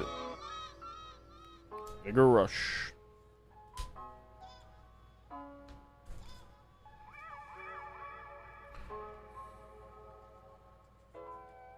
Throw the F sub. Arcane Rising sucks. More like arcane sinking, am I right? I'm right. Yeah, I'm surprised we haven't opened a single Command and Conquer. Usually, I think I so far in most of my box openings, I find you get like about like 1 per case. That means we're due. How much is a foil? Foil's like 120. I'm telling you, the foil multiplier like is not really that high. You can actually I think that first ed Command and Conquer is a little bit underpriced. First ed like non-foil Command and Conquer is like $200 right now. How do you know it's first ed on the card? So first ed for Arcane Rising does not have a little like rarity like circle. It just has a letter. Okay. And what's it called? Does every set have its like own unique way? I think they're standardizing it so that now first ed is kind of like what WTR and Arcane Rising Unlimited is like, where you have a filled-in circle for first ed and then like a non-filled-in circle for Unlimited. Well, honestly, I thought that they should have just fucking kept it consistent and then have Unlimited be a filled-in circle and then non-first ed be a non-filled-in circle. Or sorry, first ed should be non-filled in, and then Unlimited should be filled in circle, just to keep things consistent. So now it's very confusing because Monarch is like flipped.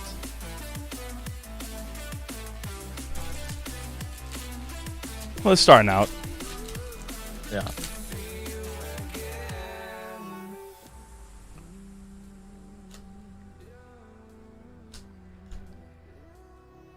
I guess it's because they.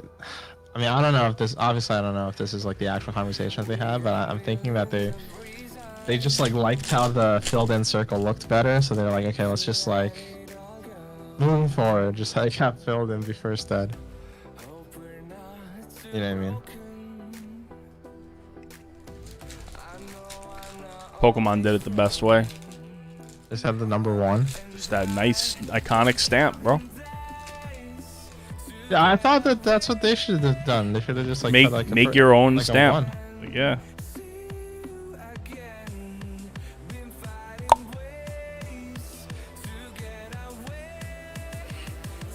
Nice.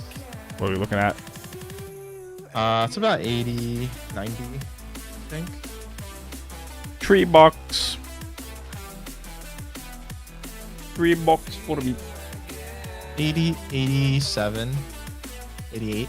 Boom. It's funny. Michael can never like pronounce that card, or he doesn't want to pronounce it correctly. So now I just cross wrap. Now I call it the beef skull crunch wrap. Skullbone cross wrap? Why is he so worried about saying that? No, he just like missing. He's like skull wrap crossbone. Gee. Crunch wrap. Crunch wrap supreme.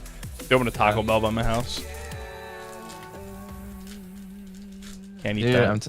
Now it's time to get all the Ranger cards. Tales of Aria is coming out in September. Boxes. Rangers OP.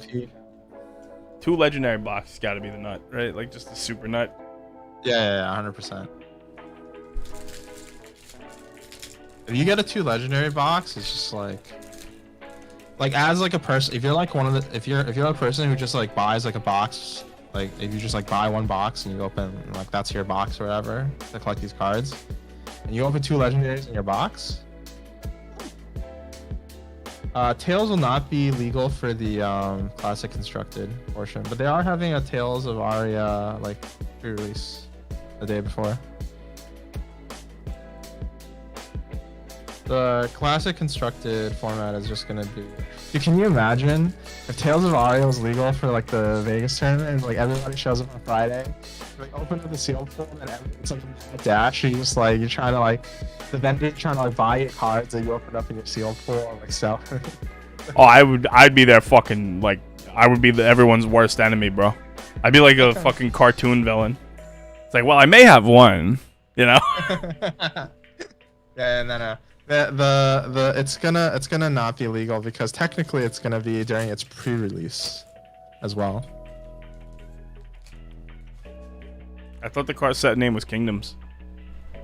That's what everybody thought, but they just there was some like internal correspondence that got leaked where it was like leaking a set called Tales of Aria that was coming out in September. So now people don't know if Kingdoms is like a code name, if Kingdoms is like an actual set that's coming out later. What's his name? The professor said it was a code name. Yeah. And I'm sure he got some sort of inside information because they had him do the announcement. Yeah.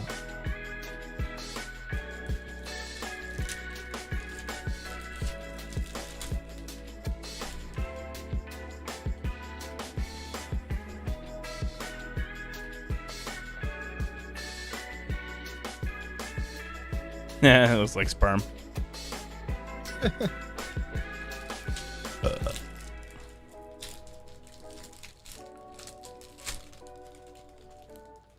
Dirt?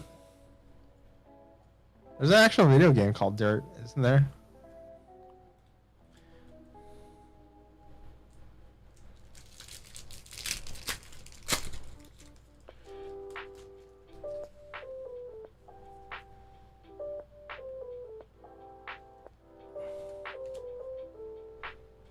Digital infrared thermometer. Does that go up the butt? Dude. It always goes up the butt.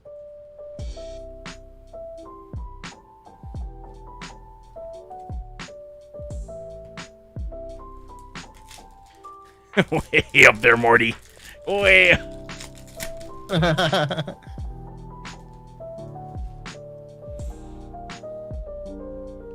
Sonic Boom. Sonic Boom. So I have a friend who, in our local like Magic group, who's really good at fighting games. But like, I knew that he was really good at fighting games, and I knew he was a kid. And he started talking about fighting games. The other dudes are like about to like challenge him. I'm talking about games like Guilty Gear, Third Strike, and all that. And I just chimed into the group chat. I was like, I got $10,000 on Simon to beat any of you guys. I'll go up against your 100. I was like, I will put 10,000 against your 100. I was like, without a doubt, like that'll be the easiest money I ever got. It was like when I knew some dude who like went to the park, and it was like, and like the NBA player in disguise. Yeah. And just dominates people. Like, yeah. Yeah. I like this card, especially in full. Looks nice. Which one? Awareness Prayer. Oh, yeah. Irina? Yeah, Irina. Gun.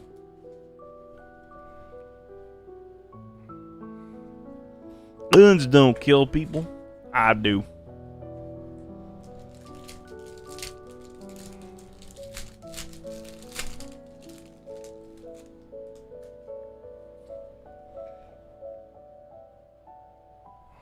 Need more legendary pulls. So many packs do you open? In total? 24 times 16. Yeah. Quick maths.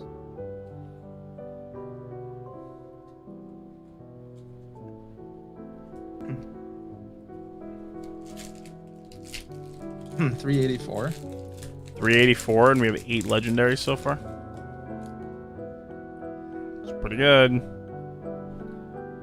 But there's not 8. Wait, it's not 8, right? It's like we 7. have 8. 7? What? I was trying to call it into existence. Yeah, 7.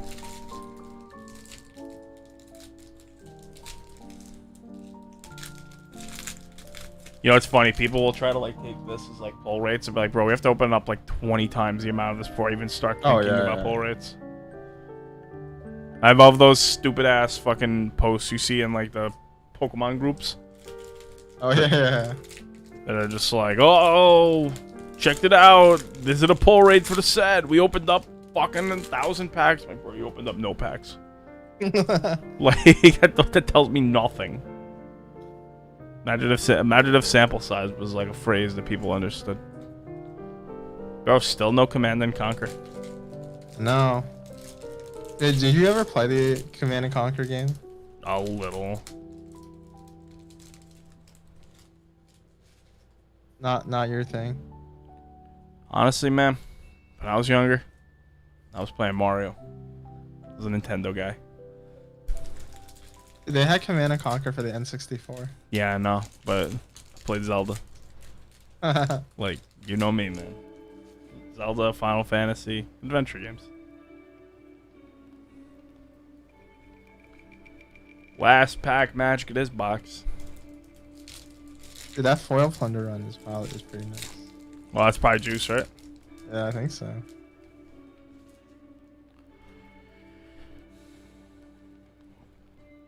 Let's pack magic. Trash. Sheesh. Ah.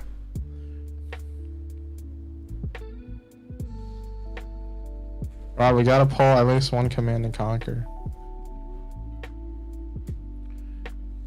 Bro, I think you've had enough.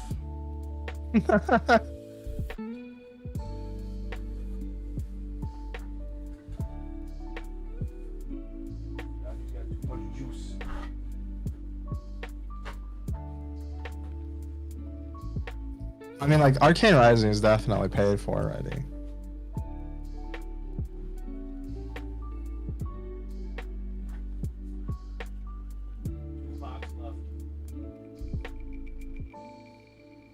So you're saying there's a chance. How many Majestics are in the set list? 1, 2. I want to say that there 270, is. Mike? No. That's what we paid. We paid 270 for the case. Oh yeah. 260.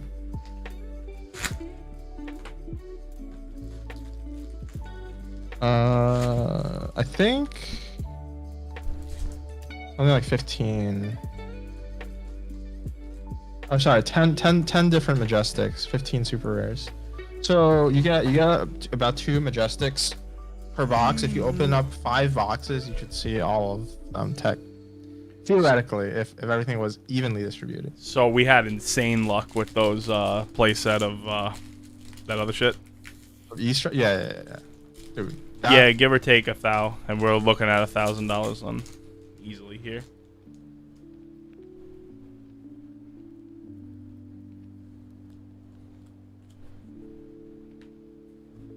Bro, I'm asleep like a log tonight. I was saying. I was dead yesterday after going to my uncle's house, right? Swimming pool. How was your 4th? No, it was great. My 5th wasn't bad either. In the tunic, one tunic, or both tunics? You're saying like both tunics. Both tunics plus eye plus skull cap. Oh yeah, nah, bro. We know that we are not chasing our money at this point. Our money is long in the rearview mirror. How many legendaries are in each set? 5.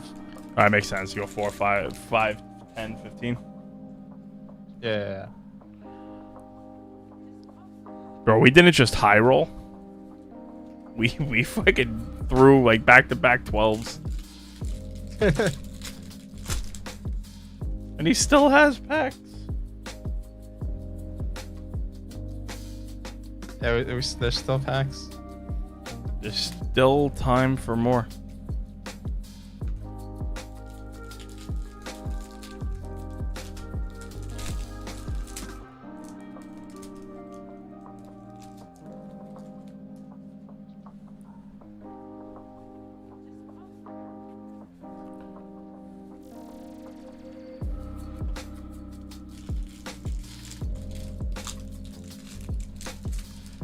Sheesh.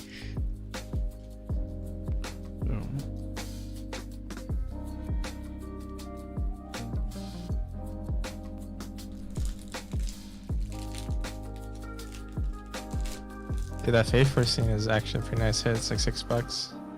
The what? The foil Fate Force scene. So that's like a generic defense reaction. You want to be playing like the 0 cost like red defense reactions. If you are going to be playing defense reactions. What is this thing worth? Arcanite Ascendancy? Like $3-4, I think. Shitter.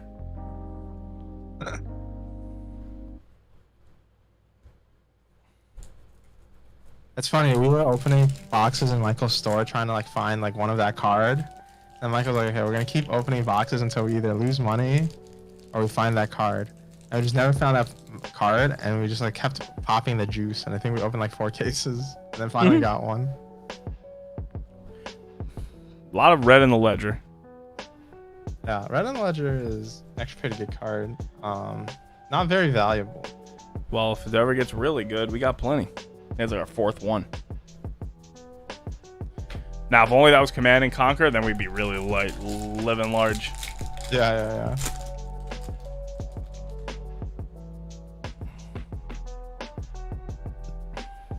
Sperm.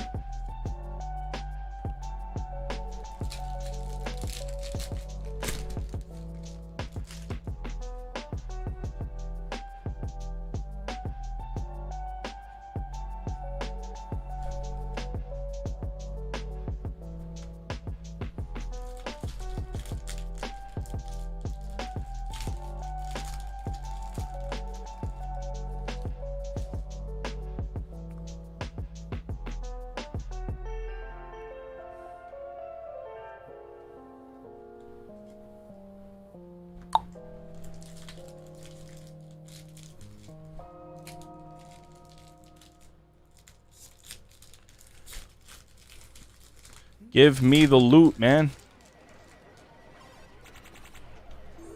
Choose your fighter. Lightning inspired. Fight.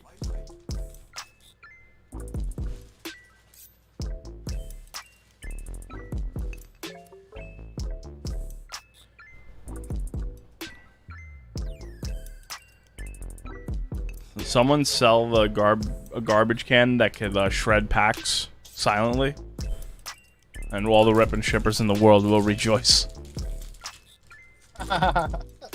Just such a gigantic bag of trash next to me. Yeah, dude. What is it like made out of?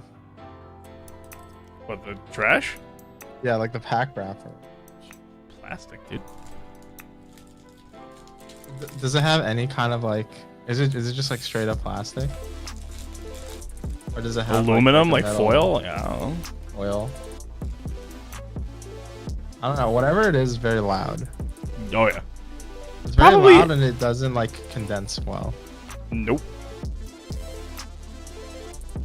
Probably engineered to make this iconic sound.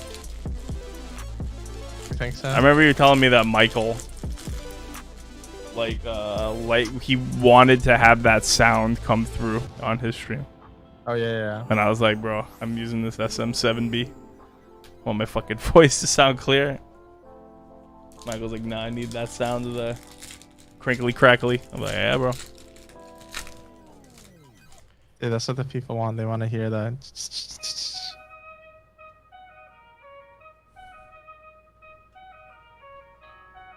Can't tell if that was a super or a rare. Can I get another legendary? Honestly, Arcane hasn't been treating us as nice as Welcome did. I wouldn't say that. We got way more legendaries. Oh, you got like one more. You didn't get the Fable card. Oh, that's fair. Well, I guess I'm thinking of the those 3 Enlightened Strikes. Yeah. But you got an Art of War. Art of War is more expensive than things. Yeah, I have a 3. Still a chance. More packs.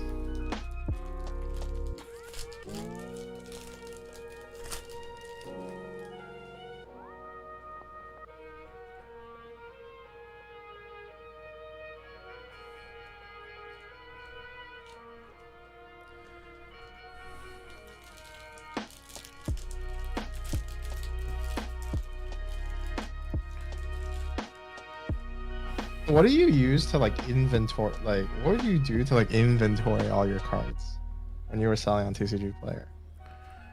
I would list them one by one.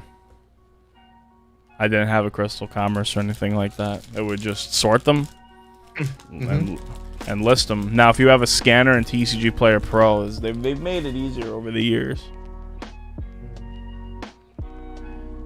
I try not to keep my inventory too large, to be honest. When I was doing it, I was always just trying to turn cards over because it becomes more to manage than is worth it, you know. Like if you start like cards like get out of order, it start taking you an hour to pull shit. Oh yeah. So I like to keep my inventory like small. I do a lot of my moves to vendors, man. This box was dog shit. Most of my moves went to vendors, to be honest with you. Yeah, that's fair. Like, because it's just easier. And you find the stuff that they're paying above low. Like, Card Kingdom is constantly paying above low on, like, certain commander cards.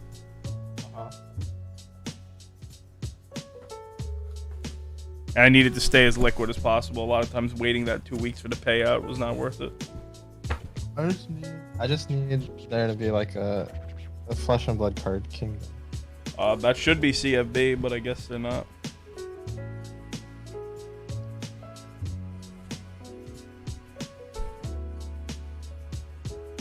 What is this? LBM? Last Box Magic. Insane deals. The Tabernacle's like. Hey. I recently looked. Congratulations, Mars, on that. Never played Sekiro. Oh, nice. I played Sekiro. It's a fun game.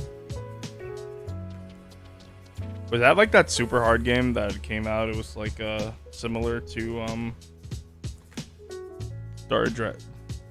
What's it called? Sekiro is like a more like action. Yeah, but it was like considered like as hard as Dark Souls. I remember because it was like insane when it came out during like one PAX and everyone was like playing it. Yeah. It's like honestly same Sekiro, creators. Yeah, you're right. Sekiro, Dark Souls, whatever. They're all just rhythm games. It's a reasonable take. Last Box Magic. I'll be honest, when I was younger, that was me with Sephiroth from KH1.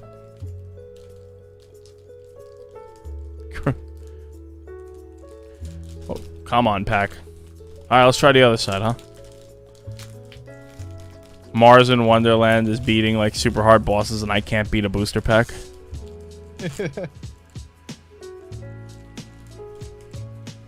That's the final boss. That'll be the sequel to Cuphead. Yeah, you like play whatever. At the beginning of like crazy. At the beginning of Rona, I 100%ed Cuphead. That game was because I'm on box 16. Like, and I've been up since like 6. So I'm honestly, and yesterday I was like moving in a pool. I'm exhausted right now. I don't have my face cam, but if you were to see me, I just got like that like glazed over look. Also, I don't want to like yank the pack open in case like, cause like these cards here are all like really expensive. Like they're all like over $100 mostly. Some are over like 200. Oh yeah, I'm on hour 4.5. We're at the finish line, Rob. Yeah, not for sure. But so it's like I don't want to like maim the pack and like damage the card.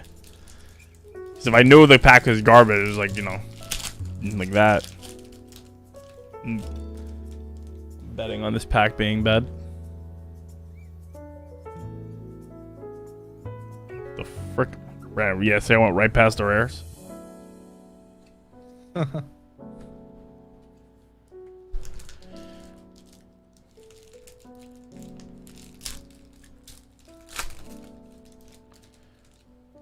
We have not had like a spice pull in a minute, dude.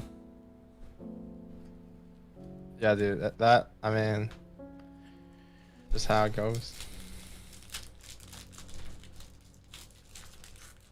You know, sometimes you get the nuts, sometimes you get the butts. Sometimes you sometimes you get a nut in your head.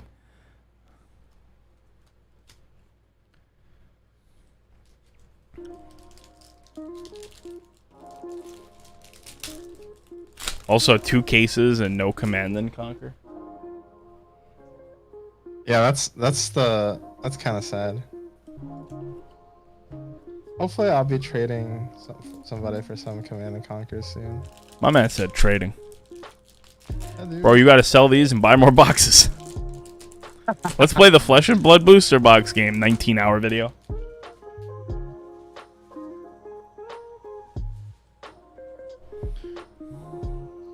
You just have to spend money on Flesh and Blood until like you finally lose all your money. But you keep opening up legendaries and selling them, and you go so infinite that it's like, well, we had so much money that we bought this yacht instead.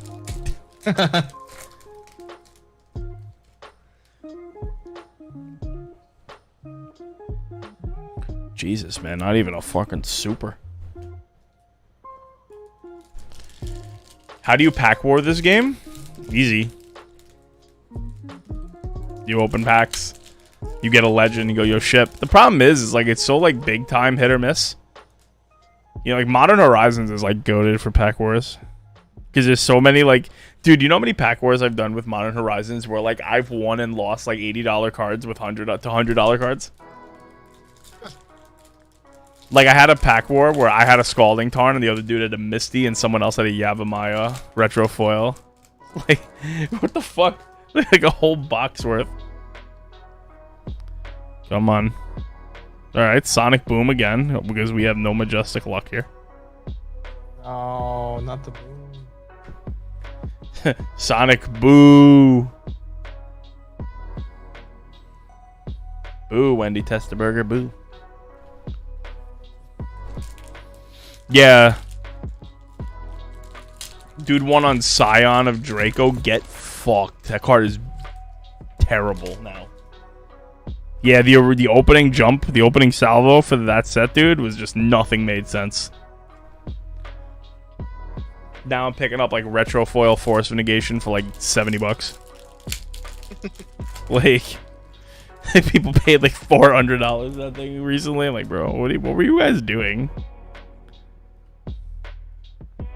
People be wilding out. Yo, people just rich. I'm not that rich.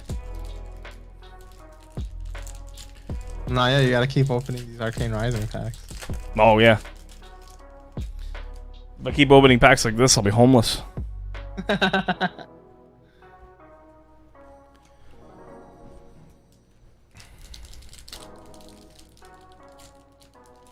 Yeah, bro. Yo, everyone's just mad. Everyone's just constantly in a state of rage.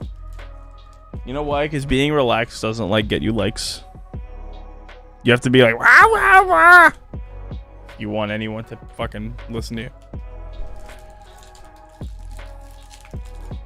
Can I get a legendary? Or a fucking Art of War? Or whatever that shit was. Is that what the name of the card? Command and Conquer. What? Yeah, Art of War, Command and Conquer. Yeah.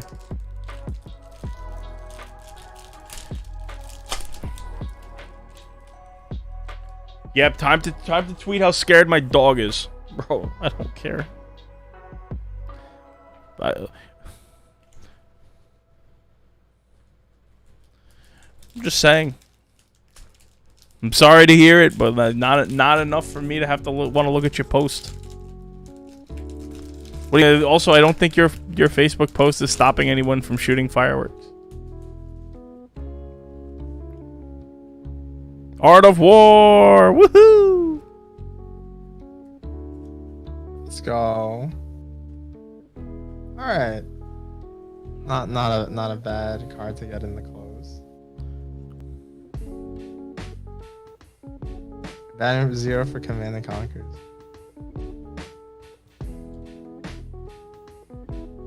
So I listed 2 Art of War. Somebody bought them. Then I listed 2 more, and the same guy bought them. You message him. Like, hey, buddy. Like, yo, I got 2 more Art of Wars. I will buy as many. I love when you get like those people who are like new in like the card game that say that like they act like hot shit. They're like, yo, I will buy any amount of this card at this price. Hey, like bet. Bet, bro. You do not understand the wave. There was some dude once who was like, yo, I will buy any amount of like bulk rares at like 12 cents each, right? Mm-hmm. I said, are you 100% sure? I said, how much can you take? I can get you up to 10 million. Sent them a picture of my boy's truck that he has loaded up, ready to go, bulk rares. Yeah. He has 2 million in just the truck. I was like, how much can you take, bro? Don't not talk shit. He's like, oh, I'll take as much as I can. He's like, oh, we take up to like 200. I'm like, yeah, I bet.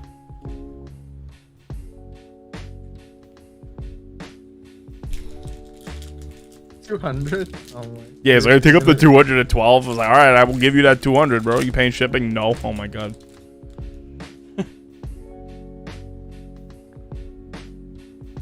Yeah, never talk shit about how much you're buying, and always give an up to number. That would be my advice to you. Arcane Rising, because of those 2 cards, probably like if you do like a law of large numbers, probably win, but that can only last so long. But I would definitely hit this guy up and be like, hey, yo, so QQ, one more Art of War.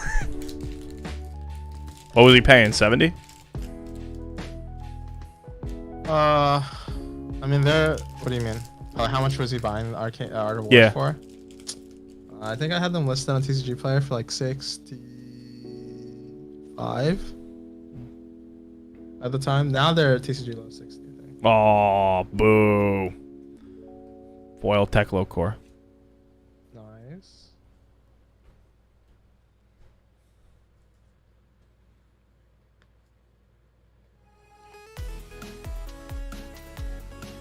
You know, sometimes you just miss. 2 packs left.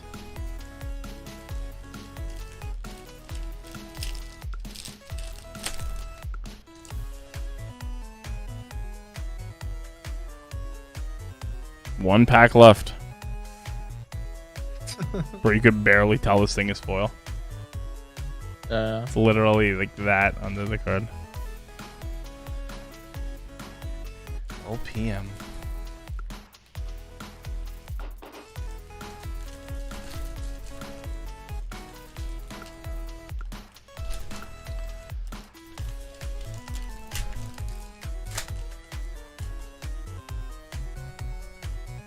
Like mauling the pack. There's like a legendary in it.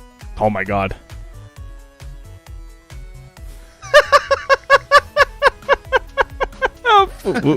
Whoops. Oh my god. Dude, I should have rubbed every pack like that. The card's fine, by the way.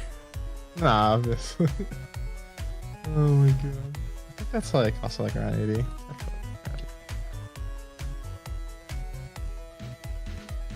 TCG low 75. Whatever. Yeah, whatever. Fucking hit the nuts right at the end. So yeah, like I said, 8 legendaries. Alright, that box was crazy. Yeah, I didn't think that box was a pretty nuts box. The Art of War plus a legendary. So in the close. Yeah, I'm taking a screenshot. Gotta send this to Michael, right? Yeah.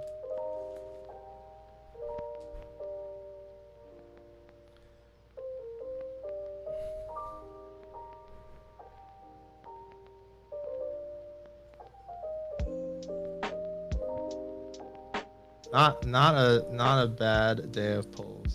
Not a bad day at the office is right. So what are we looking at? One here. They're right here. So let's see. Arcanite, Skullcap plus Eye of Ophidia plus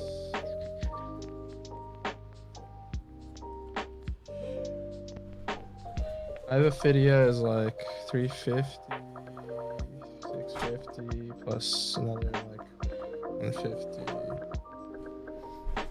is 800. So like 800 in L's and F's from Arcane Rising on TCG Low.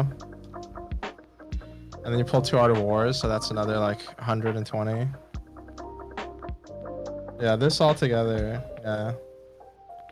I'd say about 1450 makes sense. Not a bad way to move $500, right? Yeah, right. Fucking at least a double up. Sheesh. Well, everyone, thank you all for stuck around. This was a lot of fun. Yanji, thank you very much. Thank you for pulling the nuts. Hell yeah.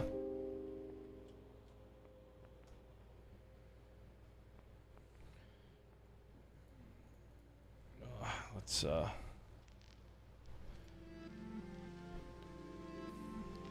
get on over to for anyone who's hanging out and who's watching, Summer Games done quick. Facts. Yo. Catch ya. Much love. Alright, Yanji, thank you, man. Yeah, I'm gonna go to sleep. Oh, I'll send. Yeah, tell me what you want to do with these things and figure it out. Alright, sounds good. But yeah.